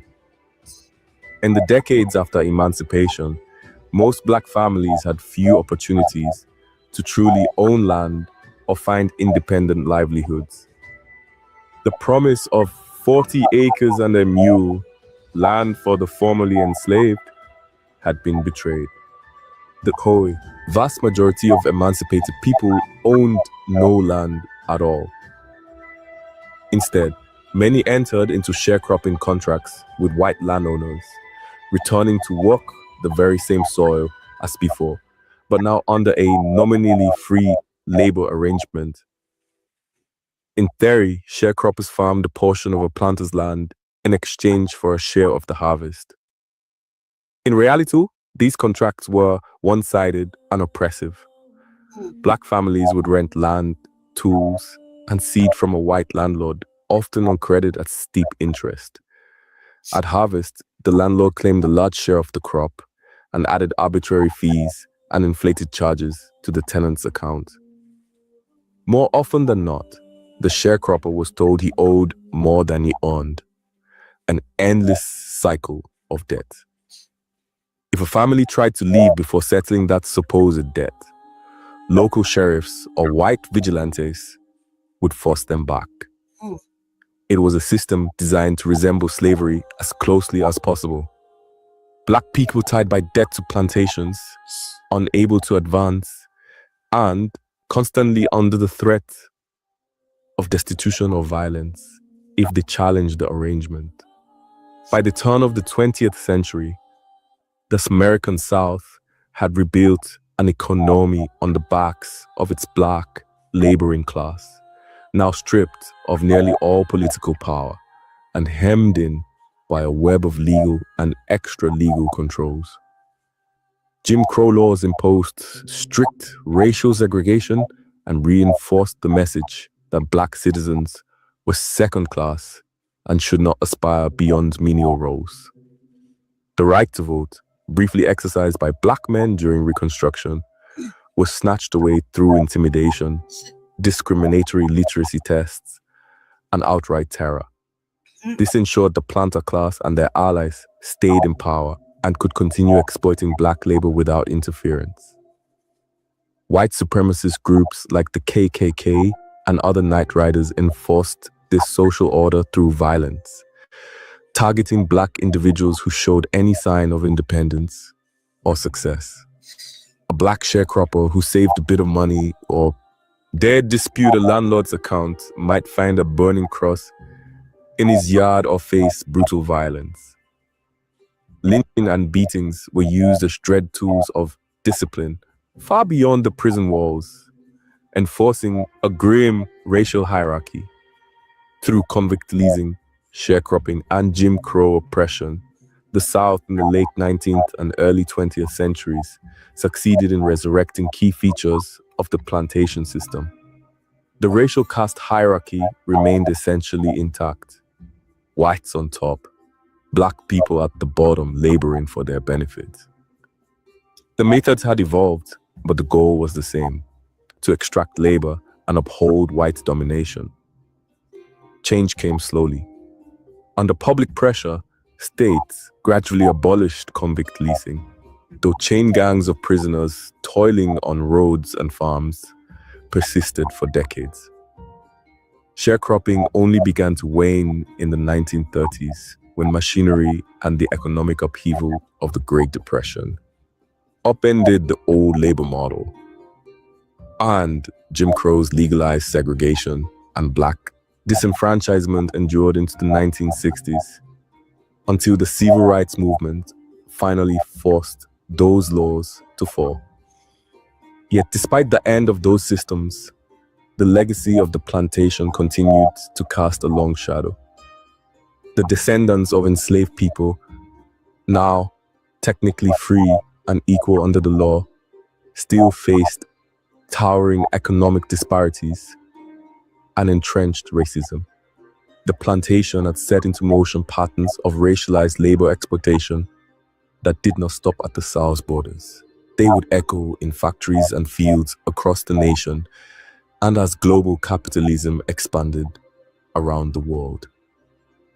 In the next part, we widen our view to the modern era to see how the plantation's brutal blueprint of cheap labor and racial hierarchy lives on in new forms of exploitation across the globe.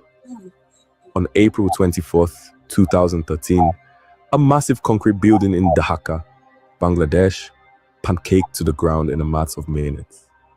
This was Rana Plaza, an 8-story garment factory complex where thousands of low-wage workers, mostly young women, stitched clothing for global fashion brands. Cracks had been spotted in the walls the day before, but factory bosses threatened to fire anyone who didn't come in. Now the entire structure had collapsed like a house of cards, trapping workers in a mountain of rubble. Amid the smoke and concrete dust, survivors' screams pierced the air. By the time rescue crews finished pulling bodies from the debris, more than 1,100 people were dead and over 2,000 injured. In the wreckage, among shattered sewing machines and bales of bright fabric, searchers found labels bearing familiar Western brand names. The world reacted in horror at the scale of the tragedy, Saosh. But for the Western companies involved, disasters like this had become part of the cost of doing business on the cheap.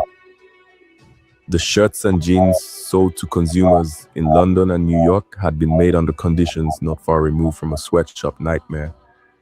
Workers locked in an unsafe building, pushed to meet impossible quotas for paltry pay. The collapse of Rana Plaza threw a harsh spotlight on the global supply chains of modern capitalism.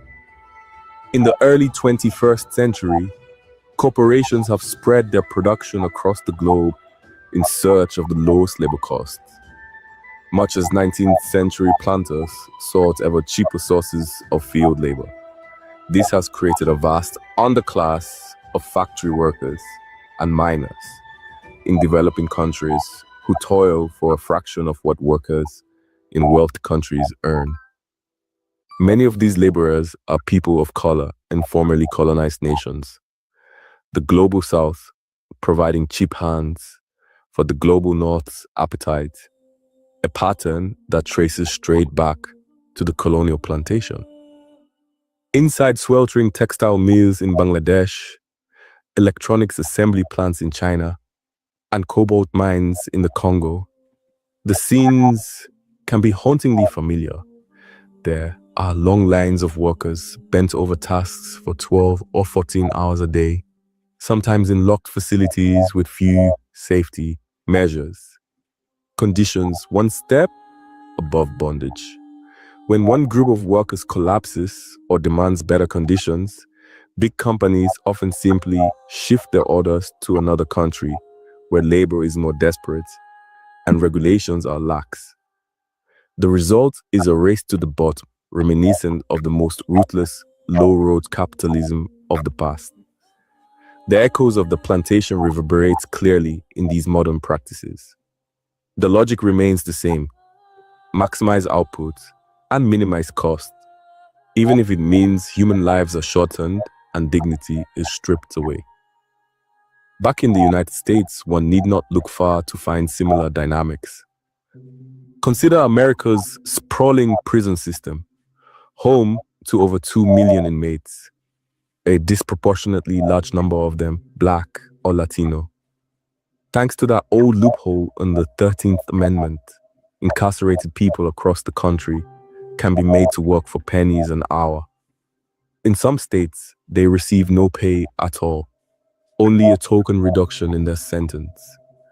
Prisoners sew garments, assemble furniture, answer customer service calls, and perform order labor behind bars, often for private companies or state-run businesses. Federal Prison Industries, known by its trade name Unicor, produces everything from military uniforms to electronic equipment, earning hundreds of millions in revenue each year by using inmate labor paid far below the minimum wage. Major corporations have quietly benefited too. At various times, companies from retail giants to telecom firms have made use of prison labor to cut costs. Out in the fields and forests, prison chain gangs still deploy in a few states. One can see incarcerated men in orange jumpsuits, clearing brush, or even picking crops under the watch of armed guards on horseback. A sight straight from a century ago. The demographics of modern incarceration make the parallel with slavery even starker. African Americans are about 13% of the US population, but nearly 40% of the prison population. Decades of biased policing, harsh sentencing laws, and systemic inequality have led to the mass incarceration of Black and brown people, filling prisons with a workforce that can be exploited under the law. In effect, the exception clause of the 13th Amendment has swallowed the rule.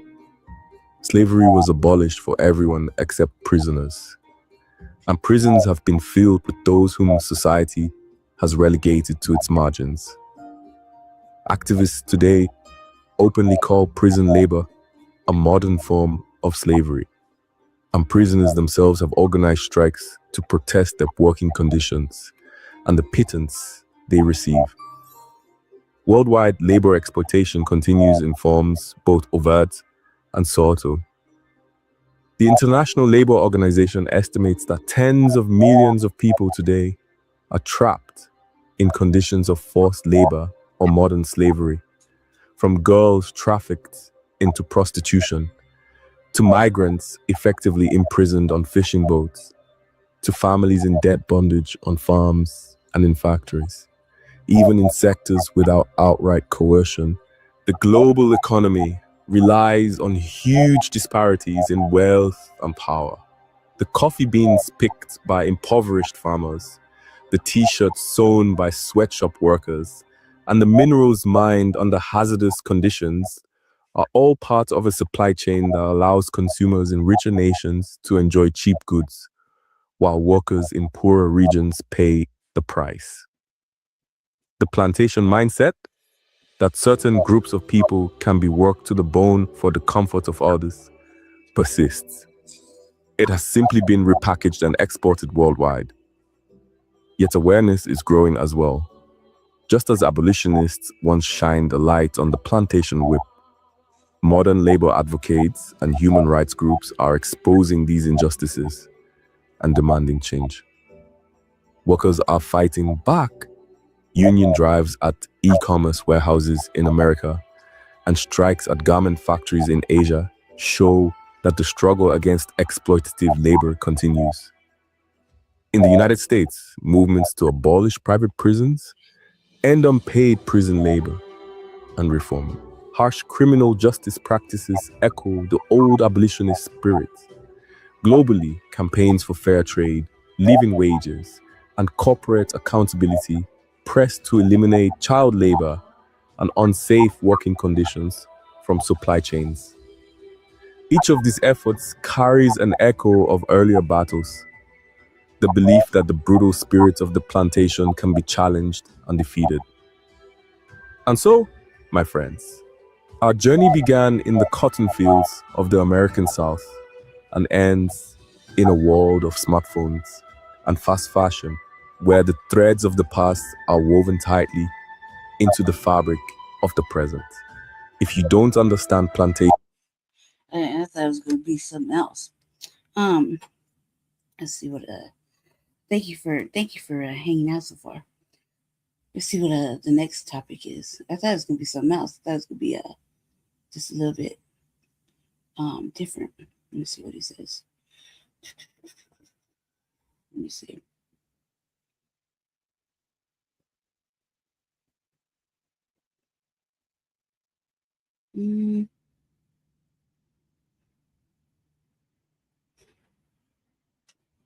Let me see.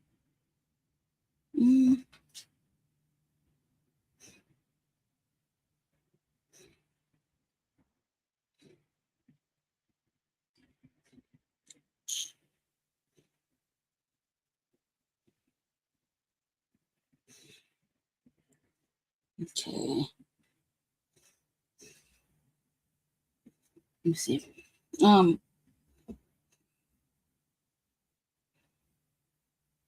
He said, I don't know what this topic is, but hold on one sec. Let's see. Let's find out.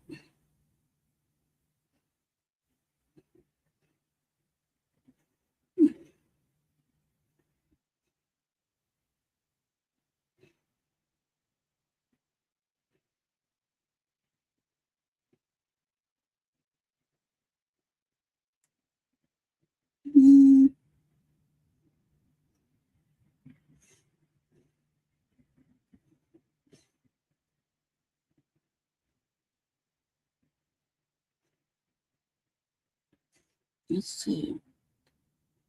And I'm trying to find what you wanted me to talk about, but I don't see it. So let's see if I can move to the next one.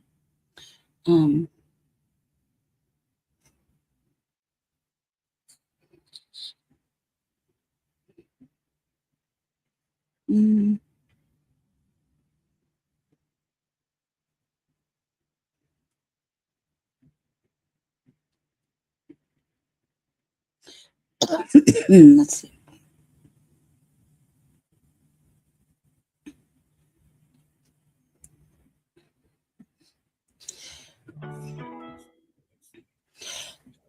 Shalom, family. Good to see you all here. Hope you're doing well. I'm sorry, I kind of got caught up with. The next topic was supposed to be the Alabama solution, but I can't find it. So, let's just play with this one right now.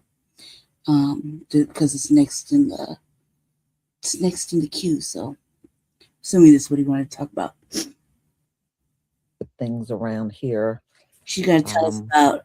Like I told y'all before, we had a blizzard, and it's just crazy. It's crazy. They haven't even come down our street. Is a woman whose daughter, she's from the UK, went to her green card interview, and when she was done, this British woman got detained by ICE. So yes, it is happening to them. It's all about what the media in this country is willing to show. And apparently they got an issue with showing white immigrants getting detained. And they are giving you the false illusion that it's only Black and Latino immigrants that are being detained. They want to show you all of that. They don't have no problem showing you all that. But when it's a white immigrant, they don't want to show it at all. So you're going to see and hear some of the actual immigrants that were detained. Some of them are people just giving the account of what happened to them. And just like many, some of them even lost their lives in those detention centers. So, that's why Donald Trump and Stephen Miller, they want to give absolute immunity to ICE agents, and whatever happens to people in these detention centers, they don't want lawsuits. But somehow I think somewhere down the line, they're going to have to deal with lawsuits, whether they want to or not. So y'all, I'm going to go ahead and share my screen. And some of these people are also from Canada that were detained. And not all of them were immigrants. One woman, you're going to hear her about her. She came over here as a tourist. She was coming to visit America, and she got detained by ICE. And I believe that was a woman from the UK. So, yeah, I mean, I've been seeing the stories. They grabbed some Germans. I've seen Ukrainians, Russians. That's good shit. There's one woman that was from France. Yeah, I mean, so well, they're not being spared at all. So let me share my screen. Shalom to everybody in the chat.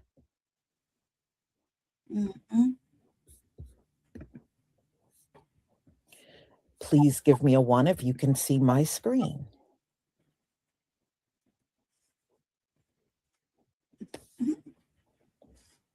Thank you.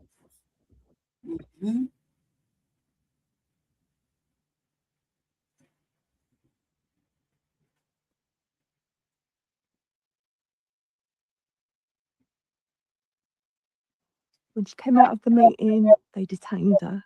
They arrested her in front of her husband and her baby. Stephen's in pieces. He rang his mum. He couldn't even tell her. She couldn't understand what he was saying, but he said they've taken Katie.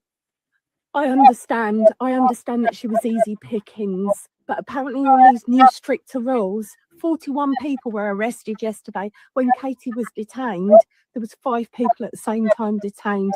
5 people ripped away from their families. Literally, nobody can get to see her. She's locked up like a criminal. This is my little girl. She's 33 years old.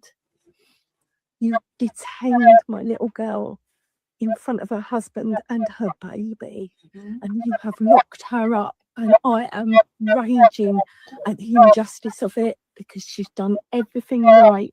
An innocent British grandmother was detained by ICE for 6 weeks in prison in shackles because, oh, wait till you hear this story. This is sickening, guys, what we did and what the Brits did. The British government blew her off and left her alone. Karen Newton, 65-year-old grandmother, decided to take the trip of a lifetime. It's like freaking Westworld, the trip of a lifetime to America and Canada. So she goes with her husband, who's 66. They're retired. They go to the U.S. They go to Yellowstone. They see the geysers. They're so excited. They had so much fun. They decide to go to Canada. They get a car. They get to the border, and the Canadians say, "Oh, I'm sorry, you didn't fill out the right paperwork to bring a car across. We've got to send you back to America."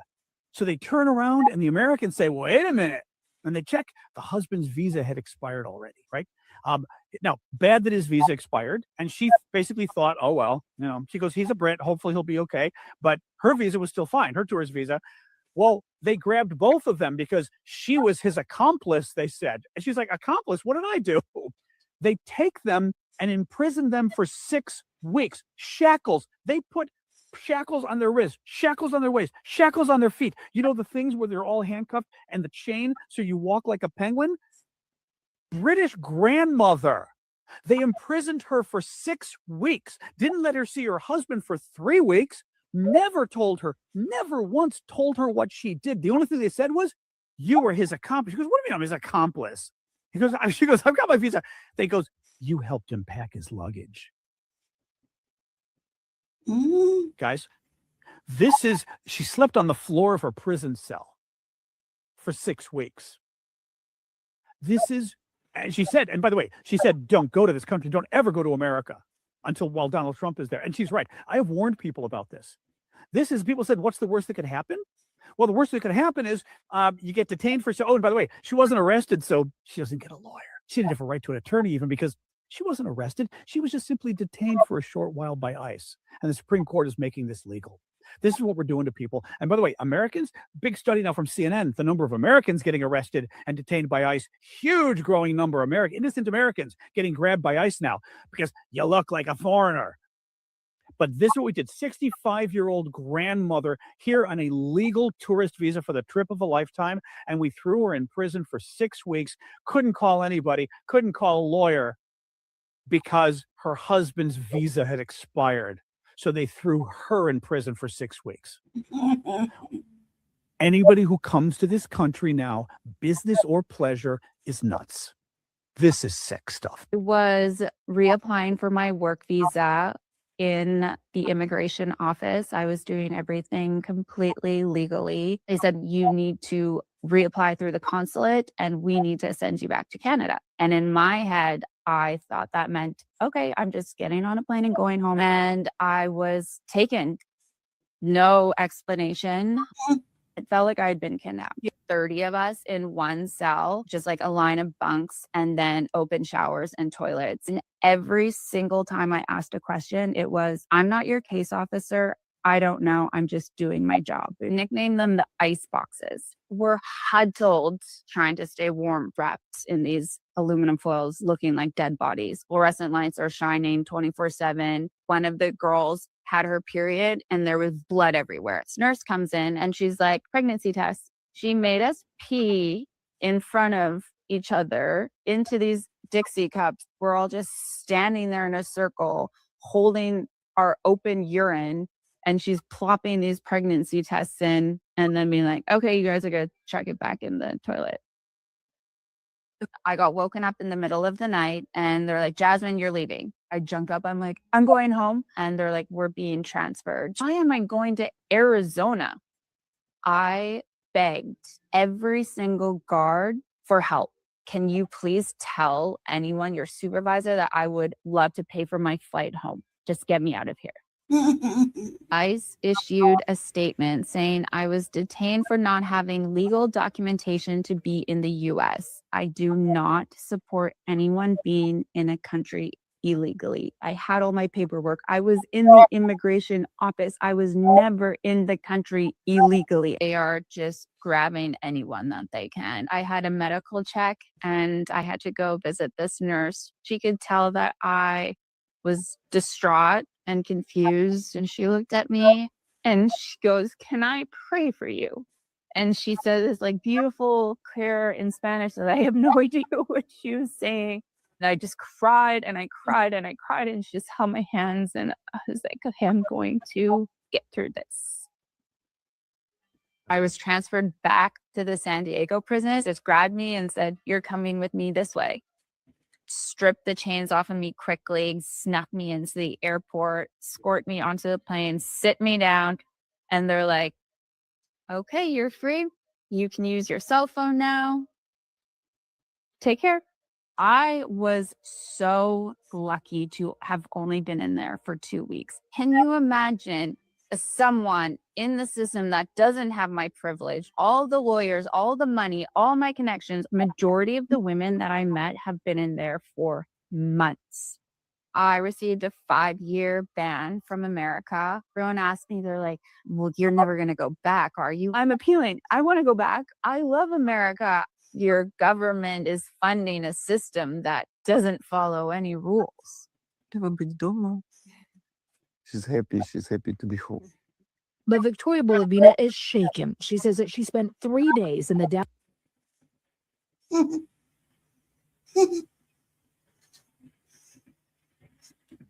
You notice, despite everything that happened to her and she cried about, she says she would still come back to America. You know why?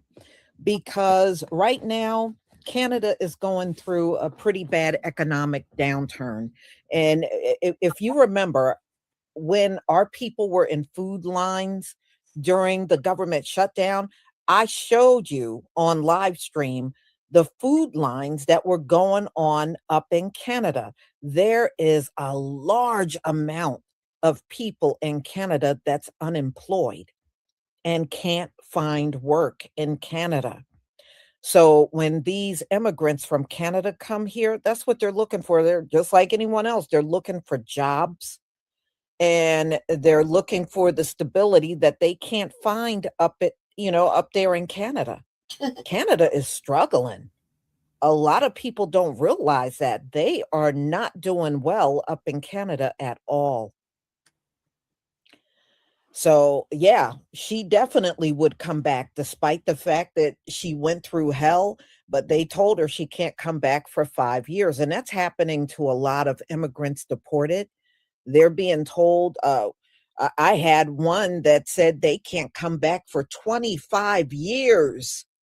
I mean, that is like, you might as well just stay in your country and forget about coming back here. But yeah, they are setting boundaries on how long these people must stay away before they can even try to come back here.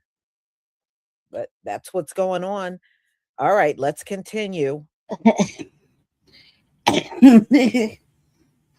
Downtown ICE holding facility after being detained during her green card interview.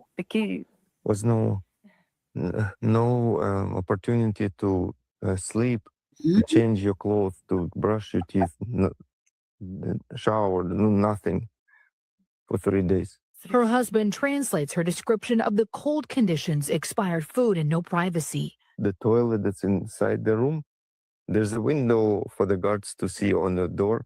So it is uncomfortable. So the women would stand up around the one who needed to use the bathroom.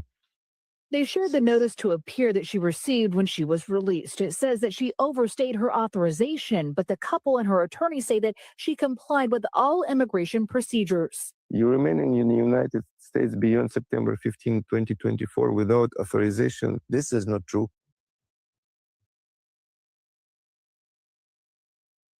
It has been confirmed that approximately 55 Canadians have been detained by U.S. Immigration and Customs Enforcement. ICE operations have been under increased scrutiny since the White House Deputy Chief of Staff announced that ICE officers would target at least 3,000 arrests per day, up from 650 a day during the first 5 months of Trump's second term. And the news comes after a Canadian citizen died in ICE custody on June 23rd, though no details surrounding his death have been shared with the public. Hi everyone, my name is Anastasia Polo. I represent Ukrainian community here in America. And I want to share this story with all my American friends here and all Americans who will listen and watch this video. So please share as much as you can. Я хочу з вами поділитися ситуацією, в якій я ніколи не була. І просто не знаю, як допомогти своєму чоловіку. Це був самий звичайний день суботи. І просто він їхав, це було Сан-Дієго. Він не знав, що там військове місто. Його просто зупинили на КПП провірити документи. Він їх показав. І вони просто сказали йому сидіти, чекати. Після того прийшли айс-офіцери. Це офіцери, які просто забирають людей в детеншн. По-нашому це буде та сама в'язниця. Хоча там перебувають всі мігранти. Забрали його на підставі того, що в нас були нотіси. Ми заплатили за продовження репаролю. І їх це не цікавило. Просто не цікавило, вони забрали мого чоловіка. Він зараз там знаходиться вже, і вони його не випускають. Нам назначили дату суда, і ми маємо просто, я не знаю, що доказувати. It's crisis already. So the story is a Ukrainian family who live in Orange County. Their father being stopped by the ICE in San Diego. He went there for work. The problem which Ukrainians experience in America for a year already. That's the problem I'm talking about for a couple months already in my blog a lot. All Ukrainians came here legal, apply for their documents, for legal documents to stay here. USCIS is delaying the process with work authorization, reparole, TPS, and that's bringing Ukrainian families to the situation like they are here illegal. But this is not true. And that's how this man became a victim of detention. And that's why ICE probably have no idea what to do with this person, because he has the notice that he paid for reparole, he paid for the documents, and he's waiting for the documents. But he doesn't have the documents on his hands. And that's why ICE took him, put him in detention. Right now, family working with a lawyer to take him out. The wife, who is here in Orange County, staying with two daughters, 5 months and 7 years, and experience stress. She doesn't work. Only father was working for the family. I want all Americans to support us, to share this information. And if you know how to be helpful in this situation, maybe spread the word, maybe reach a congressperson, congresswoman, congressman, reach the president administration and bring this situation up, because they have an advocacy case for Ukrainians, which we call Let Them Work. So this document is asking, please review the documents of Ukrainians and give them permission to stay legal, to keep staying legal in America, because all of them came here legal. Thank you guys for your reposts, for your support. We really appreciate. God bless America. Thank you for help. Trip turned nightmare. That's how one British father describes his daughter's trip to the U.S. after a visa mix-up at the border. Good evening. Thanks for joining us for the news at 10. I'm David Rose. And I'm Sabir Rayford. That mix-up has landed the young woman in an ICE detention facility in Tacoma, where she still is tonight. Fox 13 reporter Nia Wong has been following this case. She's joining us from the newsroom with what we know so far. Paul Burke says his daughter's current conditions at the Northwest Detention Center are deeply concerning, and she's been there for nearly 2 weeks. As they reach out to British leaders, they are asking for help in the States to help bring Becky back home. A desperate father in the United Kingdom opened this Facebook post on March 8th, saying his daughter, Becky Burke, had been on a 4-month backpacking trip when she was detained by ICE on February 26th. The cartoonist had been sharing her adventures on her Instagram account, where she stayed in Portland, then Seattle, before heading up to the Canadian border. Paul Burke says she was denied entry into Canada due to an incorrect visa, and when she tried to go back to the U.S., was refused re-entry and classified as a, quote, illegal alien. This is very heavy-handed. Abdin Bahadur is an attorney for Ryan Swanson in Cleveland in Seattle. The immigration laws are not something to ask forgiveness for later. Burke's father says she was on a tourist visa, and her social media account shows she participated in Workaway, a cultural exchange, according to the Workaway website, that expects participants to help around 5 hours per day in exchange for food and accommodation. ICE confirmed Burke is still being held at the Northwest ICE Processing Center related to the violation of the terms and conditions of her admission. U.S. Customs and Border Protection says it can't discuss specific cases, only saying on background, quote, individuals who travel to the U.S. under the visa waiver program are not allowed to work for any type of compensation. That includes work in exchange for room and board. While Bahadur says it is the responsibility of the traveler to know the rules. Now, the agency could definitely show more compassion, more grace. Bahadur has also been the liaison with Customs and Border Protection for Washington State with the American Immigration Lawyers Association. In his 5 years of holding the position, he believes that CBP officers could have made another choice. If the CBP officer, the Customs and Border Protection officer at the border, had wanted to, they could have probably arranged it to say, you know what, do you have the financial ability to buy a plane ticket home? Okay, there's tons of flights every day out of SeaTac to Europe. They could have just placed her on that plane, let her go home, and let her voluntarily depart from the United States. Here's what a man who was detained by ICE at a protest says things are like inside the Minnesota ICE detention center. There was one point they were looking for one particular gentleman for probably about 15, 30 minutes. They kept circling going, we have no idea where this man is. It's like, it's not a big facility. It's relatively small. You'd be surprised that they would lose an individual in there, and kept coming and asking us if we knew where they were. And then during interrogation, there were questions like, I remember specifically being asked, do you know who detained you? Do you know the arresting officer? That's no, I don't know the arresting officer. Well, what did he look like? I'm like, did he give you his name? No, he didn't give me his name. Everybody's got masks on. I can't see. It's completely obvious that these guys are not set up, not prepared, and have no idea what they're doing in this moment. And it's very chaotic. A Ukrainian family needs your help. This photo of Daniela, this is a baby. She was born just last Thursday. She's named after her father, Daniel, who was not there to witness her birth because he's currently detained in an ICE detention center in Texas. Daniel came to the United States through the U4U program, which is Uniting for Ukraine program.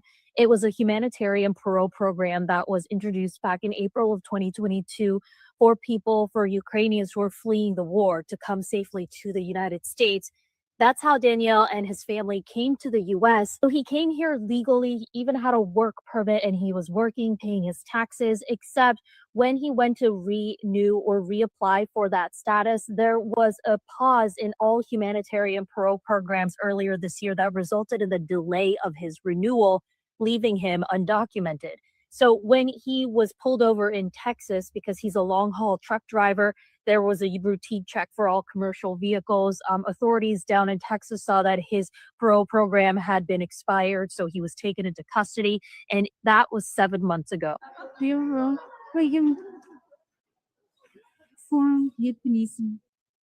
It was an emotional homecoming for a BC woman who had been detained at an ICE detention center for nearly 2 weeks. I'm still, to be honest, really processing everything. I haven't slept in a while and haven't eaten proper food in a while, so I'm just really going through the motions. Getting back here was, it's just been a lot. Jasmine Mooney says she attempted to enter the U.S. from Mexico at the San Diego border crossing on March 3rd. She said she tried to apply for a temporary visa for a job in the U.S., but that was denied. She was then detained by ICE and taken to a detention center in California for 3 days. She was then transported to another facility in Arizona. And after an 11-day ordeal, Jasmine was finally released and got on a flight back to Vancouver. From the second I got there to now, like, I can't even process what just happened because there was no heads up. Next thing you know, I'm taken And for 2 weeks, haven't been told anything, moved in different cells, sleeping on cement, sleeping in different jail cells. I was given no heads up of anything that was about to transpire. On the way back, I had the guards that brought me, they looked through all my paperwork and they were very confused as well. Mooney also shedding light on what she describes as inhumane conditions inside these ICE detention centers. She said at one point she had to share a cell with 30 other women with no blanket. The lights were on 24/7 and she had limited access to the bathrooms. She also had very little communication with her family and her immigration lawyer. I do not wish it upon anyone. No one deserves to go through that. It was really, really hard the first few days, but then when I got to know everyone else in there and heard all of their stories and how long they were in there, I was like, okay, I'm not allowed to feel sorry for myself at all because every single person in here is in a way worse situation than me. So I just spent the rest of my time trying to console and help as many women as I could because there was one girl that was in there for 10 months. The U.S. Immigration and Customs Enforcement says Mooney was processed in accordance with President Trump's executive order that subjected, quote, all aliens in violation of U.S. immigration law to possible arrest. From YVR Airport, Cecilia Hua, City News.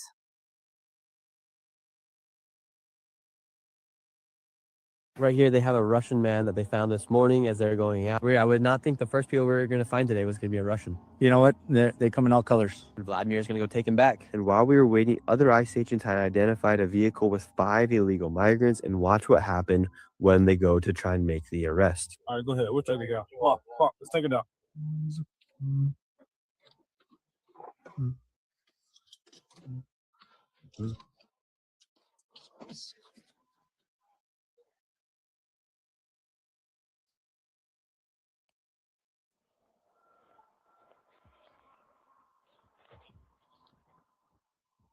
Where all the protesters showed up.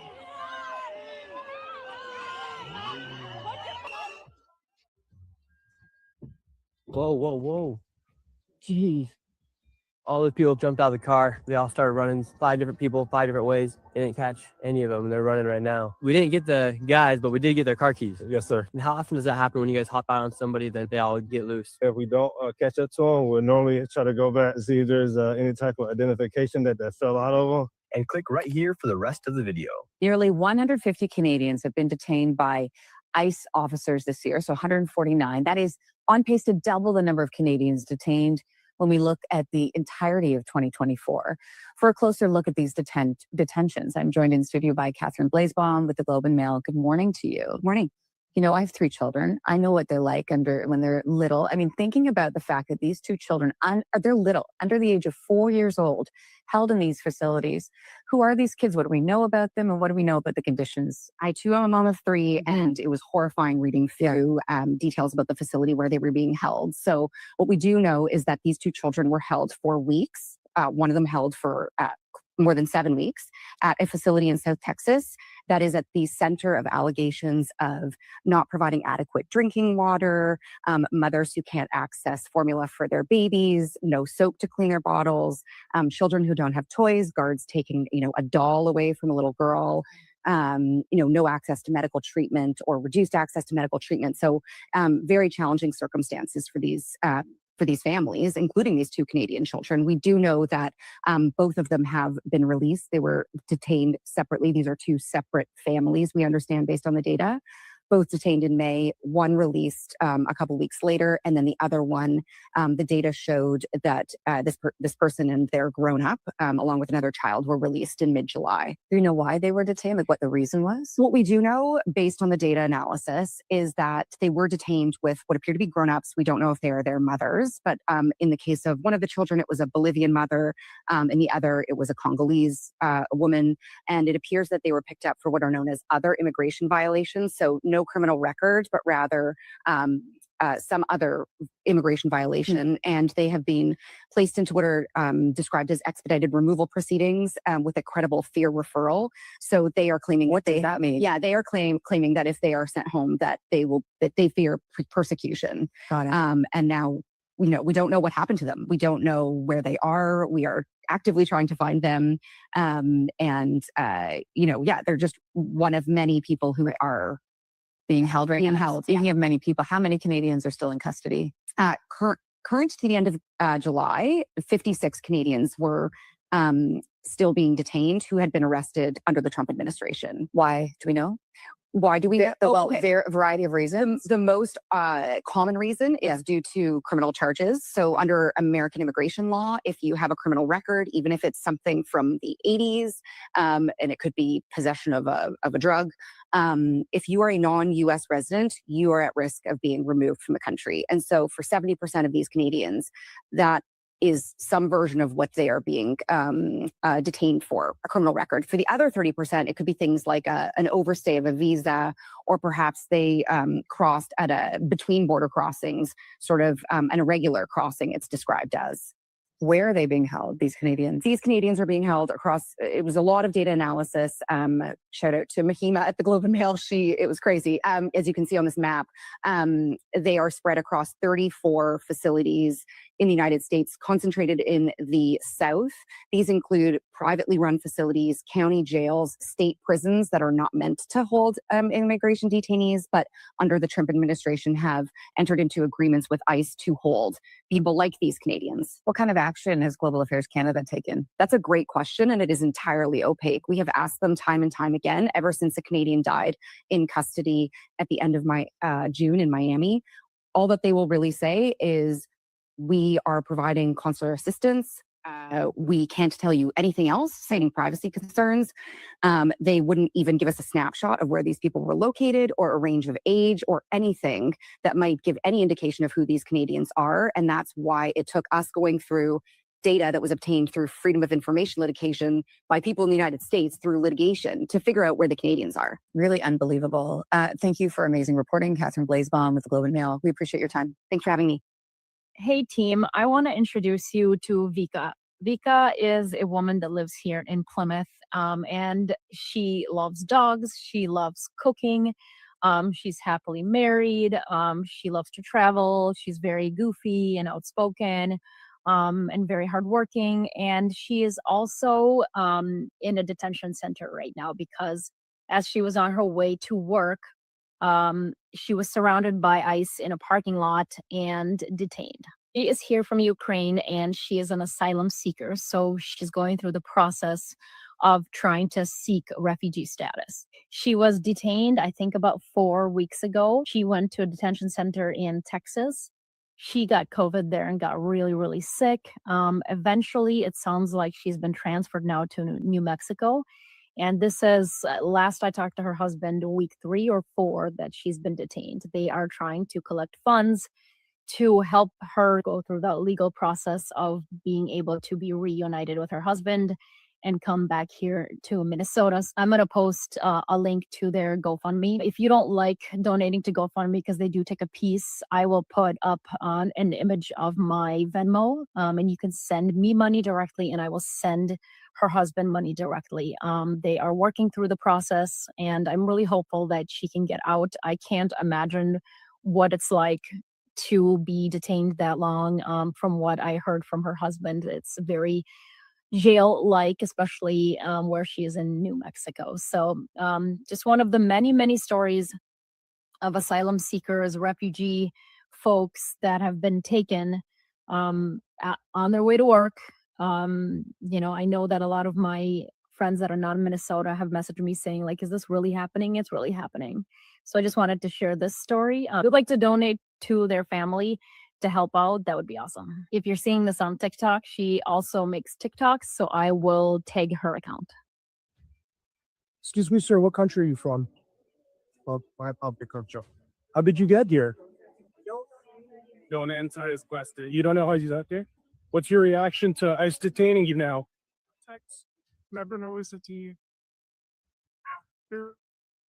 What's your reaction to being detained? Excuse me, sir, what country are you from? How'd you get here?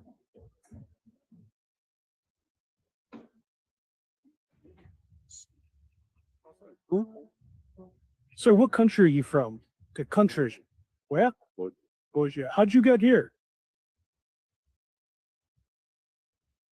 What's your reaction to being detained now? Mister? Dale, one tiene que responder una pregunta de hijo. Cuando el tipo, Good to see you. See.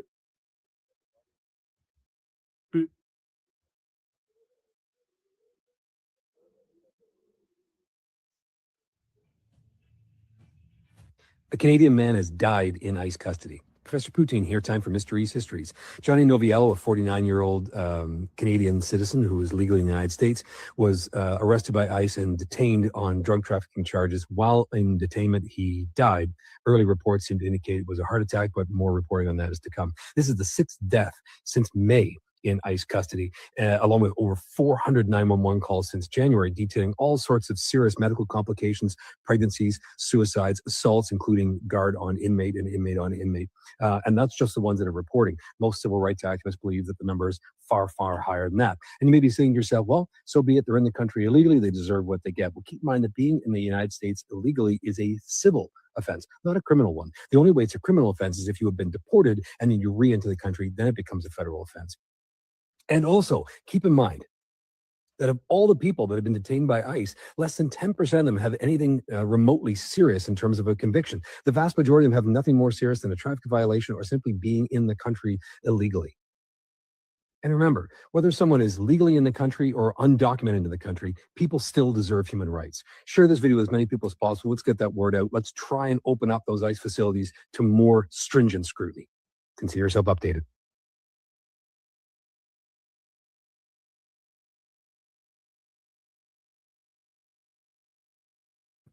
All right. No, those men were from Georgia. You know, it's a little country inside of Russia. So that's where they were from. That's what they were saying with their heavy accents. So anyway, y'all, you can see these folks are getting detained. They are absolutely not getting spared at all. They are not getting no exception whatsoever. And it should be that way. If you're getting everybody else out, these Europeans and Canadians and anybody else that came here illegally or overstayed their visas, they should go too. It is what it is. Right? That's right. My bad. That's the way I see it. Yes. So, yeah, you know, many of these people wouldn't tell the story unless the people look just like them. You know how it is. So, y'all, I'm going to go ahead and conclude. Thank you so much for being here. I deeply appreciate it. And we'll definitely come back on a whole new topic. Shalom, family.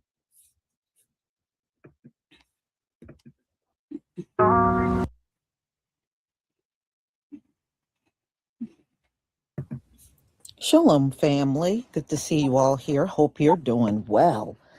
Well, we're going to talk about these immigrants because, you know, these immigrants all tell these lies. They came over here with $1 in their pocket.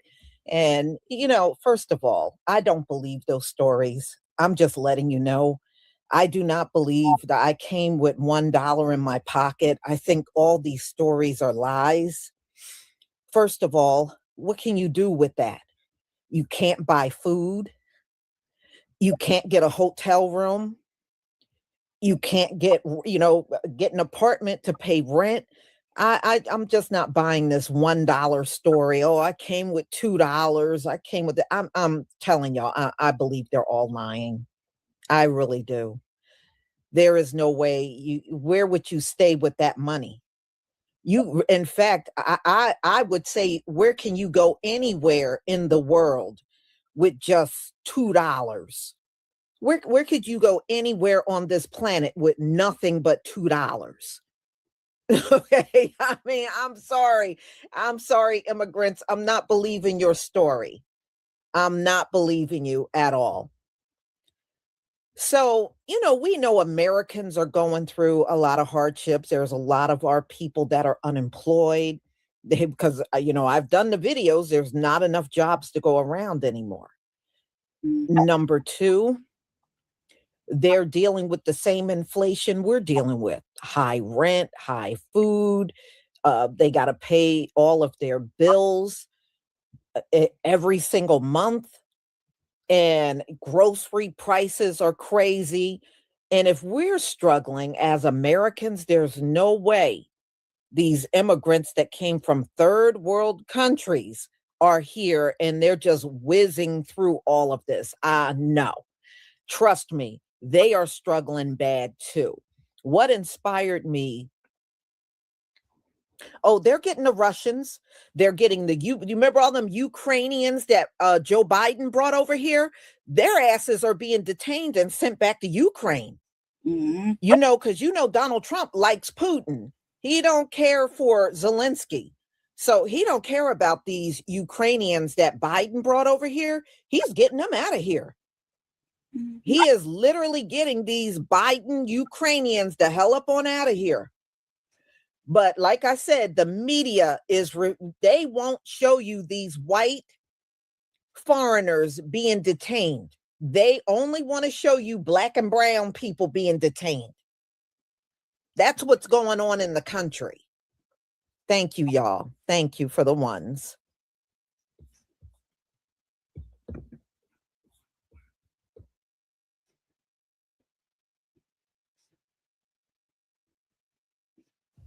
Today I hear the first get back to your country. Trust me, I never ever dreamed to get to America. Okay, never ever in my life. I had the perfect life in Ukraine. I had the perfect life in my home. But Russia destroyed my home. They destroyed my town. They destroyed my life, and we was homeless with my family. Okay. The one reason why they're here is because I was afraid that the Russia gonna come to you. I found it, y'all. They will Russia gonna come More to and you then some other time. find it. But I have forever dreams to come to America. It's so easily to start in the lives here. You think it's so easily with the social security, with the banking. We even was not allowed to rent apartments here. We even don't have a money. And he's like, yeah, go connect with your family, And I went. While I was there, it was so good to see everybody because I genuinely was happy to see everyone. My little cousin that I used to change their diapers are all growing up. It was fun to see. And everybody, we had good food, we partied, we had a good time. So I remember when I got there, I think one of my auntie is like, I think she asked me, where's my car? I'm like, I don't have one. I should made a statement like, oh, she work in a big bank, I don't have no car. So when she said that cut me to my core. I don't know if she did it maliciously, but that did something to me and it forever stuck in my head. So I'm like, okay, you're trying to deplete my confidence. Okay, cool. So, we went to Marshall's. No, we went to Rainbow's one day, and there was a dress that I saw, and it was $5. So I bought it, right? But my cousin wanted one as well, but they didn't have any more in that style. So I'm like, okay, I would have bought it for her if they had it in the style. So when we go back, I'm packing up to come back to Connecticut, and somebody stole my dress out my bag. So I'm like, where the hell is my dress? Where the hell is my dress? Nobody ain't answering. So I'm getting mad. My cousin who owned the house, like, oh, shut up, McLeod, you're coming at people, good neighbor. Oh, I don't know how you act. My neighbor police officer, me make him lock you up. Like, well, do we have to do? What do we have to do? Like, well, what you mean? Like, you're not gonna talk to me like that. And she like, we shut up and all of that. So we face to face. And this girl is thicker than me, taller than me. And she swung and it connect.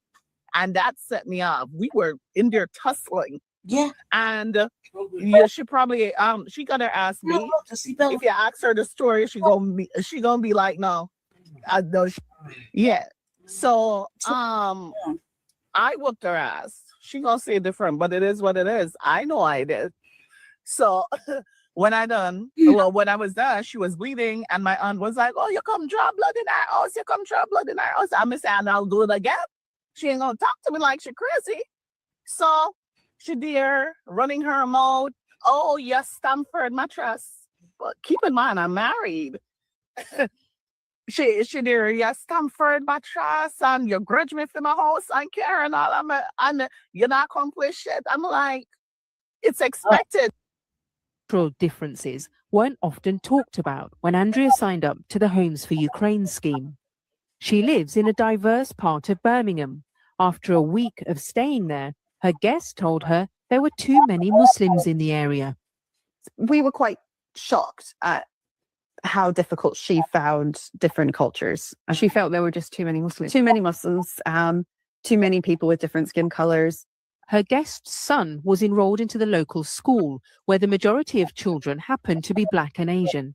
And then to just have her complain about the demographic of the school and going, well, he can't be safe there. There's not enough white kids, essentially. The majority of my neighbors are Muslims. A lot of them are Kashmiris or Pakistanis, Indians, and they're wonderful people.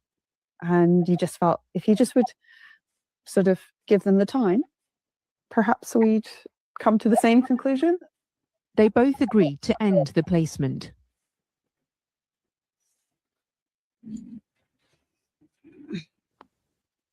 Yes, the American system is not designed to make you succeed while you're still doing your 9 to 5. No. The American system is not designed to give you that luxury of life to keep sending money from America to any country of the earth while you're still doing your 9 to 5 job.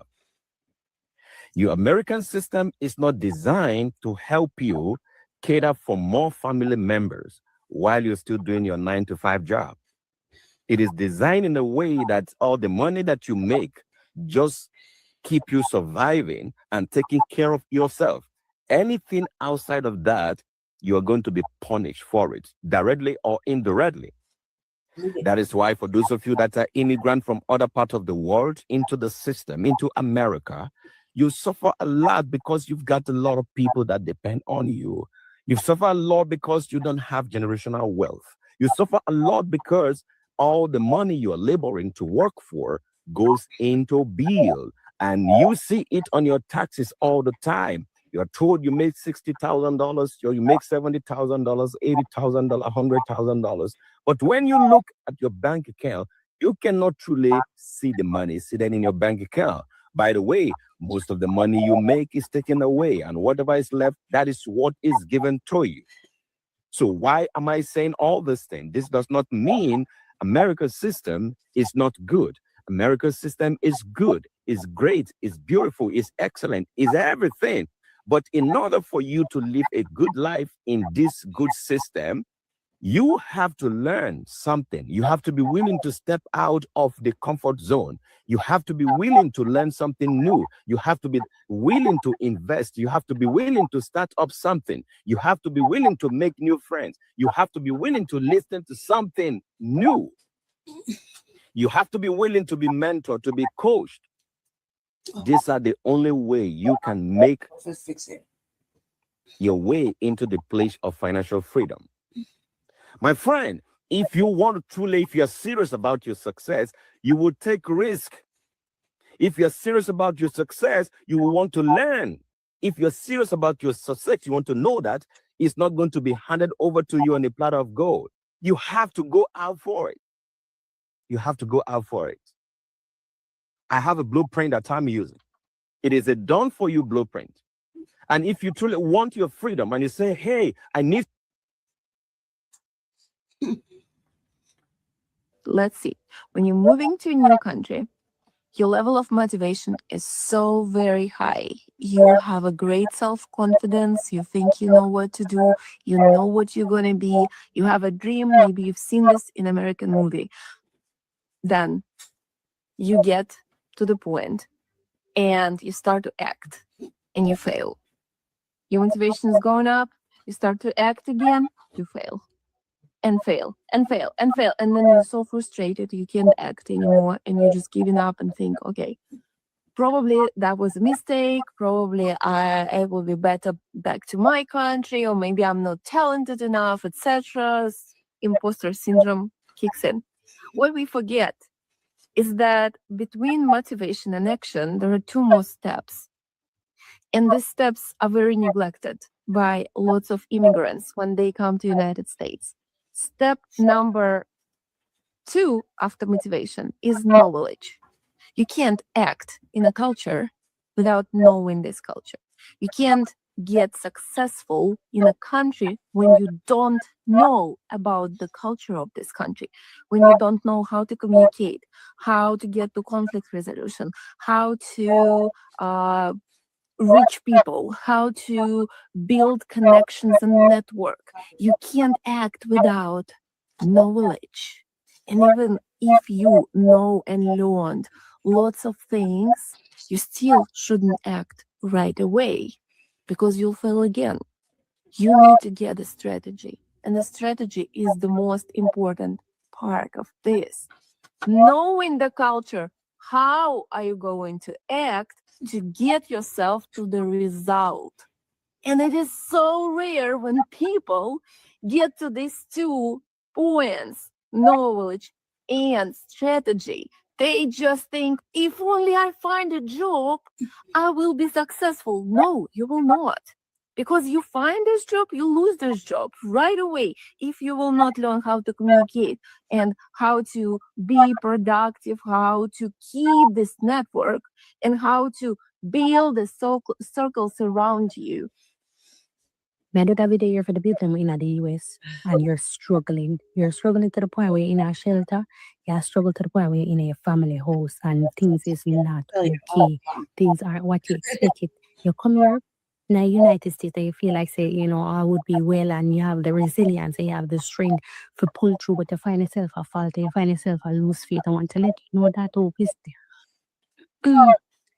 You still have hope. All is not lost. If you don't know my story, if you all been following me for a long time, I've been in the shelter. I've been in the shelter before. You could have never look at me and think, look behind the DD's clothes, my love, because nothing of there, Sabra. But been in the shelter before in a foreign, and a lot of my family never know this until I open my mouth and decide that I'm struggling in a foreign before. So I'm here to tell you that even though in a shelter, I see quite a few people are come my way who is in the shelter as I'm making this video, or on them way to the shelter as I'm making this video. I can't really Me did it. I lost everything. Or else I'm gonna destroy the crib. Everything go up in flames before my very eye on the freeway. When I was traveling, I was doing struggling. All right, cool. We get it. I don't care. You mean that's what happens. I get it. Sorry about that. No, let's see. I apologize. Let's see what's happening right here. I'll stop sharing because this is not where Jesse has his cues that I thought everything was in one little section. Apparently. Oops. Let's see.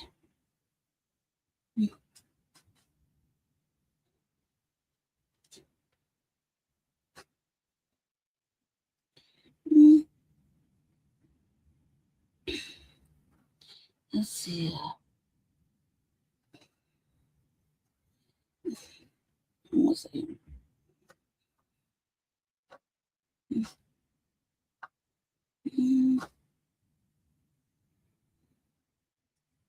And why is it acting like this? Hold on 1 second. I'm like acting stupid right now. All right.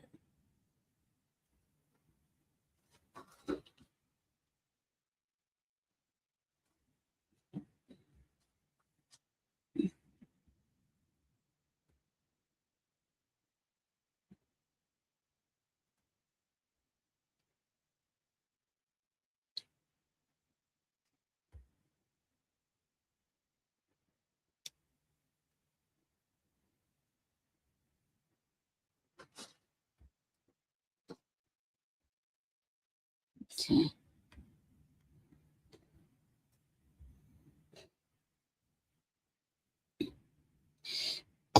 Hold on one second.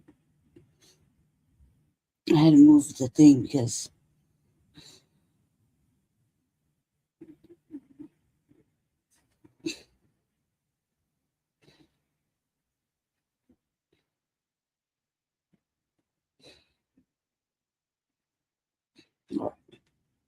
all right, now we're back on subject.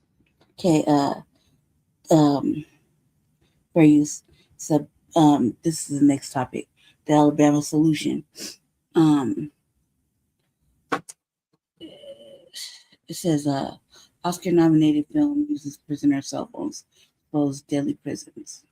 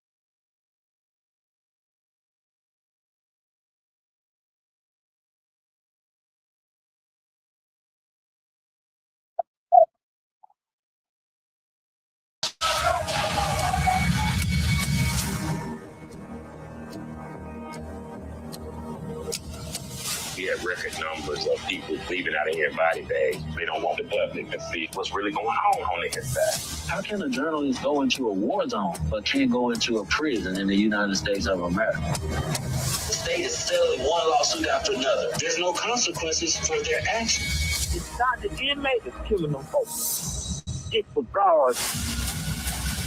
There's an argument that there is some systemic problem within all of our facilities, and I wholeheartedly disagree with that.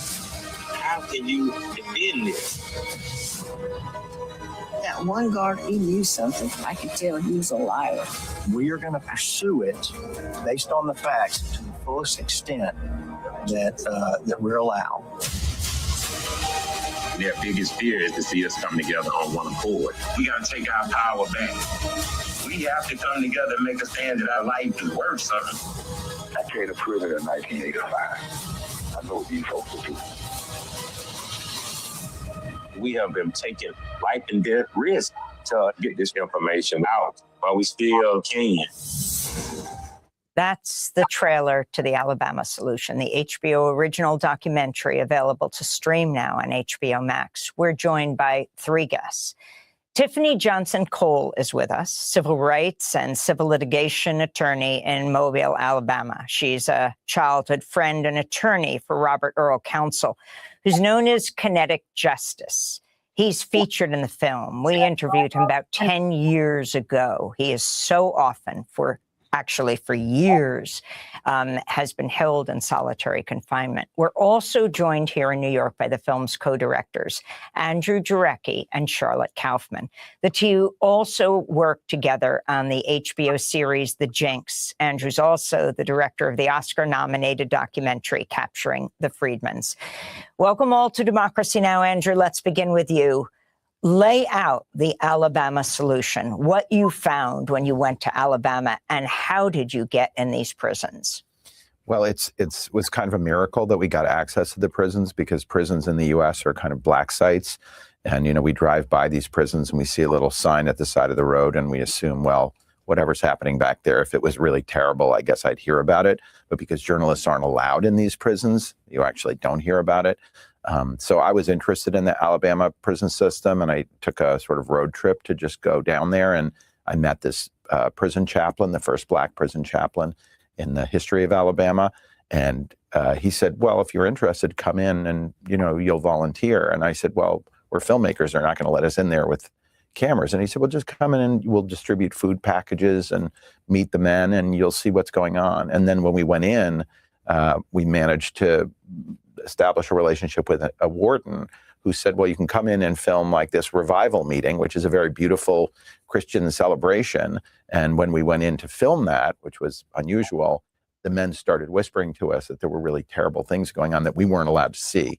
And they were curating our visit. And then eventually we get sort of nosy and we get thrown out.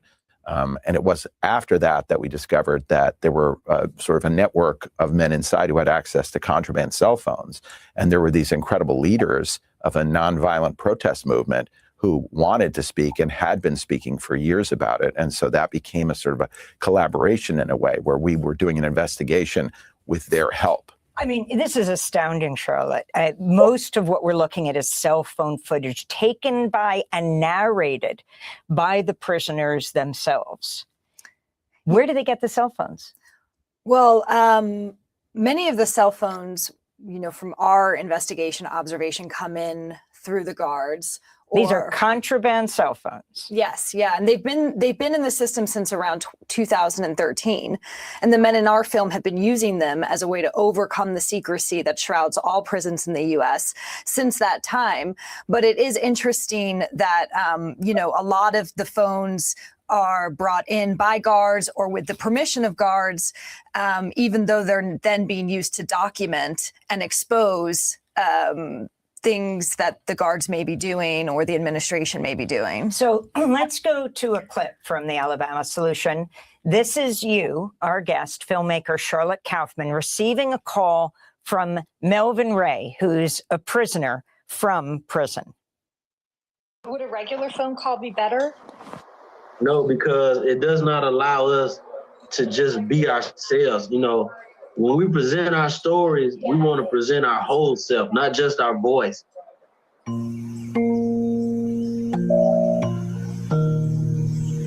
We're in these walled-off secret societies.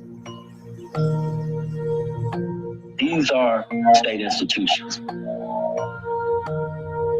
But it's one of the only state institutions that the public or the media has no access to. How can a journalist go into a war zone but can't go into a prison in the United States of America? The U.S. Supreme Court has ruled that wardens can effectively deny journalists access to prisons by citing safety and security concerns. Like, I can witness a murder. We could be all sitting here and witness a murder. In the media, it can't even come on the state property. That's again a clip from the Oscar-nominated Alabama Solution. Andrew Jarecki, what you show with these films, I mean, you have this prisoner saying, I could witness a murder. Journalists cannot come in. It is astounding to think about this. They can go to war, but they can't come into prisons run by the U.S. government. Well, there's no question that any authoritarian administration does not want you to see what's going on inside. That's one of the reasons why Alex Preddy got killed, right? It's because he was using a cell phone, which they then described as a weapon. So when you have a secretive system, they can't really continue to do what they're doing if there's enough public pressure, which is one of the reasons why Alabama is so anxious about this film. The governor didn't come out and say anything about it for around a year. And then when the film got nominated, she immediately came out with a statement sort of discrediting the film and saying, actually, she's been the best governor running the best effort to try to improve prisons of any governor in the history of Alabama. Interesting distinction. But I would also say it's not just Alabama. It's all across the country. We spend $80 billion a year on prisons and jails and incarcerate 2 million people. And yet the public's not allowed to see in and evaluate whether this system is fulfilling its mandate. And so I think what Melvin is trying to tell us is, we should be demanding transparency and evaluating whether these systems are actually serving us or causing great harm. I want to go to another clip from the Alabama Solution. I will go with the latter, causing great harm. Roll it. The clip begins with text messages from a prisoner named Melvin Ray writing, "I have some information for you. Word is an inmate got beaten real bad at Donaldson Prison, sent UAB Hospital ICU." Melvin said the man's name was Stephen Davis.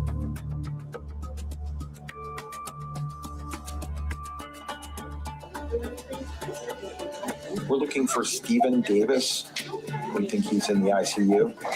We're looking in the hospital right now. Someone has a cell phone, and the elevator doors open, and they're going down the hallway. They're clearly looking for the room where Stephen is. And then they see a room that says Davis, and they look through the curtains. The curtains are closed.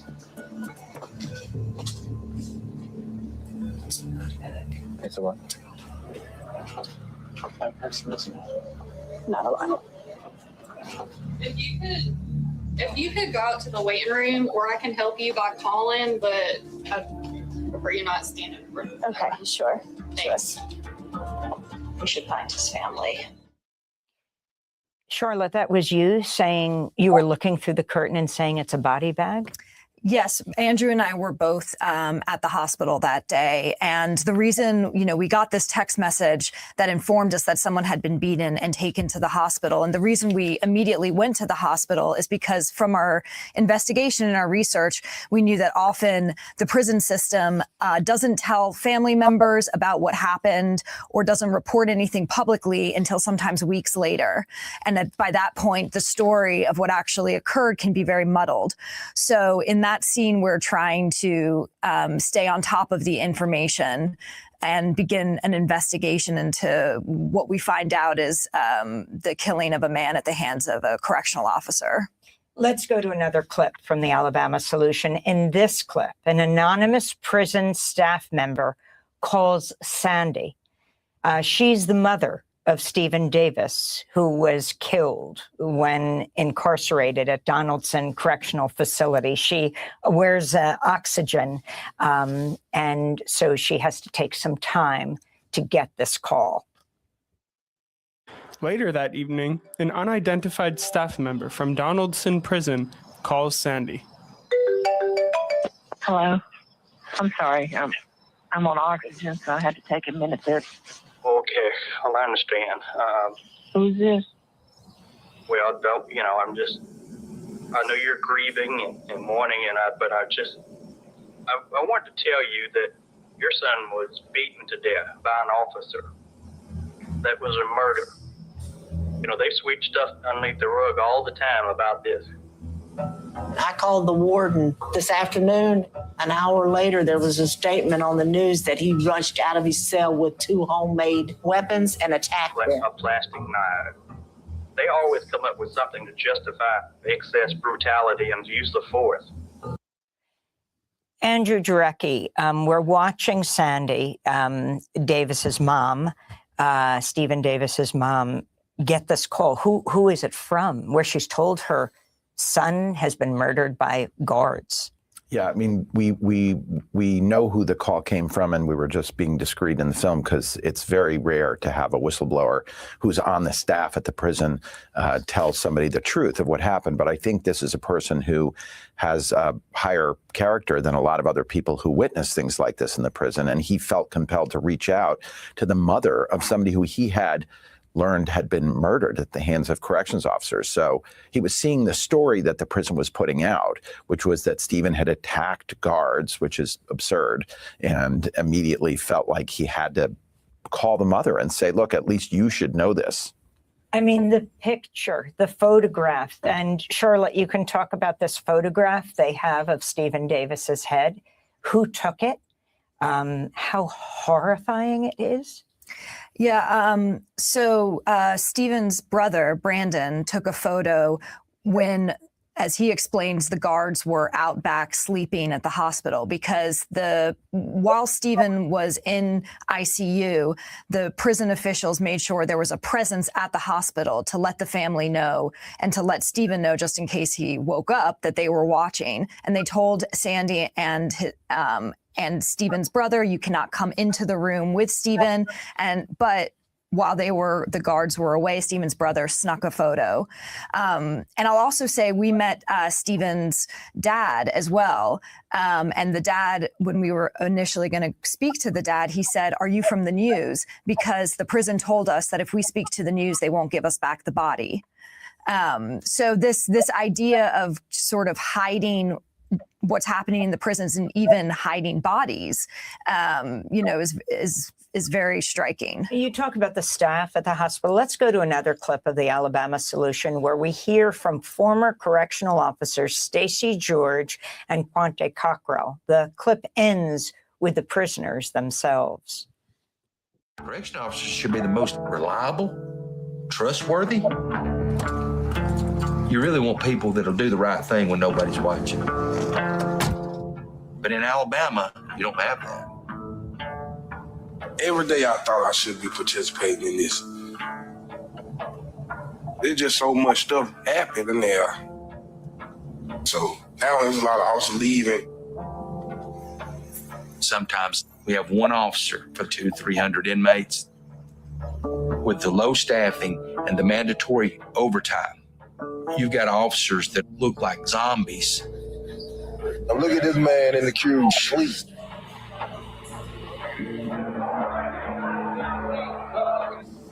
That's the cube. Ain't no police in the cube. None. Ain't no police in the dorm. Nowhere in the dorm. How did we get out? Outside. Another clip from the Alabama Solution. I want to bring in our third guest, Tiffany Johnson Cole. Tiffany, you are a civil rights and civil litigation attorney. You're also a childhood friend and attorney for Robert Earl Counsel, also known as Kinetic Justice. We spoke to him 10 years ago, and we'll get to him in a minute. But talk about the lawsuit that you have brought. Most recently, well, we had an initial lawsuit in 2021 wherein Robert Earl was assaulted by guards. And we since settled a portion of that lawsuit against the guards and actually went to a jury trial and won in Jefferson County against the medical provider. The most recent lawsuit, though, is a temporary restraining order and preliminary injunction that deals with the transfer of Robert Earl, Raul, and Melvin between January 12th and 13th to the L dorm, which is located at Kilby, which is considered a highly restrictive area, often associated with intimidation. They were transferred between January 12th and 13th for what we believe was protected speech by people they associate with on the outside. And so that lawsuit is still pending. I want to go to the backdrop of the Free Alabama movement, Andrew, going back 10 years to this strike that they led across the state. In fact, it went beyond that. Well, I think it's most notable that these men have always observed peaceful protest movements, whether that's a labor stoppage, because that can be powerful. Alabama has $450 million a year in unpaid labor that they benefit from. So if the men undertake a work stoppage, it's a real threat to the way the system. The prison. I mean, they're being directed, but. Yes, but way beyond that. I think the average person thinks, okay, well, somebody is in prison. Maybe they're supposed to sweep up or they're supposed to serve a meal or something. I think what shocks people is that they're farmed out, not just to the governor's mansion. They work on road crews. They work on construction for the state. And beyond that, they're leased out to McDonald's and Burger King and the Hyundai Parts Company and the Budweiser distributorship. So it really is very. And how much are they paid?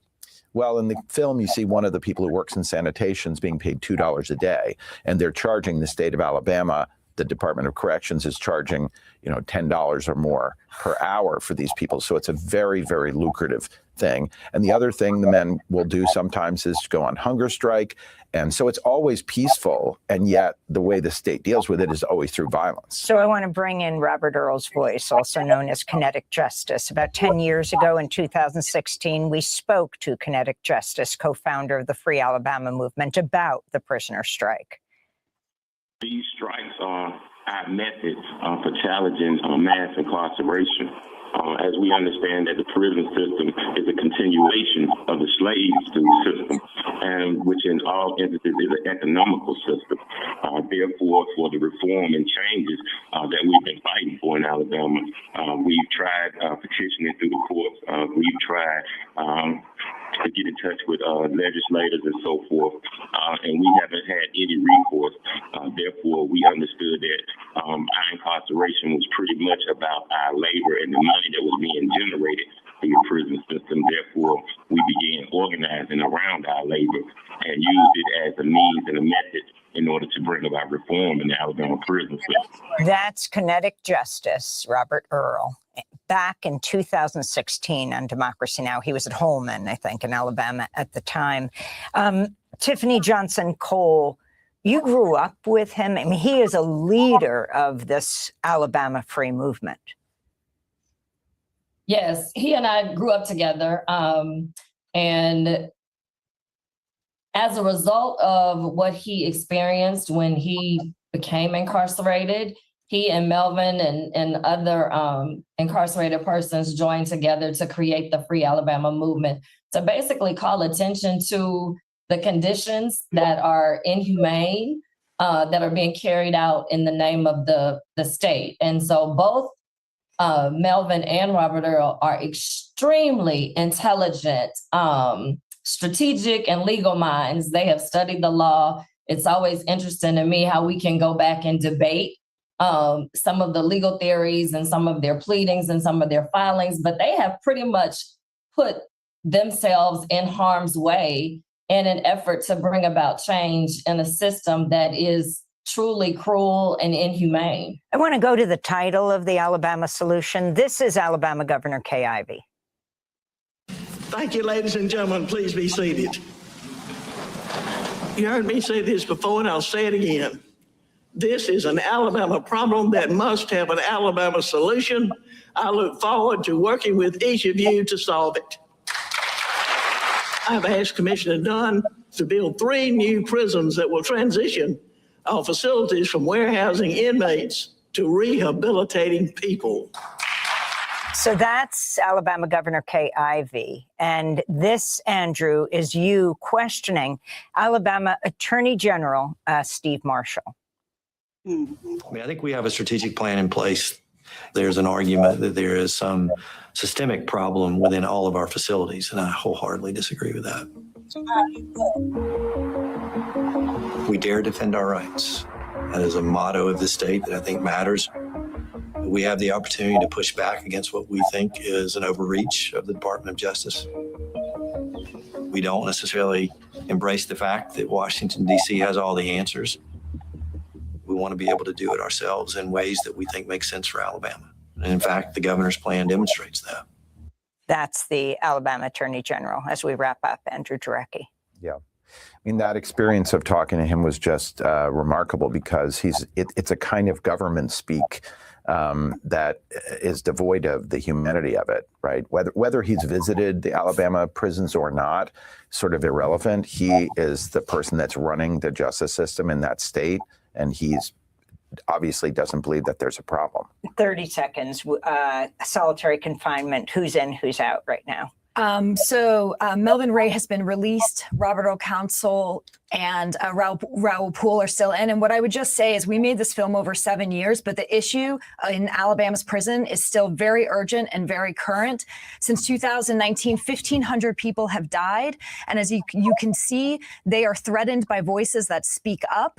They are an authoritarian power that wants to quell dissent. That is what some of the people in our film are dealing with right now. And so I hope that people will watch, go to our website. There are ways to take action. The website is www.thealabamasolution.com. Charlotte Kaufman and Andrew Jarecki, co-directors of the Oscar-nominated Alabama Solution. Attorney Tiffany Johnson Cole joining us from Alabama.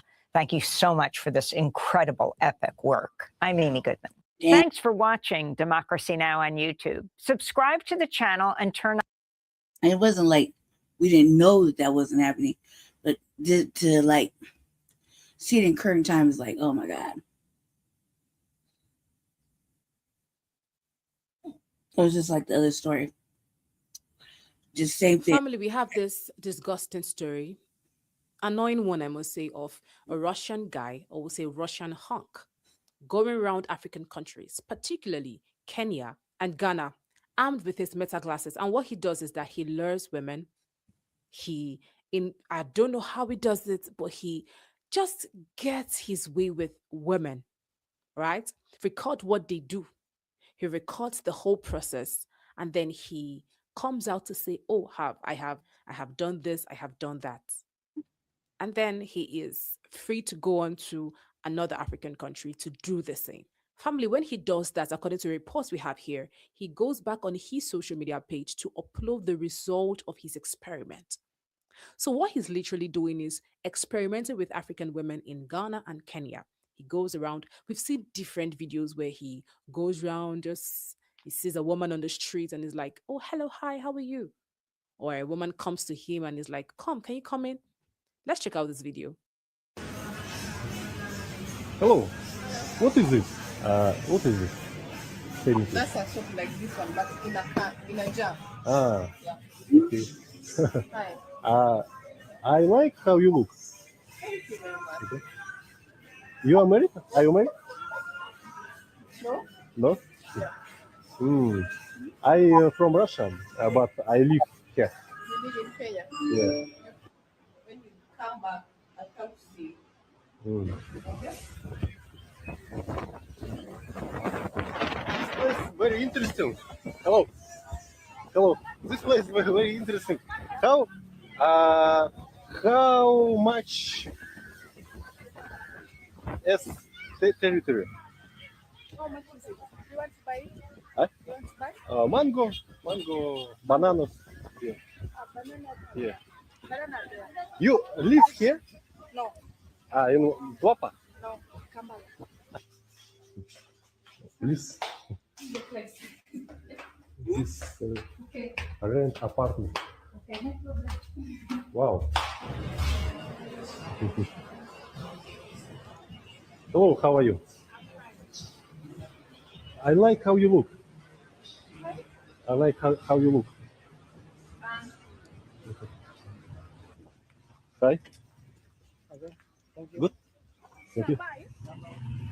And the funny thing is, these women weren't putting on skimpy clothes. They weren't women of low virtue, the way we would call it.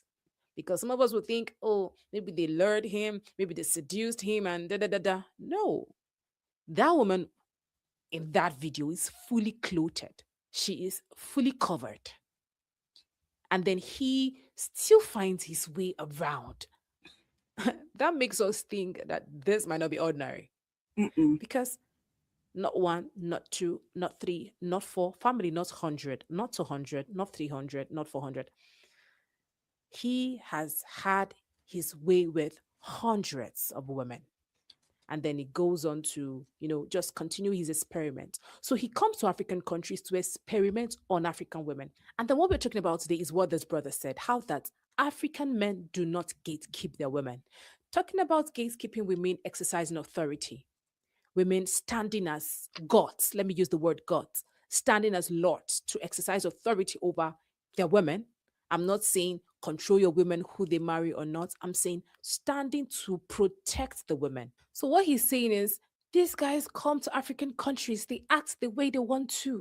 But if any African tries to do what they do in their own country, you know the repercussions. You know what they would do. We've seen examples of what these guys can do to Africans. That African will not go unpunished. I think we're just waking up in this century. We're just waking up to the fact that if you behave in any way that isn't lawful as a white person, European or foreigner in African countries, you would be punished. Because trust me, that wasn't how it was. These guys come to African countries, they do their nonsense, and they go scot-free. We've seen how that some of their soldiers come to African countries, impregnate these women, and then leave them. Leave them hanging. We have women with children and their fathers gone. Trust me, you can't do that as a black person in their own country. Let's watch the story, family. African men, we really need to have a serious conversation, because what essentially has happened is This Russian man has come to Africa to reconquer us as men. This has nothing to do with our women. This has nothing to do with African women. This is all about us. And if you stop being emotional for a minute, you'll see it. See, it starts like this, right? Every group of men on this planet, every race of men, every demographic of men on this planet, one thing that they do is they gatekeep their women. Look at Arab men. Look at white men, European men. Look at Asian men. Look at South American men. Every group of men gatekeep their women. The only men that don't do that is us. I made a video a while ago where I said black men have become universal cuckolds. I referenced, what's his name? Travis Kelce.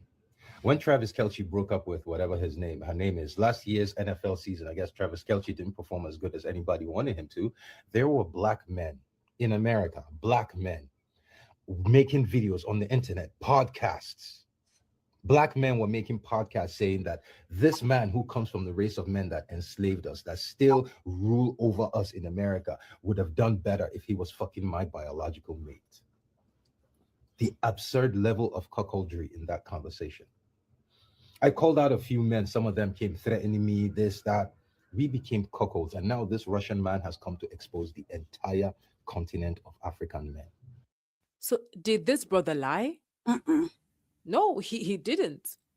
He said the absolute truth. We should come to that point where if these guys try to do anything that is unlawful, they should be punished. They shouldn't be let off so easily. Now, what will happen to this guy? Highest, they might just, lock him up and that will be all. Is that all he deserves? I mean, he needs to pay for all this. Not just the women right now. We're going to blame the women, yes. But how about this man? What do we do to him? So do I support what this brother said? 100%. Let's watch the second part. All of us, including you North Africans. Because first things first, why are there no videos? We know universally when it comes to sexual dominance, universally, nobody can fuck with black men, right? So why are there no videos of black men in Europe, in Asia, in South America doing the exact same thing, making hundreds of videos of how easy it is to fuck other races of women? Why are we not doing it? You know why? Because we know what the fuck will happen to us if we did that shit with their women.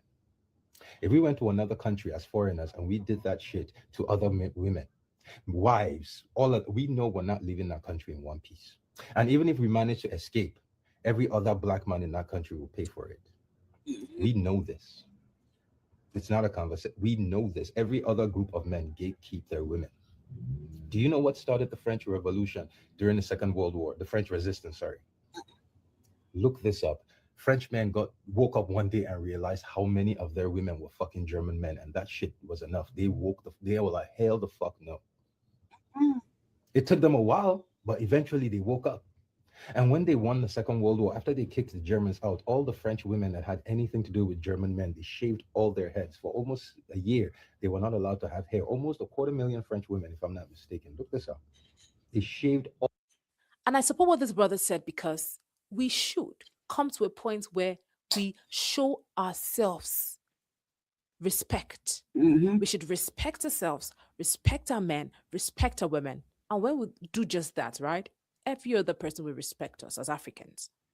But when we don't do that, when we don't respect ourselves as blacks or as Africans, these guys will come and treat us anyhow because obviously we don't respect ourselves. But we need to come to the point where if you come to an African country and you behave anyhow, they'll put you in your place. They'll put you in your place. Now imagine that guy that went to Ghana to, film in a certain aspect of Ghana. And they said, no, you can't do that here. And they started complaining. It's not your country. I'm sure next time he won't go there. So that is how it's supposed to be. That we keep some certain things. We don't allow these guys to just invade our privacy, invade our lives, and just go scot-free. Not even to, come on, what this guy did is just absurd. And then he's free to go. No, he's not supposed to be free. Yeah, family, what do you have to say about this story? Is he right? Should we keep some things, especially our women and our men, or not? Comment your thoughts and do not forget to share, like, subscribe, and turn on your notification button. My name is Lenient.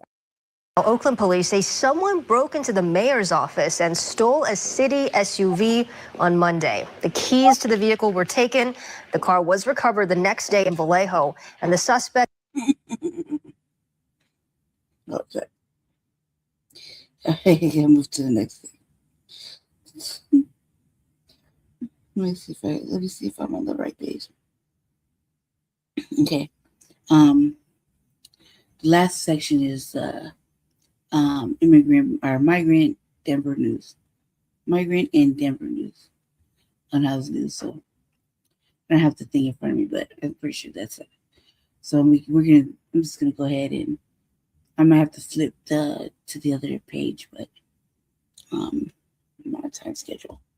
The Denver auditor says he will not sign off on a city contract with a controversial surveillance camera company. He sent a letter saying that to the mayor, city council, and Denver's police chief this week. This is just the latest in an ongoing battle over the use of flock cameras in the city. Your reporters have been following this story ever since Denver started using the cameras back in 2024. Since then, Denver police say it has helped them solve many serious crimes, while city council members and some residents have repeatedly raised privacy concerns. Fuel reporter Kelly Worthman talked to the city auditor. And Kelly, who has access to this data, is one of the reasons he says he won't sign off on a new contract. Really glad you're here.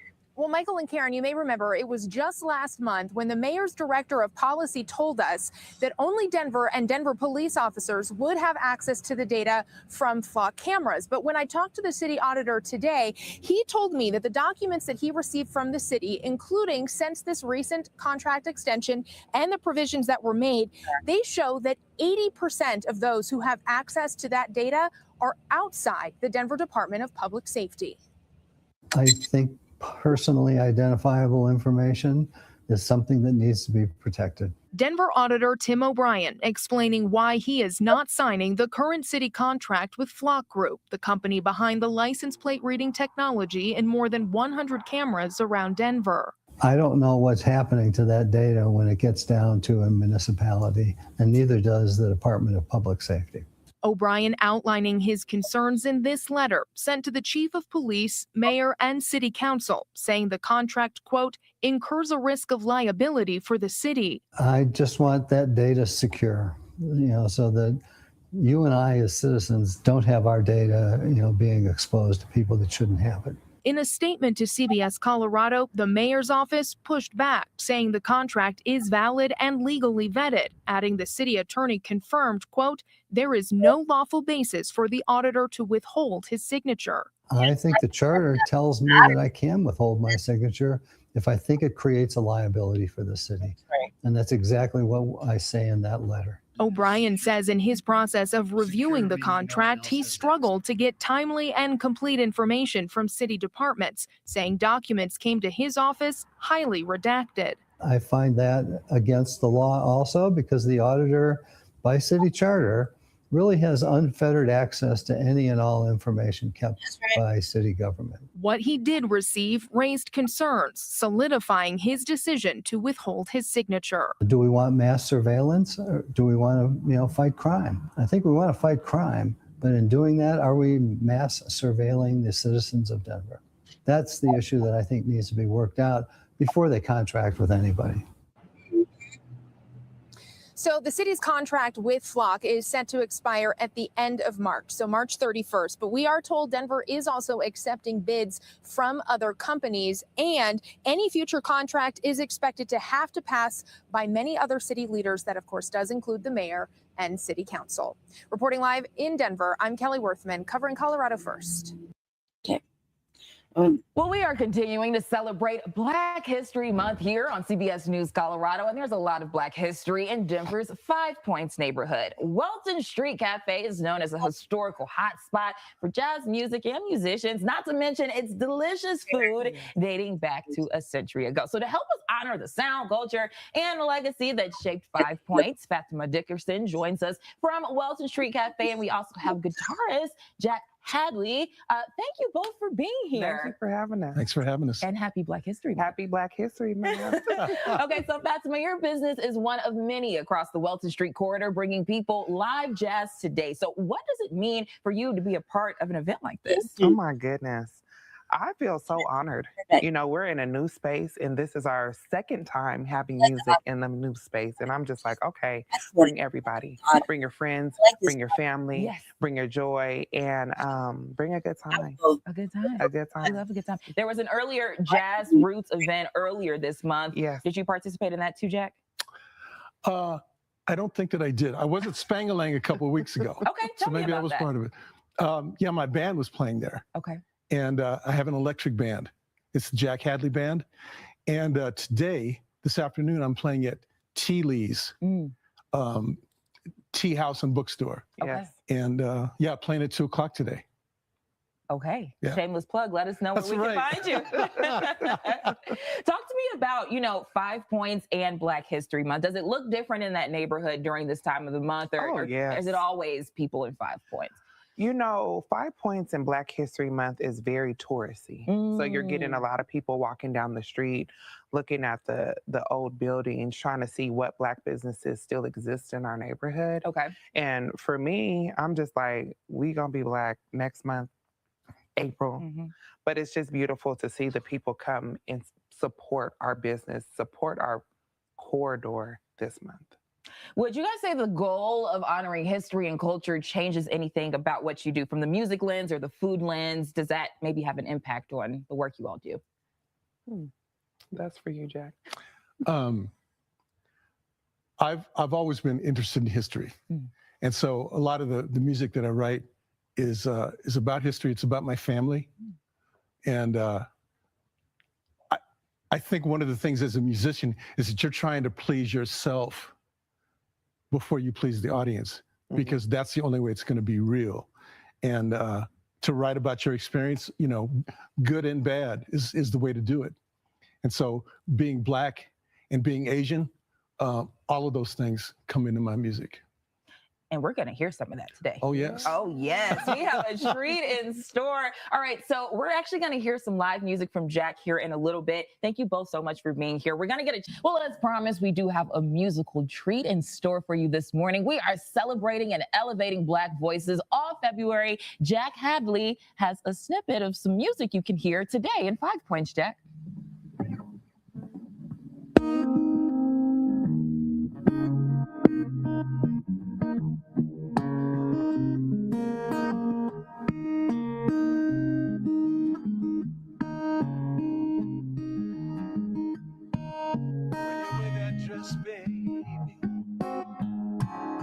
It's like a cold shot in my veins.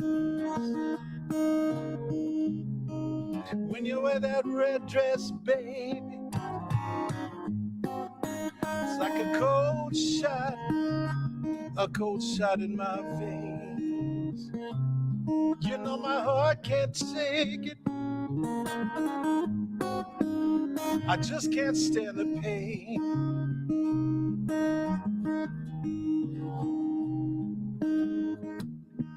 I remember the last time, the way it used to be. I remember the last time, baby, the way it used to be.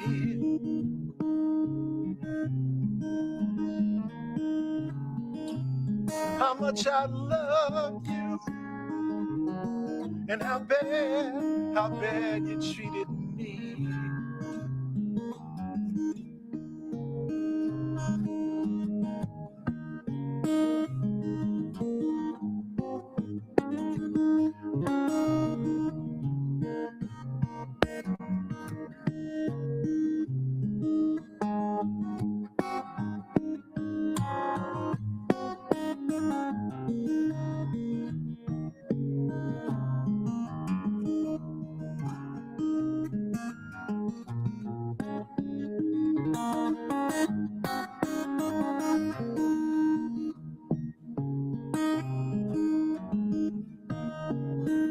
When I'm out there running,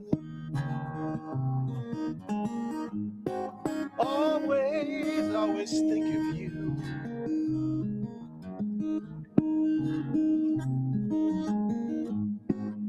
When I'm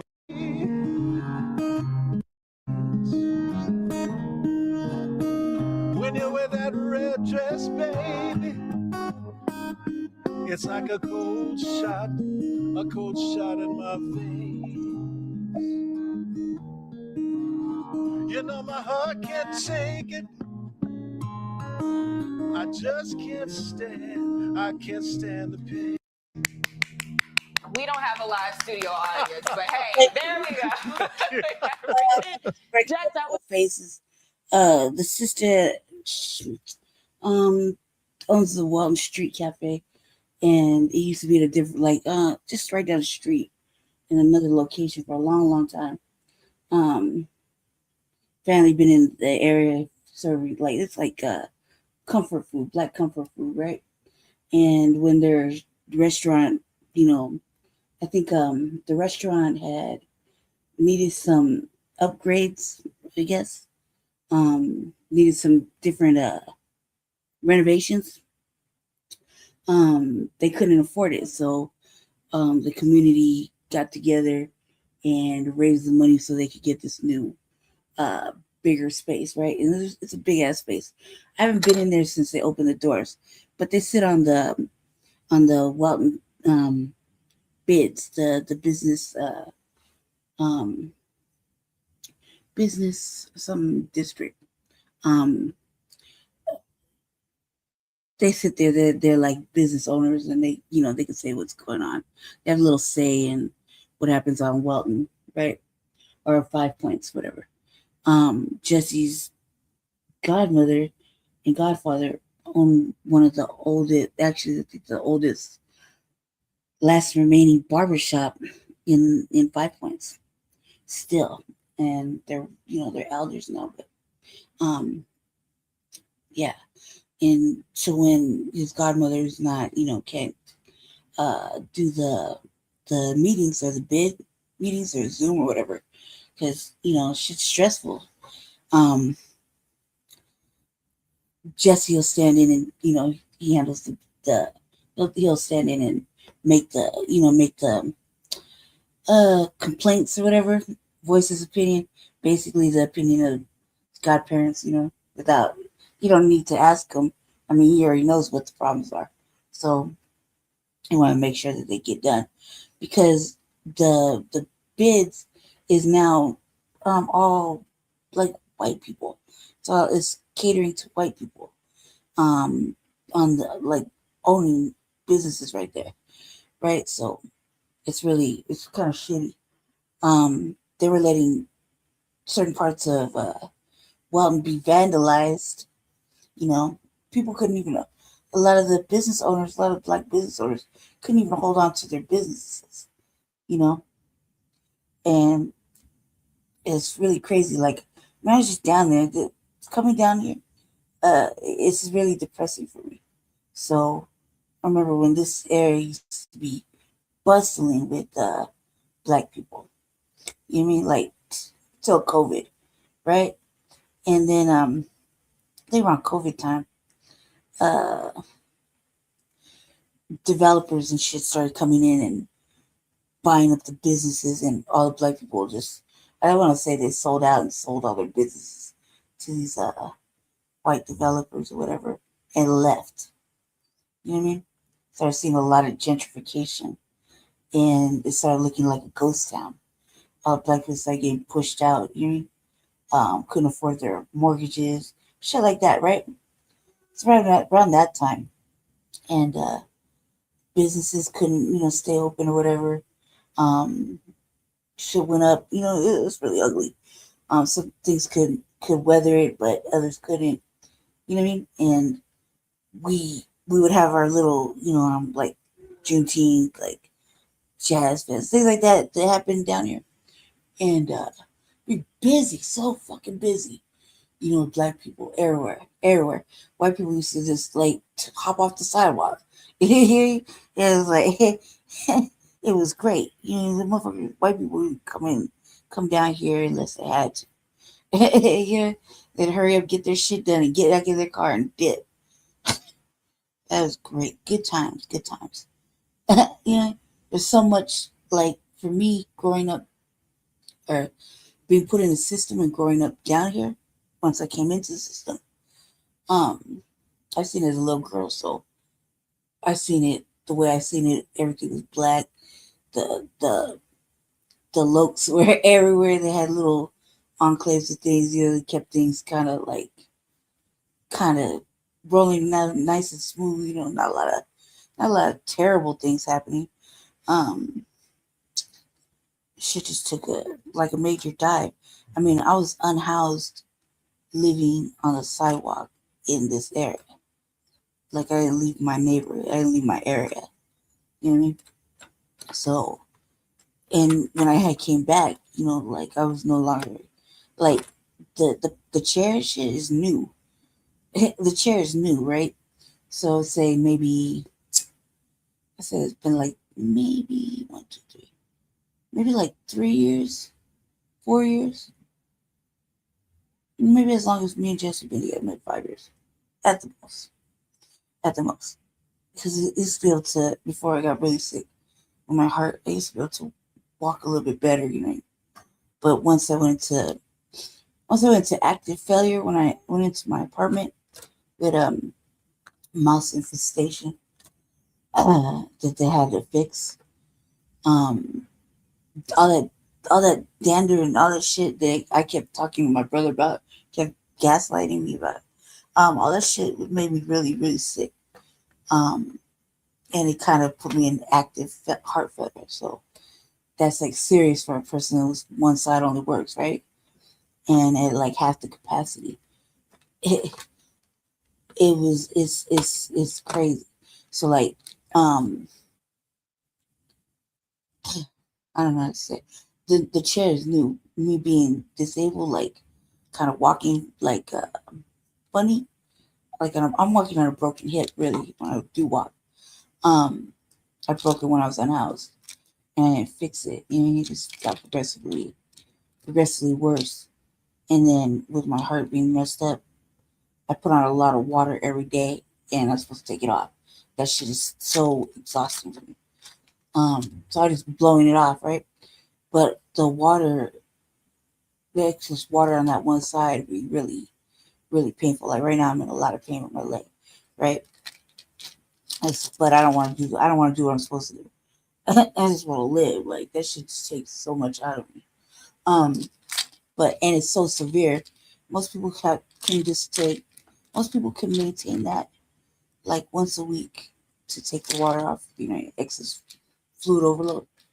I have to do it 3 times a day. With heavy duty medicine because my body has reached a point where the medicine has to be like damn near hospital grade in order for it to work, because that's just the way it is. This is the way it is. And I don't want to do it. It takes a long time. It takes like 6 hours. So imagine doing it 3 times a day. 6 hours, just diuresing. It's too much. And every day, because I can't control it now. I can't control the water. I take like 2 gallons of water off. Within like an hour, it'll come right back. You hear me? Like, and that's bad. That's really bad. Like stupid bad. That's like you could die bad. You hear me? And I'm just like do. I don't care anymore because like it go and it's nothing but fucking bad news, or they're telling me something they should have told me like 8 months ago. Now they're getting to it. I'm like, fuck, this shit's fucked up. So I don't go because every time I go to the doctor, even the clinic, it's like nothing but bad news. I don't go. So I'm like, and Jesse would be like, you need to go. I'm like, fuck that, I ain't going. I'll go when I get scared. Right? It has to take a long time. I gotta move the screen. Hold on a second. So I could do the other portion that he wants done. Hold on a second. Okay, yeah. Fell asleep. Hold on a second. Yeah, hold on a second. I'm sorry, Ray. I was looking at the other thing. And it said Pops. So his shot and still on it. Yeah, they're really decent. like really, really nice people. Although like because I'm sick, people forget that I used to walk around in dresses with a machete selling crack all the time. Like, you hear me? They just forget that I used to walk around like when I was a young girl, just moving around, you know what I mean? So I wasn't always like this. They seem to forget. And so when they see me, they act brand new about it. Like, they're like, you don't know who she is. Yeah, you do, cuz. Yeah, you do. Just really think about it. You know what I mean? You really do. It's just different because like this. You know what I mean? When I wasn't like this, mobbing around in dresses and selling crack with them, it was a machete on the triangle. Like, just, I gotta live. You know what I mean? Like, hey, you know, that's what everybody else is doing. I do what I have to do. Yeah, so they're like, oh. But they really thought about it. They'd be like, oh, yeah. That's a little ambiguous, fair-skinned motherfucking pirate that runs like a motherfucker. You hear me? Like, run. Like, it used to run fast. Super fast. Like a mile under 6 minutes and hurdles. Like, in shoes, too. I walk better in dress shoes. So, just get me wearing like little tennis shoes. No wonder I walk all fucked up. I have to put my dress shoes on to see if I walk better. I don't know why. What's that? Pain, weakness, volume. I know. Man, I live in a constant state of pain that is ridiculous. They won't even give me medicine for it. They don't do pain medicine. I'll be like, this pain in my leg is excruciating because I broke my hip. I cracked my hip. First I broke it. Cracked it. I don't know. I was moving a cart. I was almost right. Moved a cart and the cart got away from me. Literally, it was like I was coming on the sidewalk, pushing my shit on the sidewalk, picking a little portion of the sidewalk, like a little square. Then I was going to like set up camp. And for some reason, I don't know what happened, but I must have like my knee buckled. I don't know what the fuck happened, but I like all of a sudden I'm like I fallen and the motherfucking cart like took off and fell off the sidewalk, flipped over and shit. And right when it happened, I'd hit the ground. I was like whatever. Like I couldn't figure out how I fell. You know, I got up, I fucking hopped off the thing. I was like, man, this shit hurts really bad. Picked up all my shit in the cart, lifted the cart up, put it back on the sidewalk, walked down 2 fucking actual squares, and then set up camp, right? Only to get sweated by the police like 5 minutes after that. You know what I mean? And they're like, move. I'm like, shit, it's fucking 4:00 in the afternoon. All right. Right? And I just drug my ass and would move like 2 squares. Try again. Right? The other time I'd be like, man, fuck this. I'm not going. It'd be like that. I was tired. I was so fucking tired of them. I didn't want to do it. This police is constantly patrolling because we got a cabin bed. So you can't have anything. After a while, like maybe a couple weeks, we kind of just said, fuck it. Like, just popped up a whole bunch of tents on the sidewalk. Like, literally, I'm on the side where the women's shelter is and looking across where the men's shelter is, the rescue mission. And I was like, man, I'm going over there.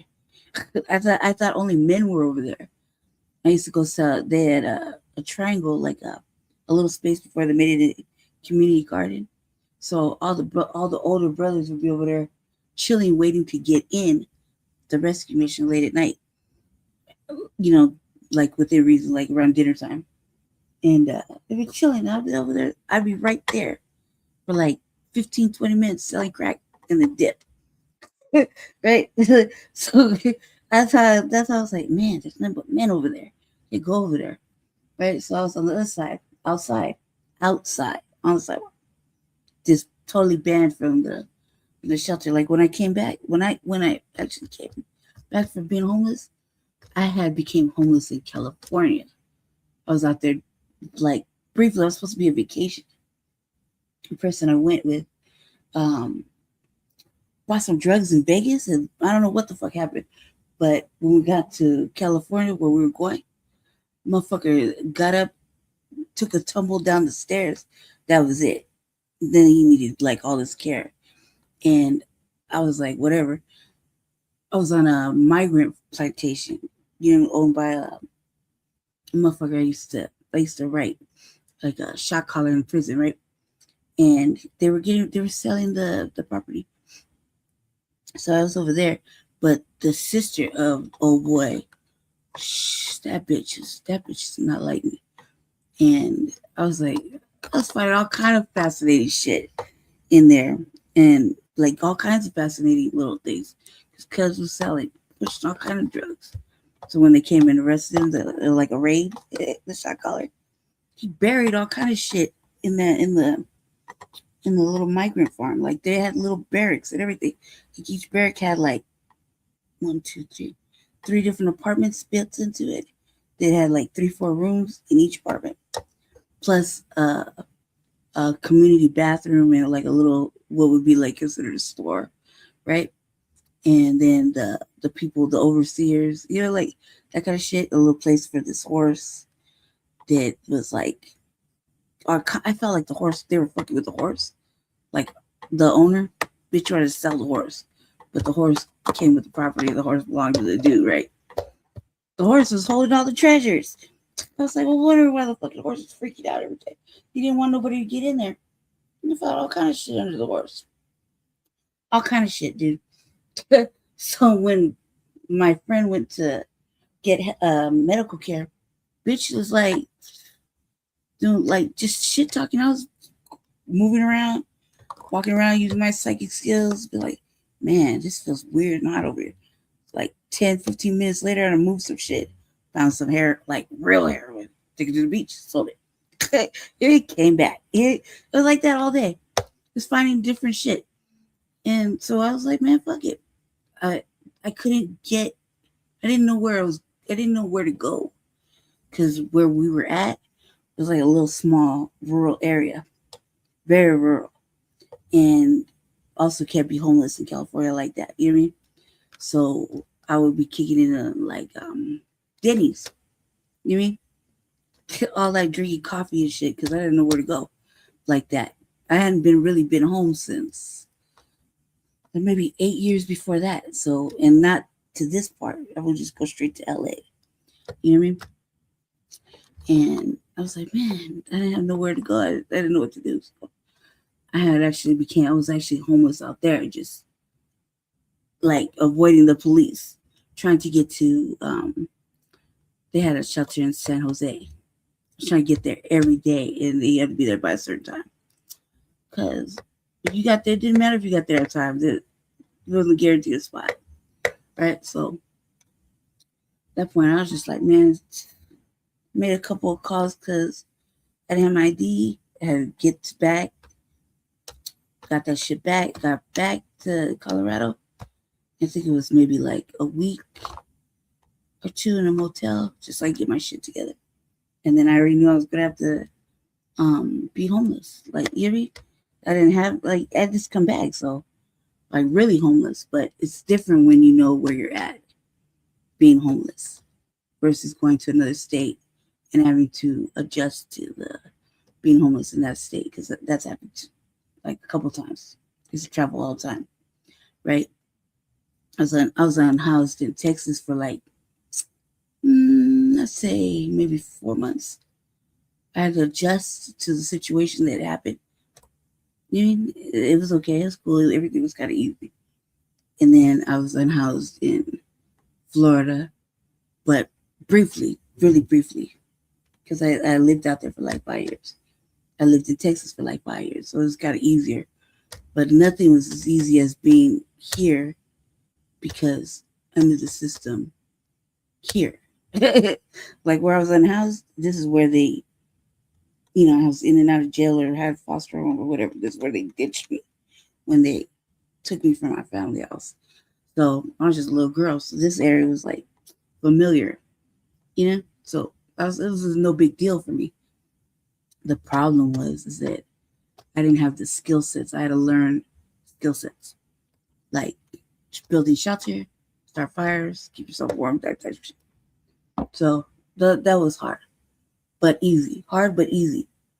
And for a motherfucker like me that likes to steal and break into shit, it wasn't that difficult. It wasn't that difficult. It was just took a long time because I didn't know how to get housing. I didn't know how to get myself an apartment like that. You know what I mean? Because you're unhoused. So I was outside selling drugs, but not a lot. Just enough to pay for like my soda and cigarette habit. Like real low key, like nobody knew, you know what I mean? Just enough to like pay for I smoked like maybe 8 cigarettes a day, 3 for $1, and maybe 4 sodas. Do the math. It wasn't a lot of money, you know what I mean? So I was trying to save everything like a little dime bag here, $5 bag here, $10 bag there. Real low key. You know? Mine only had like 15 people. You know, when I was pushing around, nobody even knew. Had a little mix of interesting little shit, you know. So I was like, by the time it happened, I didn't believe it. The voucher I had that housed me here only happened because I was under the most vulnerable situation. Like a motherfucker that's chronically in and out of jail or in and out the hospital or in and out of something, you know. So it was like systemic, like an experiment. And shit, I rocked with it. It's like a permanent thing. That's it. We're moving to the next step. We got like two more. He said his bad. He's on this there. Yeah, I believe it. So what is he gonna do? Like, what is he gonna do? How's he gonna make it? How dangerous is it? You know? Like, there's all kinds of factors. Like for me, I was all by myself, so lots of ugly shit happened that I couldn't really control. You know what I mean? Like ugly shit. So there's a lot of little dangers, you know, that you couldn't control. So after a while, motherfuckers just had to remember where they come from and just stay dangerous, you know? But I think that at the time, motherfuckers see my face and whatnot, that it looks innocent or like an easy target, easy mark. You know what I mean? But man, it wasn't that bad. For me, it wasn't bad at all. So it was just tedious, and that I got banned from the only ladies shelter. Like the first 3 days I was here, I got banned, like permanently banned. I couldn't even go in there. And it's difficult to be unhoused as a woman. Like, you have specific things, you know, needs. And when you get banned from those kind of places, you can't get no clothes, you can't get no shoes, you can't get no nothing. So I got banned from there, and then I got banned from like the day center. Yeah, I got banned from everything damn near. So mostly because I don't like old bitches, you know what I mean? Motherfuckers that belligerently disrespect because they can't, you know what I mean? Or you're not moving fast enough. They think they can boss you around or whatever. Nobody bosses me around. I don't give a fuck how old you are. But it's about respect, you know what I mean? I think that it would be okay if people didn't talk to me like when you're outside and you're like going to the restroom, they're banging on the door. You know you've been in there just a couple minutes, whatever, but they're banging on the door. And you're like, man, just, you know, hold on a sec. It's like getting rude. And then you're like, all right, hold on, cuz. Like that. It's just like it, like little tone. And then they go and old bitches, old white bitches. She yelled at me. She opened the door, pushed me. Like, come on, cuz. Like, I didn't do it. And I'd be like, come on, really, I didn't do that. They tried to defend myself. But how I look, I like that. I guess my energy would be like, yeah, right. She did that shit. You mean, like, man, you old ass snitching ass bitch. Bitch, you get outside. She threatened me. Hey, you won't fucking care over a cot, cuz is how you gonna behave. Alright, bitch. I don't give a fuck. You mean? That's like, so the weird time is really fucked. But I learned, man. I learned. I paid my dues beforehand, so it wasn't as bad, but it's a little different. I don't know. I'm good now. I'm really good out here, so it'd be okay. Like the skill sets I learned, if they shut shit down, I'll be able to make it easy. You mean easy peasy? Okay, hold on a second. Let me see. He wanted me to do one of these. Let me do the immigrant thing, but hold on a second. Let me find it. Okay, here we go.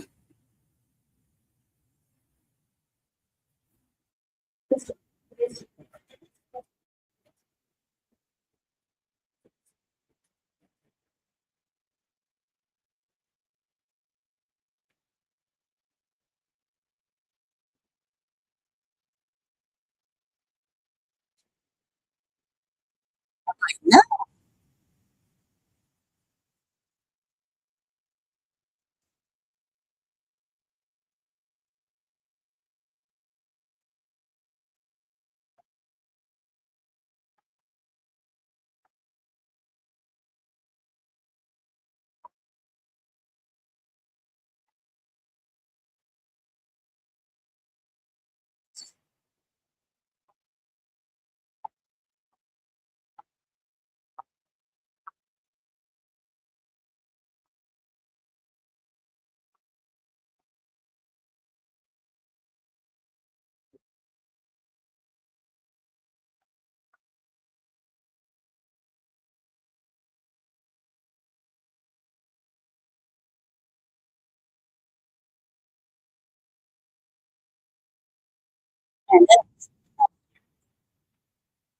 That'd be some fuck shit right there. Like, don't do that. Don't do that. You know what I mean? Like, man, you really need to monitor your motherfucking kid. Like, why do people gotta suffer? You know, I like mushrooms. They sell them in the store. You mean you can't do this? What the fuck is the point? First, you allow vape shops and smoke shops and shit. Doesn't matter what they're selling in there. They sell glass products. Now you're saying glass products are all off, right? Just because some stupid ass little white kid managed to get their hands on a vape pen and they're smoking cigarettes. That's your fault.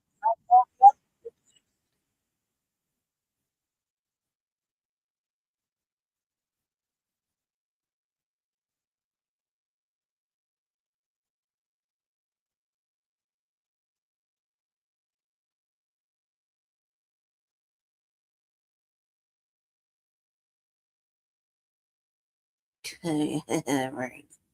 Hold a second. I gotta find the thing.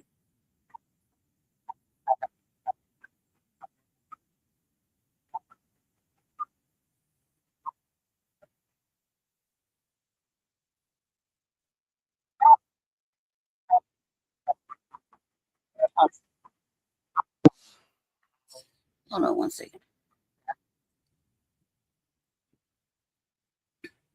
Let's see.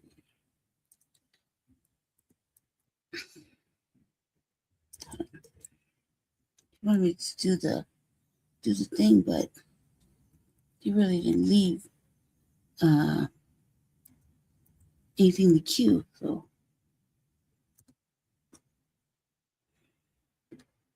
on one second. So much has happened actually. We got like I have like 3 Zooms in a meeting, and I'm like, I can't go by myself. I want to go talk. I want to go shit talk the motherfucking data centers. You mean we got them going up? Yeah, a lot of things going on, going up and happening that I just can't fathom. We were doing city council yesterday. They just prove whatever, even if they know it's wrong. Also,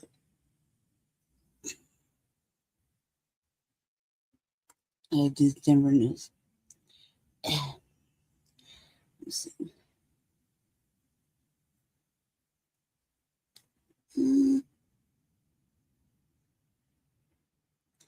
Like, come on, man. Hold on a second. No.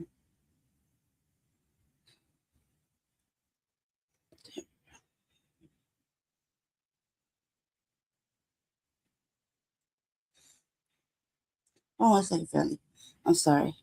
It's just in what he told me to do, but I gotta actually figure it out because we do got stuff going on out here. It's really important. Really, really important. I'll say. How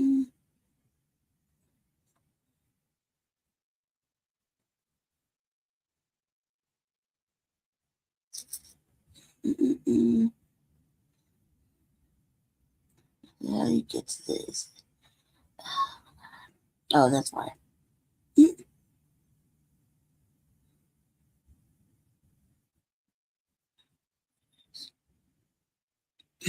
Hold on one second. I'm sitting in my chair. The cats literally fucked my shit up. Literally fucked my shit up.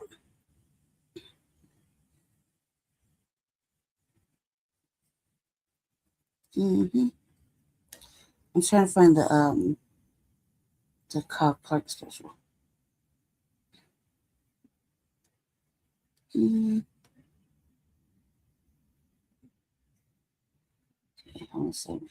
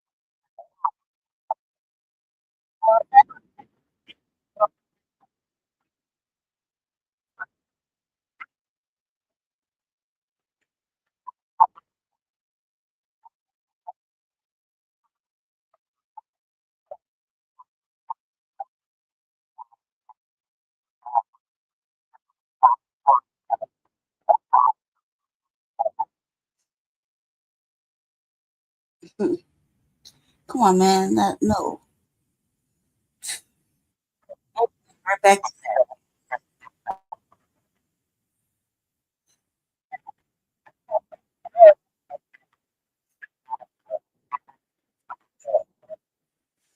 that.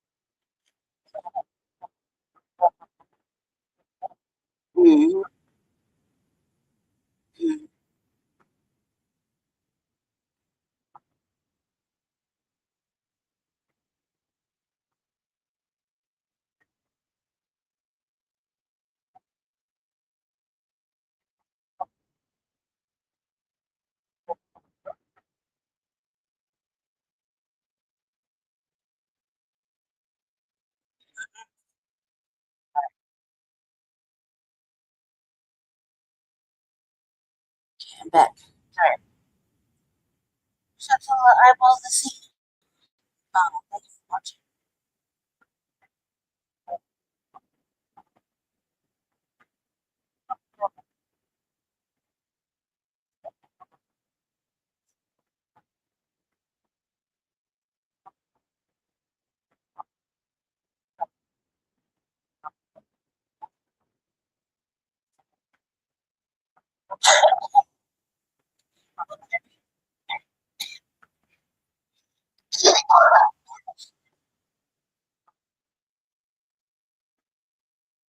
Hold on a second.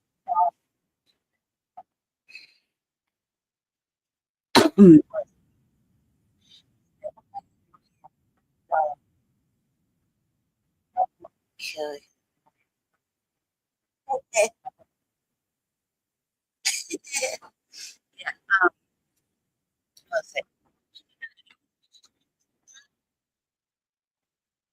Ross left and looked for another job in law enforcement. He didn't have to look long, and he didn't have to go far, just about 8 miles down this road. Back to Keensburg, where he had worked before. Despite 2 resignations during internal affairs investigations into his conduct, and despite a pending hit-and-run case, Keensburg rehired Jack Ross.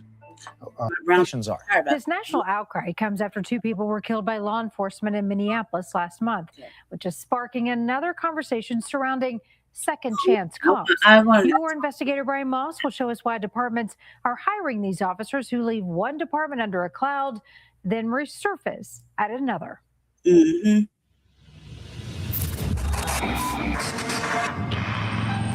The videos are slick, fast-paced, rock and roll, and designed to sell the job.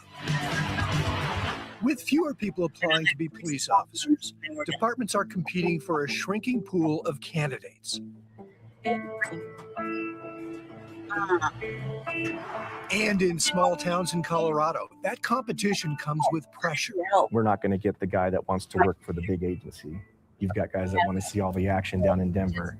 We've got people that sometimes just chase the money, right? We don't pay $120,000 a year. And so we have to go through with the applicants that we get, and we have to find the best fit for us as an agency. And the majority of the time that works out, and sometimes it doesn't. Scott Sedgwick is police chief in Hudson, 30 miles northeast of Denver. He runs a department of 12 officers. Every single day I come to work, and I try to make the best decisions for this town that I possibly can. But best sometimes means officers who left their last department with questions, like Hayden Anderson. State records show he resigned from the Longmont Police Department while under internal investigation. Sedgwick says that case involved allegations of excessive force, but he disagreed with the findings and hired Anderson anyway. Or Vanessa Trujillo. Again, my name is Vanessa Trujillo. Previous experience is banking. State record shows she resigned from the Parker Police Department in 2024 while facing termination. The department said she exhibited documented dishonesty, a pattern of intentional misrepresentations, and she was repeatedly caught driving around Parker between 80 and 93 miles an hour while on routine patrol, egregiously exceeding the speed limit, said Parker PD. And she provided unbelievable excuses about repeatedly sleeping on duty. Prosecutors later issued a letter saying she had exhibited untruthfulness. Sedgwick hired her anyway. We found some things in the investigation that we didn't necessarily agree with. Sedgwick also hired Jack Ross. Ross left the Alt Police Department in 2023 while he was under investigation for failing to arrest a suspect. Ross moved to the Keensburg Police Department before Hudson offered him more money. I believe in second chances, and I think there are some really good officers who maybe have made a mistake in the past or had some issues with their current command staff who go to another agency and they thrive and they flourish and they do a great job. But last August, while off duty, the Colorado State Patrol says Ross was, quote, actively road raging on I-25. Troopers say his actions caused an uninvolved vehicle to swerve and roll over. The State Patrol says Ross fled the scene. The off-duty cop later told investigators he didn't see a crash, but his wife told investigators she did see the crash and mentioned it to her husband, who said it wasn't their fault.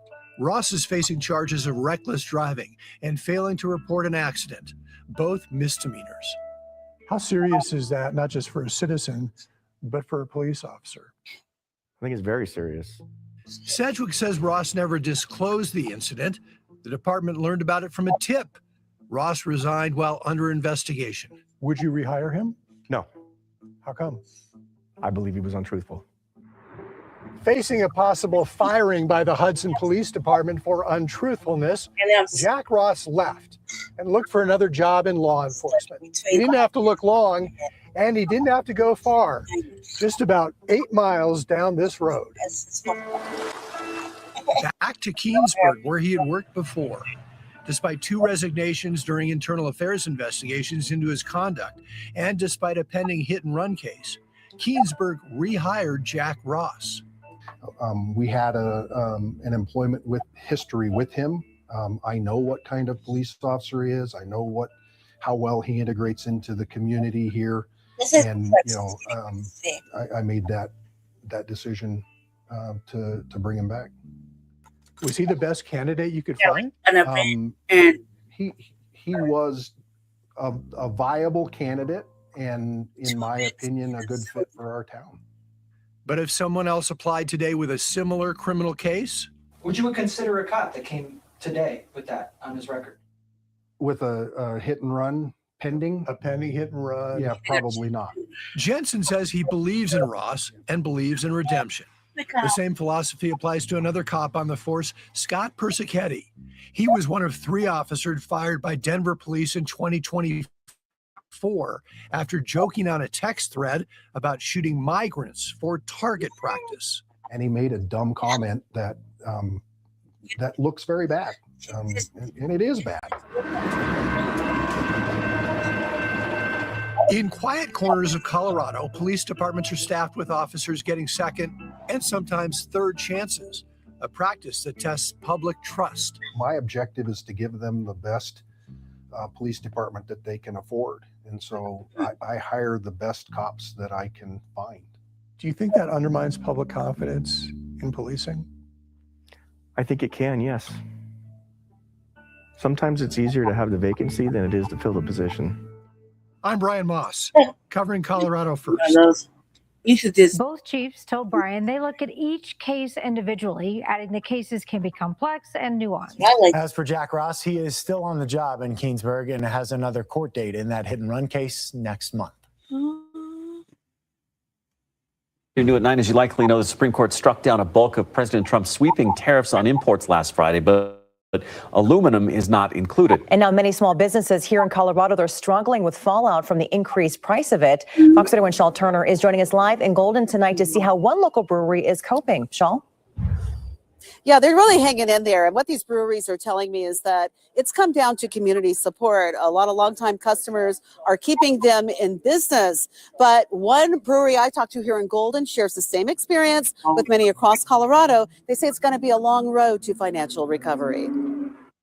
It is difficult to get aluminum cans in the size and the quantity that we can use. But that's not the only problem facing Golden City Brewery owner Tamara Monroe. The higher cost of aluminum means a halt to her business's growth. We actually had to stop our wholesale distribution program, so we no longer distribute cans to liquor stores.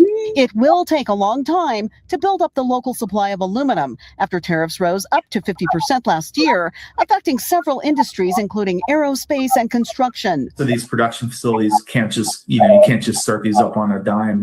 So it's important to understand some of the price implications also has to do with supply and demand. For many, finding a way to survive has meant making tough decisions and coping with devastating consequences. We unfortunately had to let those staff members go, which was really sad. I miss them a lot. Yeah, and these brewery owners are saying when it comes to maintaining those jobs or being able even to expand, it really does come down to customer support. And the Golden City Brewery, by the way, even with what they're challenging, they still manage to host charity events for local firefighters and other groups as well. Shawl Turner reporting live in Golden tonight, Fox 31. Police departments and district attorneys from around the area sure did their best to try to kill the surveillance bill on Monday, but it's advancing with some amendments too.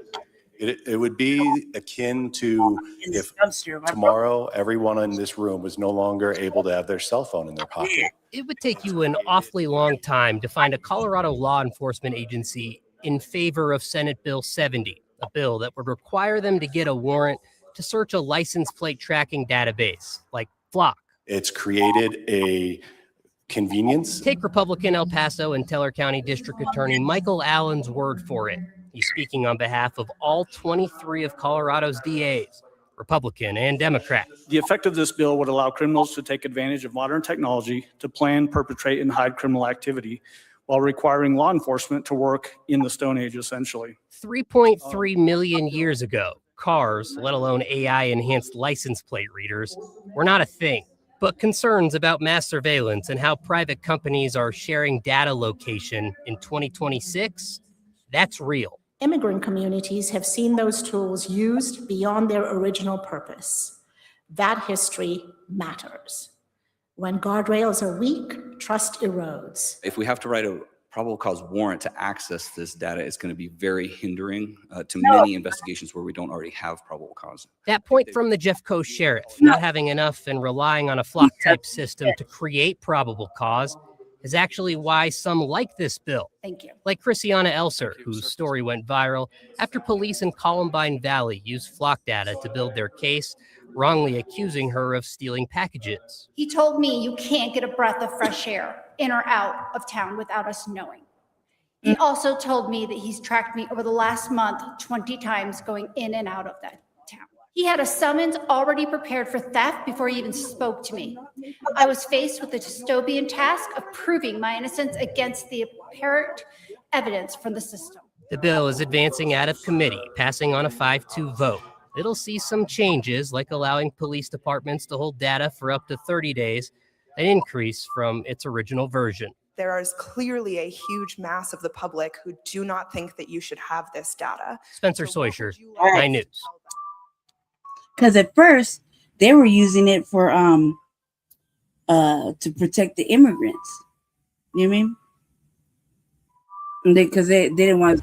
Now, when you call for an Uber or for a Lyft, you expect the photo on the phone to match the person behind the wheel. But that's not always the case, and the state of Colorado is now looking to hold so-called imposter drivers accountable. Denver 7's Richard Butler highlights the safety issue and what's being done about it.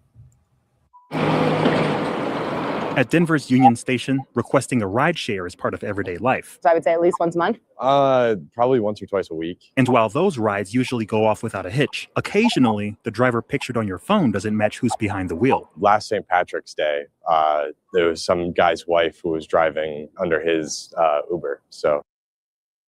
Oops. What the fuck happened to my queue? Oh my God. Hold on a sec, baby. Let's not lose my space, right?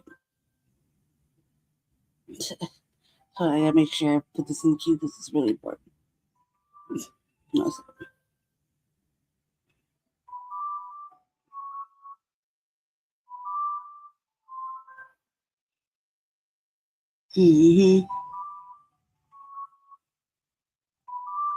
Hold on a second. I learned something right the other day when I did my my broadcast, and I showed it because I was wondering what the fuck was going on with my electricity bill. They didn't want to talk about it.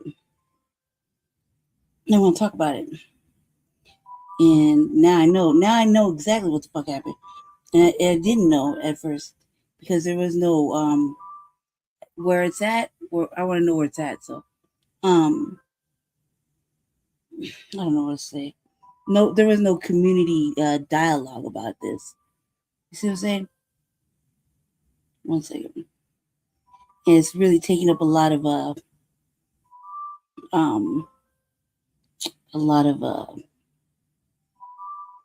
energy. 1 second. Also, too, I want to talk about this real fast because this was serious. Hold on a second. I was wondering what the fuck happened with this too. And now I know. I didn't believe it. It's Jesse,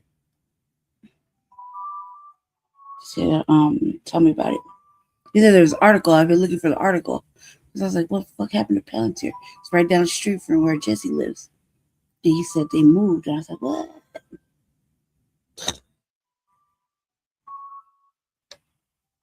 That's it.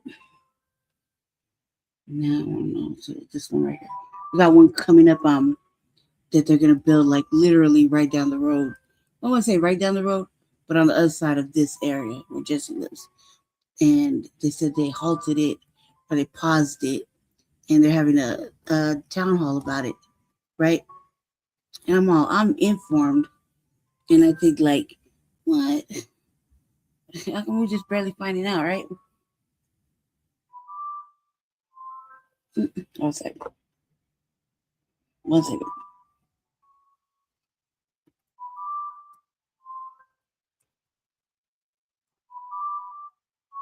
This is important too, because it's happening right now. Anyway, Tether Watson, he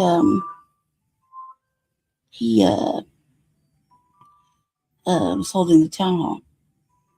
Okay, good. Now I can really talk to this motherfucker about what the fuck I felt like I needed to talk to him about.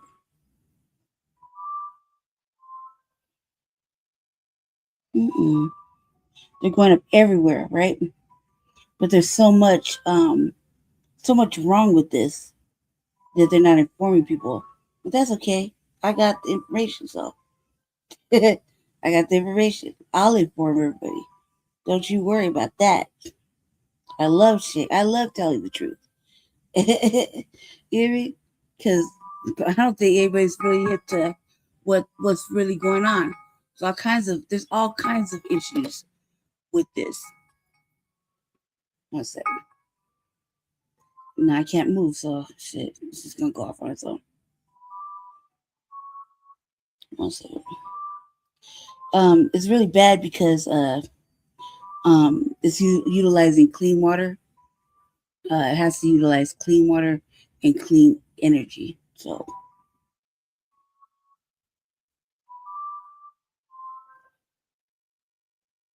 he can't really trust anything these individuals are talking about, right? That's how I learned about it. I had to learn about it this way. That it was happening literally right down the street because there's no engagement. They act like they told people. You know what I mean? Like, I'm like, who's hip to this and why we didn't know about it? Hold on one second. Make sure I got everything I wanted to get out of this. 1 second. Denver, Colorado, right? Mm-hmm.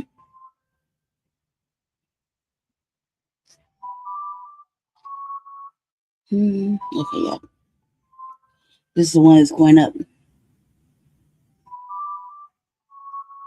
And the fucked up part about it was that they were putting them up and no one told anybody. So there's no articles, there's no nothing. There's all kinds of problems with this. Like all kinds of problems. Like you can get brain damage, there's all kinds of shit going on. It's like living right under right at the airport. There's all kinds of ugly shit going on with it. Right? And so one of those events, community events that I feel like has always been put on, right? It's supposed to be for the Black community, okay? We'll have the energy company come out. It's all corporate though, and they don't say anything. They don't really talk about the important shit that, like, for the people like myself, you know what I mean? I'm gonna leave it like that because it's really important. All right. I hope I got everything. All right, real quick. There's plenty of discussion as the Aurora City Council looks into a temporary moratorium on any new data centers here in the suburb. We were told years ago when they first brought this here that we would never notice them, that they would be great neighbors. We hear the chillers 24/7. The moratorium generally applies to new applications and expansion of existing facilities, but there are exemptions, including already submitted applications for proposed projects and routine repairs that don't increase capacity. We've seen an increase in the level of interest in data centers. So we need to have a more streamlined process that'll help both developers and help the city approve or deny the applications as they come in. City leaders say Aurora currently has 4 data centers with at least another 5 in the works. Right now, Aurora City Code classifies data centers as a type of warehouse and doesn't address noise, emissions, energy consumption, or water use. Noise was the biggest concern, and then there was some vibration too. So, but noise is the biggest concern, especially if it is after office hours and over the weekends when people want to be outside. Trying to tell you, gotta watch the last broadcast I did on my personal channel on the seduction doll part. Cover all this in that. The whole thing is about data centers. The whole 2 hour and 36 minutes. I'll show you the cost. There's like what's happening, the pollution, the risks, all kinds of shit. Thorough.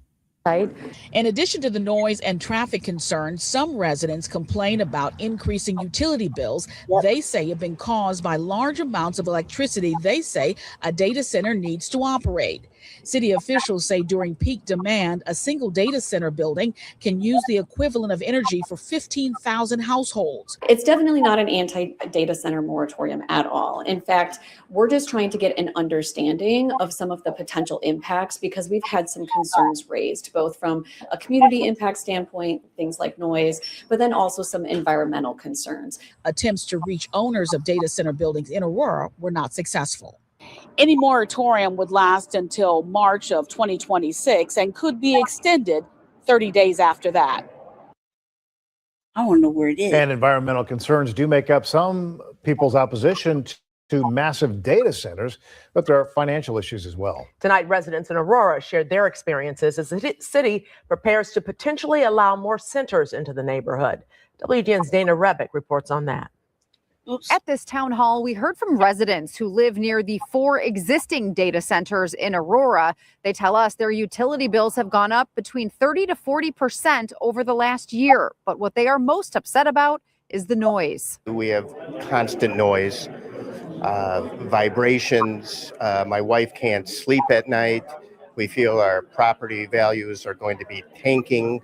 Aurora residents in the Stonebridge subdivision near Eola and Deal Road outraged. You should know what they're talking about. You work for the city. Over the Cyrus One data center. It is very loud. There's been times when the generators are running, and not all of the generators, a very small amount of them, like of the 36 that are on the ground closest to my house, maybe 6 of them were running, and my house was shaking. The city holding a town hall Thursday night. The top concerns are noise, energy consumption, and how that impacts their utility. Wrong area. They're telling me about Chicago. Wrong spot. That's how I believe I put it right. Wrong spot. Oops. Okay, let me get back over here. Actually, Denver city leaders have announced their intentions to file a moratorium on new data centers in the city. The office for Mayor Mike Johnston says this process is expected to last several months. It will allow the city to review and strengthen regulations around sites. If approved, the city will review additional data center specific regulations targeting land, energy, water use, and zoning. The city plans to bring in community members, client experts, even industry leaders to clarify guidance and help create policy. The city says existing data centers and projects currently permitted or under construction would not be impacted. I think they're an environmental concern. They do require an insane amount of energy.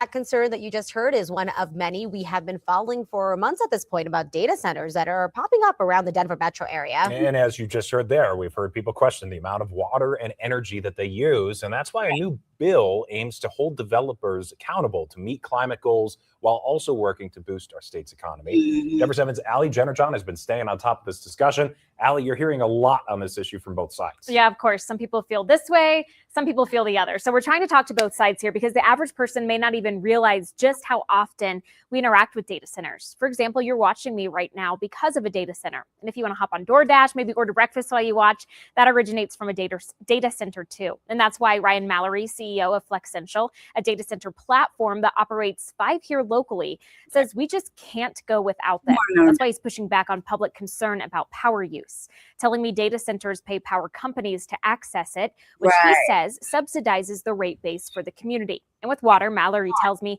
data centers don't take it from municipalities. It's a lot. We operate our facilities at a 0 WUE, which stands for water use efficiency.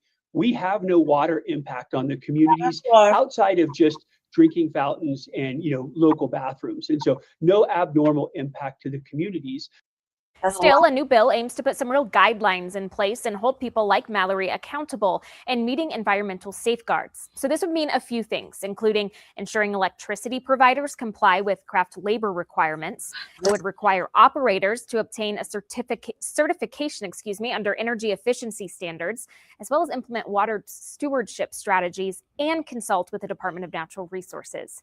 Now, this bill is set to be discussed in the House Energy and Environment Committee on February 12th. You can also view a full statement from Majority Leader Monica Duran and Representative Alex Valdez. That's in this story on our website, denver7.com. Live in studio, Allie Jennerjohn, Denver 7. Thank you for breaking that down for us, Allie. And as that happens here in Colorado, Elon Musk is now making a move to build data centers in space. Yesterday, he announced a merger between SpaceX and the artificial intelligence company xAI. In a memo, he cited data centers in space as the main driver for the deal. Musk says current advances in AI require immense power and cooling, and that moving those operations into orbit is the only logical solution.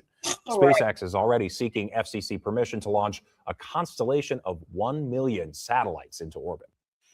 Neighbors in Denver are sharing their formal demands for a new data center campus planned near the National Western Complex. At a press conference today, residents of Globeville and the Elyria-Swansea area delivered their good neighbor proposal to CoreSite about its DE3 data center, listing out specific demands. They are asking for full transparency, and that includes detailing energy load, water use, and generator plans. The community is also asking for safeguards to privacy. They want limits to prevent the facility from supporting mass surveillance and deportation systems. The community is concerned about the increased energy demand and high water use that could impact the environment. Neighbors say this was necessary as this is, quote, not a trust situation and cannot be handled in private. If CoreSite wants to be a good neighbor, well, here's a proposal that's going to allow them to be a good neighbor in this neighborhood. And this proposal is really the only way that CoreSite can be here without adding to this cumulative harm. The proposal also demands CoreSite provide a written response by Tuesday, February 24th.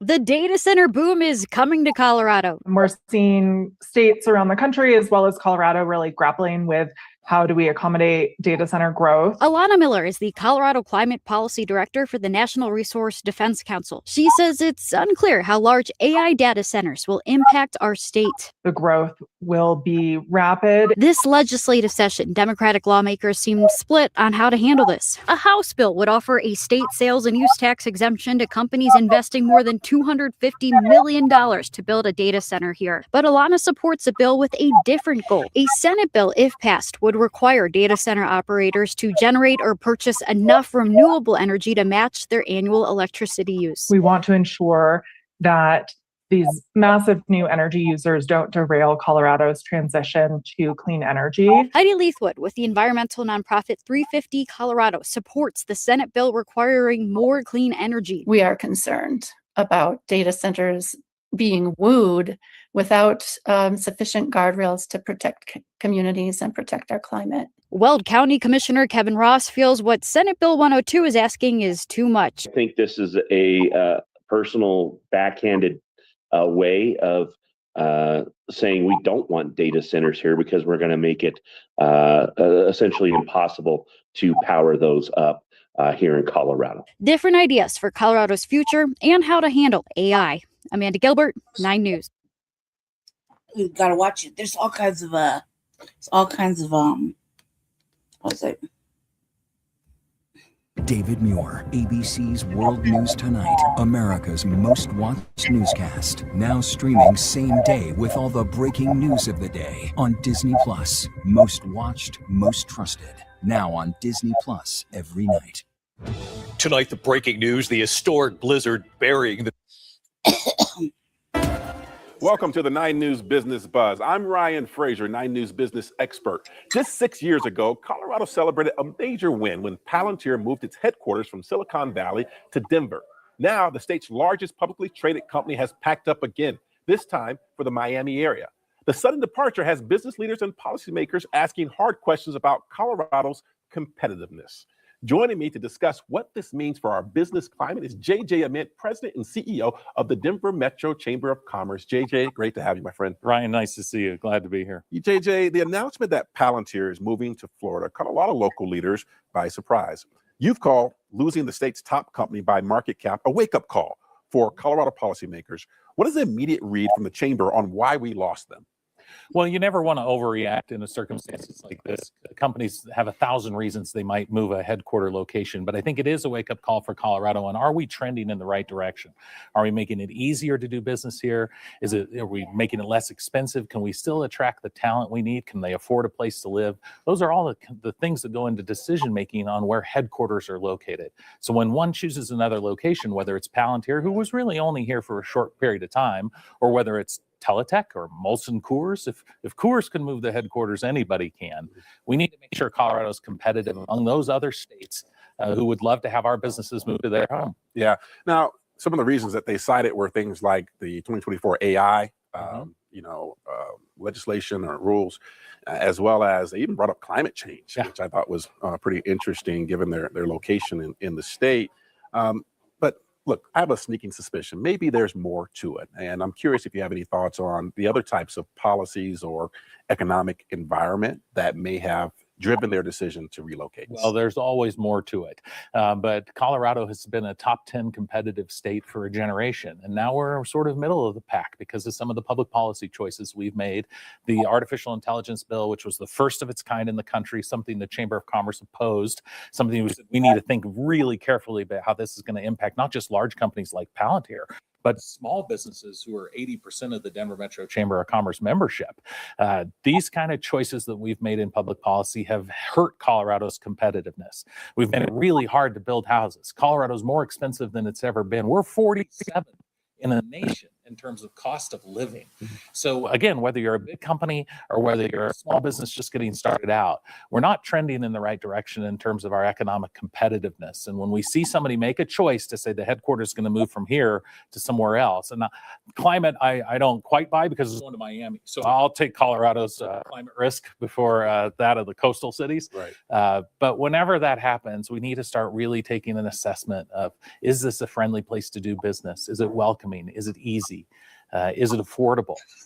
And if we're trending in the wrong direction, we need to make the choices that restore Colorado's competitiveness. Related to that, right? And I know the chamber has spoken about this, on many occasions, right? Is the regulatory burden in Colorado just become too heavy for cutting edge tech firms to operate here?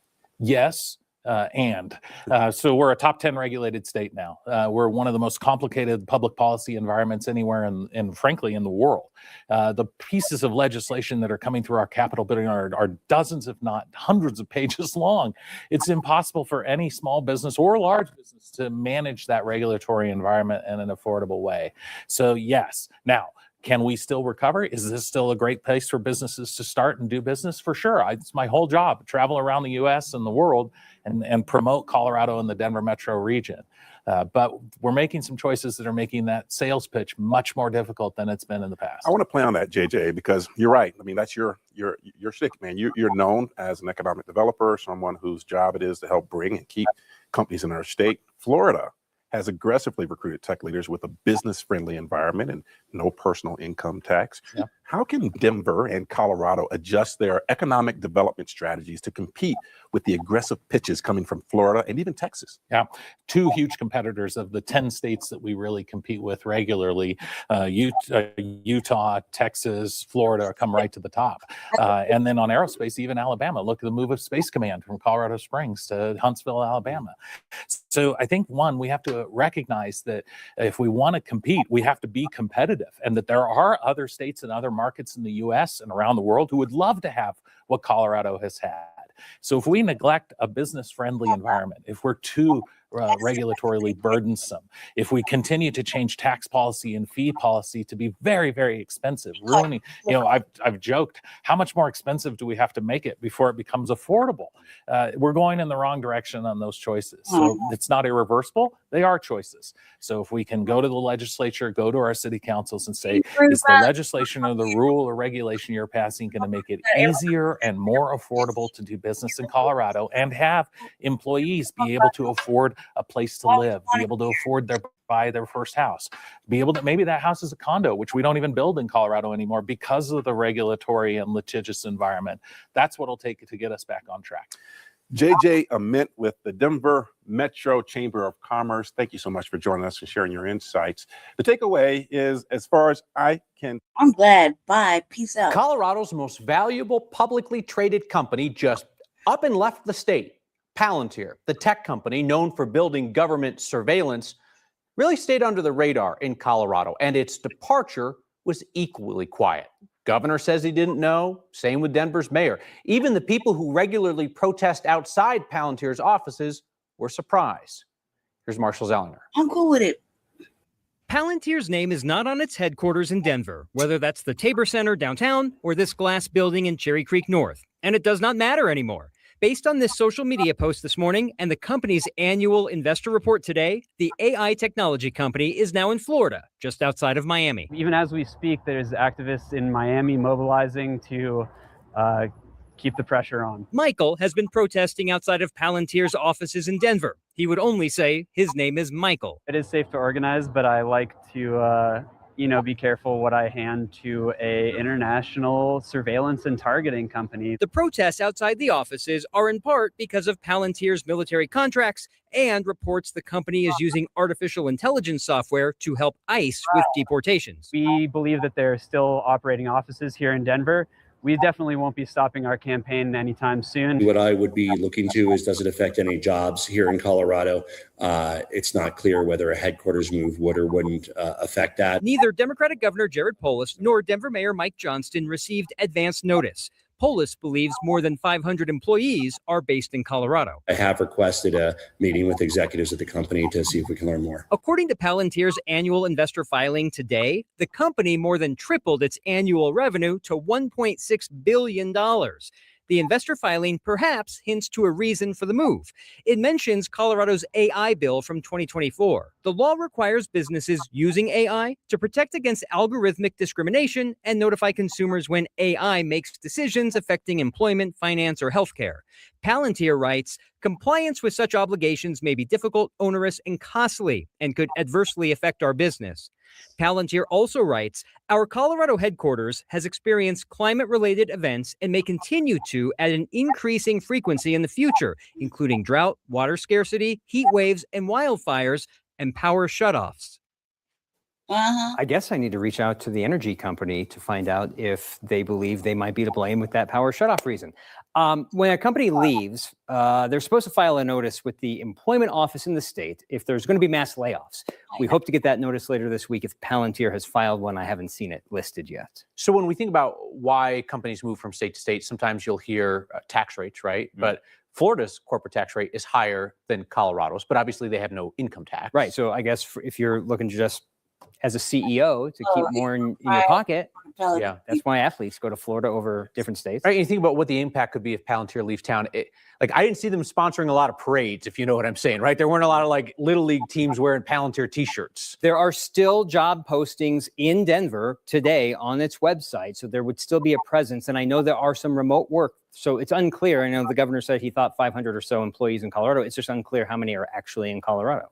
All right, interesting stuff, and it just happened like that this morning. Marshall Zellinger, thank you. Over to the state capitol, where today community members and police weighed in on flock cameras and systems like them. A bill in committee looks to change the access that police have to those systems. Fox 1 political reporter Gabrielle Franklin is joining us live from the Capitol with more. Gabrielle. Yeah, Christine, supporters and opponents are currently debating a measure at the state capitol, looking to strike a balance between public safety and privacy when it comes to these surveillance camera systems. This bill will not take these cameras off the street. They will.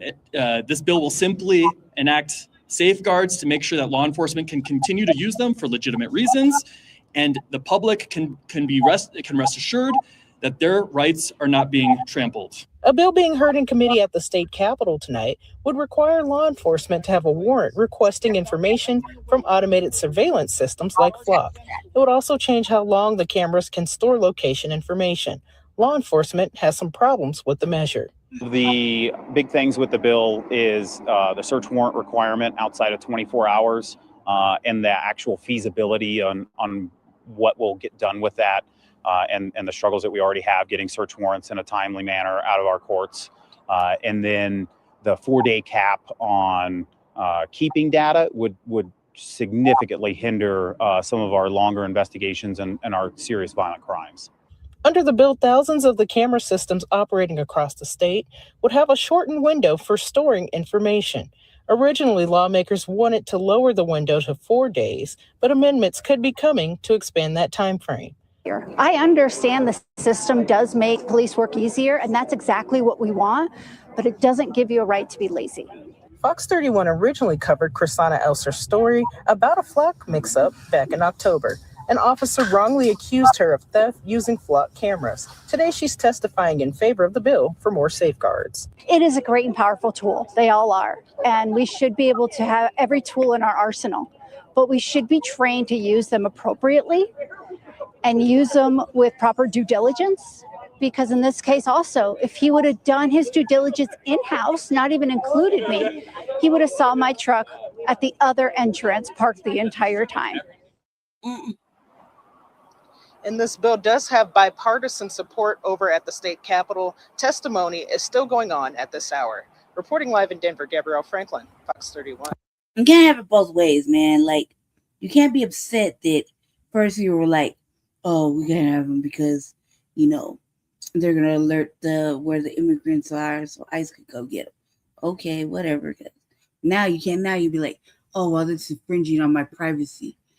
You can't have it both ways. Like, pick a fucking struggle. Pick something to really be mad about. Like, this is ridiculous. With the Blacc cameras, they're everywhere, and like, thought is as soon as you leave your house, and like me leaving my house to go to Jesse's, every camera in the fucking city see me. Like, at least 50, 60 fucking cameras, not to mention the drones flying over, has spotted me, recognized me, or whatever, right? Allegedly. It doesn't matter. If those cameras are like designed, they're like designed to have facial recognition or body, like it's designed to pick you up, recognize you, like, you know what I mean? It's your name is such and such, such as you live right there. You know what I mean? Like it.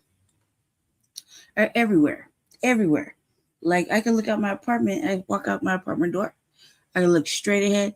There's like a camera directly facing my motherfucking apartment 2 blocks over on a light. Right? It's facing my direction. So when fuck shit happens, they immediately walk over to the building. The police immediately are at the building. You mean? I'm gonna just don't answer the door because it's stupid.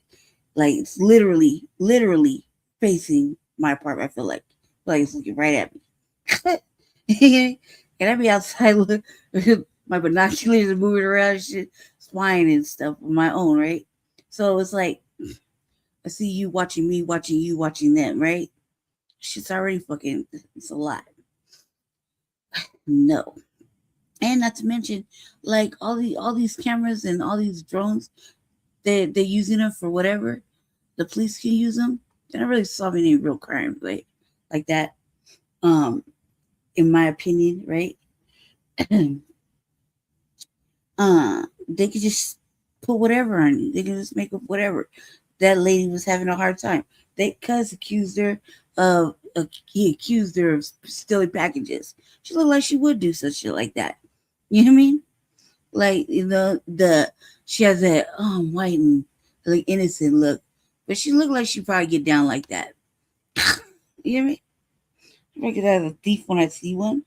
Just like, due diligence. Yeah, go ahead and park your car the other end. That doesn't mean you didn't leave and walk somewhere else. You know what I mean? Crazy. Right. And then be upset about it. Like, oh my God, Palantir left. Man, let him go. What you talking about? This motherfucker has no scruples. He has contracts with all the agencies. You don't work for this like the CIA or the DEA or he's for everybody and anybody. And his whole goal is to fucking strike up fear, and you live in fear so you can feel safe because they're watching. Come on now, guys. It's diabolical. Let him go. What are you really worried about? So what if he left? Maybe he took his 50 remote motherfucking hackers with him. They're working remotely. You know what I mean? It's like 50 layoffs. People in Colorado are losing their jobs. From what? An office building? He's not even in the office building. You don't even know. You don't know. You're just collecting his bread, and his bread left. Now you're upset. Hey, it's just another fucking way to menace the people. Stupid. Hi, family. Listen, I gotta go. Hopefully it covered everything he wanted me to cover. Ray, are you gonna be around at like, I don't know, 5 p.m. Mountain Standard Time? Question mark. Need your help. I need your help. I gotta put that upgrade on my computer to Windows 11. I'm trying to pay for that shit, but bootleg that shit. I'm looking for it, and like 1 or 2 other things that would enhance my little studio production at the house. I like to make music, personally. just for my own entertainment. You know what I mean? So, like, there's a couple things like I need help with. That way I can turn my webcam on, because it needs an upgrade. It won't even let me turn my webcam on for the StreamYard or anything. Can't even access it. So, yeah, they want to upgrade my desktop. I'm not feeling it. I don't want to. I like my desktop. It's all like in one piece, you know. So, and I got all my shit on it. I'm not trying to do all that. I like 100,000 books on PDF. No, I'm not trying to do none of that. Plus, you know, I need help doing it because I gotta download certain new apps, I guess, so I can make my little opening clips and whatnot. Because we used to have them, you know. I actually gotta find the one that Keezy worked on, so that we used to use, you know what I mean? So the little opening clips or you know, shit like that. It's really serious. I can't do it. And this is like me using my actual channel, like the Seduction Doll channel. That's just for me to chop it up in different chats or whatever, different podcasts. It wasn't meant for like doing lives and whatnot. The channel just got all the channels that got struck, except for this one that you're on. And so when I did my broadcast the other night on the data centers, I had to do it to the personal channel, and then I couldn't even see where it was. Like, there's something going on with, like, I'm either being shadow banned all over the internet or what, like in real life, because I couldn't renew my my membership for TBA at all, right? I couldn't edit I couldn't give you a wrench if you wanted me to for the RVA. I couldn't even access the RVA. The Church of Black Power, Cuz was live, and I couldn't even see his channel at all. He was live. I mean, like, I was listening to it with Jesse, and I couldn't access it. So I had to do like 3 things. It took me like 20 minutes to figure it out, and then I had access to it, and I could see the stream. Same thing with Breeze's channel. I wasn't getting any notifications. Like, all of a sudden, it just unsubbed me to everything. TBA. Like, I couldn't believe they wouldn't accept my money to renew my membership. Right? I'm like, what? This is ridiculous. I couldn't see anything. I couldn't see like Alpha. I couldn't see Afro Elite. I couldn't see For the Culture. I couldn't see any of the New Blacc Media podcasts at all. Nothing at all. Really. And then just to put my phone into like a landscape or portrait or some crazy shit like that, and then all of a sudden I can see everything. It's weird. And I have to resub, and then it keeps kicking me out. It won't let me do that. It won't let me see anybody's podcast, let alone share it, for like the last couple of days. I don't know. It's a miracle how I've been sharing, like, I think I shared like 6 or maybe 6, I'll be generous, on Facebook, that I was able to see, like TBA. You know what I mean? Professor Black Truth. Just whatever I was able to see. I couldn't, it was ridiculous. I couldn't even see or access my own broadcast that I actually shot. I actually did on the Seduction Doll channel. Fucking weird. And I couldn't give you a wrench if you wanted me to. Especially over here, because I'm over here. It just said I had to go home today, so I don't know how that's gonna be possible. But he said, I was thinking, like, you have time later this evening that you can help me remotely? Question mark. Because I actually need help.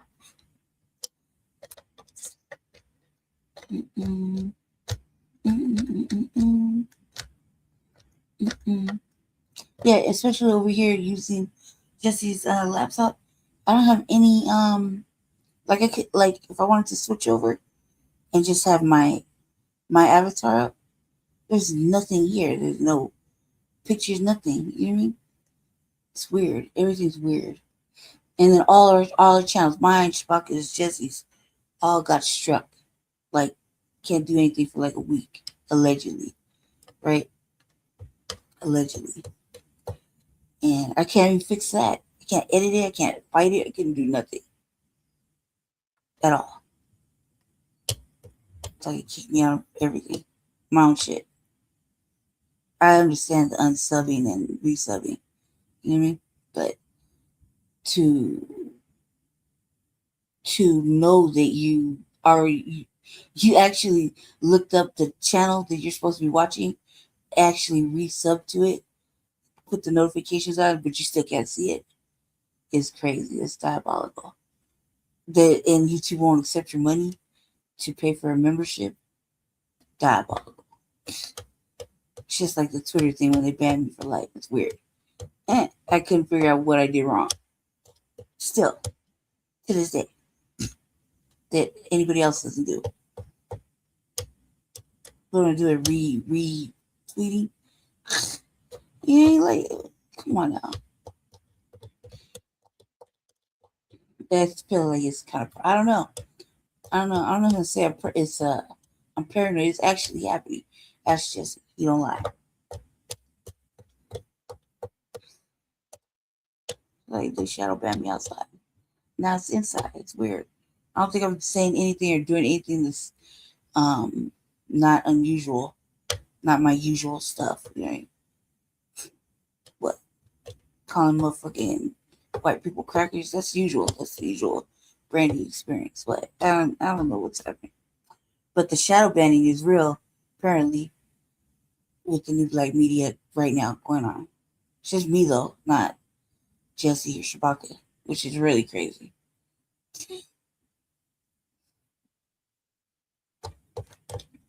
So anyway, you gonna be able to do it or not? Because I'm about to get off the computer. I have to wake him up, and I'm kind of like stuck in between whatever this is, the desk, and whatever he has behind the desk. And the cats fucked my shit up. They literally fucked my chair up. Like, it's making all kinds of weird noises, acting all funny. That I don't know, destroyed something that, like, messed up one of the cords to drive it. It's like acting all dysfunctional. Just in 2 feet of space.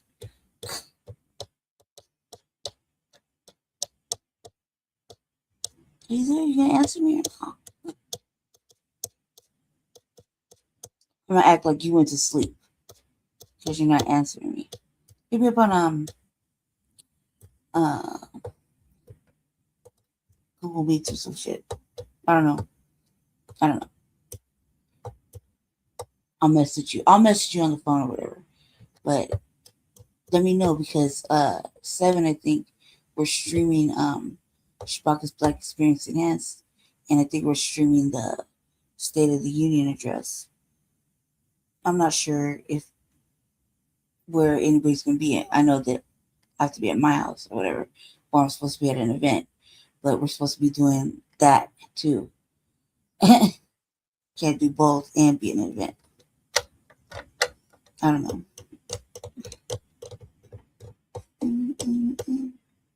We give 2 more minutes, guys. Did you leave? Like, fall asleep? Shout out to the little eyeballs watching, speaking and not speaking. Glad to see you here. Thank you. All right, Raymundo, I'm gonna act like you just ignored my request. So I'm gonna act like that because you're not answering me, and I know you're awake. Let me see. Yeah, okay. Anyway, Black family, thank you. It's Tuesday, Grand Rising. Stay black, stay dangerous, stay out the way. Join us later on this evening for Shabaka's Black Experience Enhanced. I believe we are streaming the State of the Union address because it's important. Or one of us will be at an event. I don't know yet, but I know that that's supposed to happen. So join us for Shabaka's Black Experience Enhanced. I believe it's 7 o'clock Mountain Standard Time. I believe. Like and subscribe. Share the broadcast. Thank you for watching Season 6, Episode 14, Part 3 of the Frontline Black News. I had to take over for Jesse.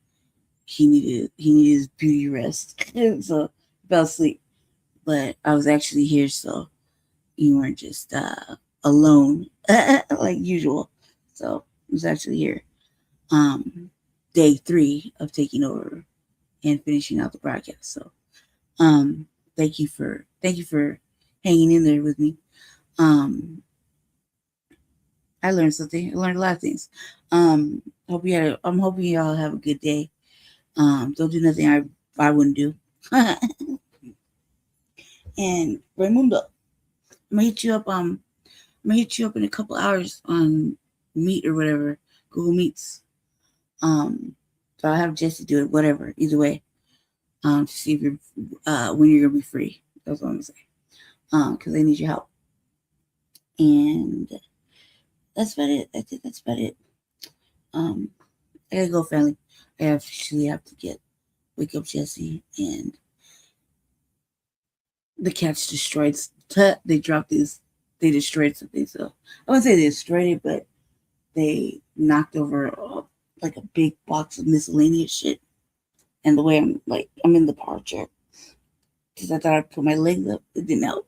So I'll dysfunction right now. So I gotta wake him up so he can help me. And he's got stuff to do anyway. So I'll tell him to say hi. Thank you, viewers, for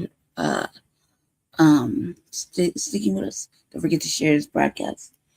And we'll see you later on this evening for Shabaka's Black Experience Enhanced.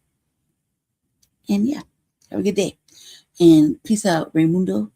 And yeah, thank you everybody who showed up in the chat earlier. Mac, Twin,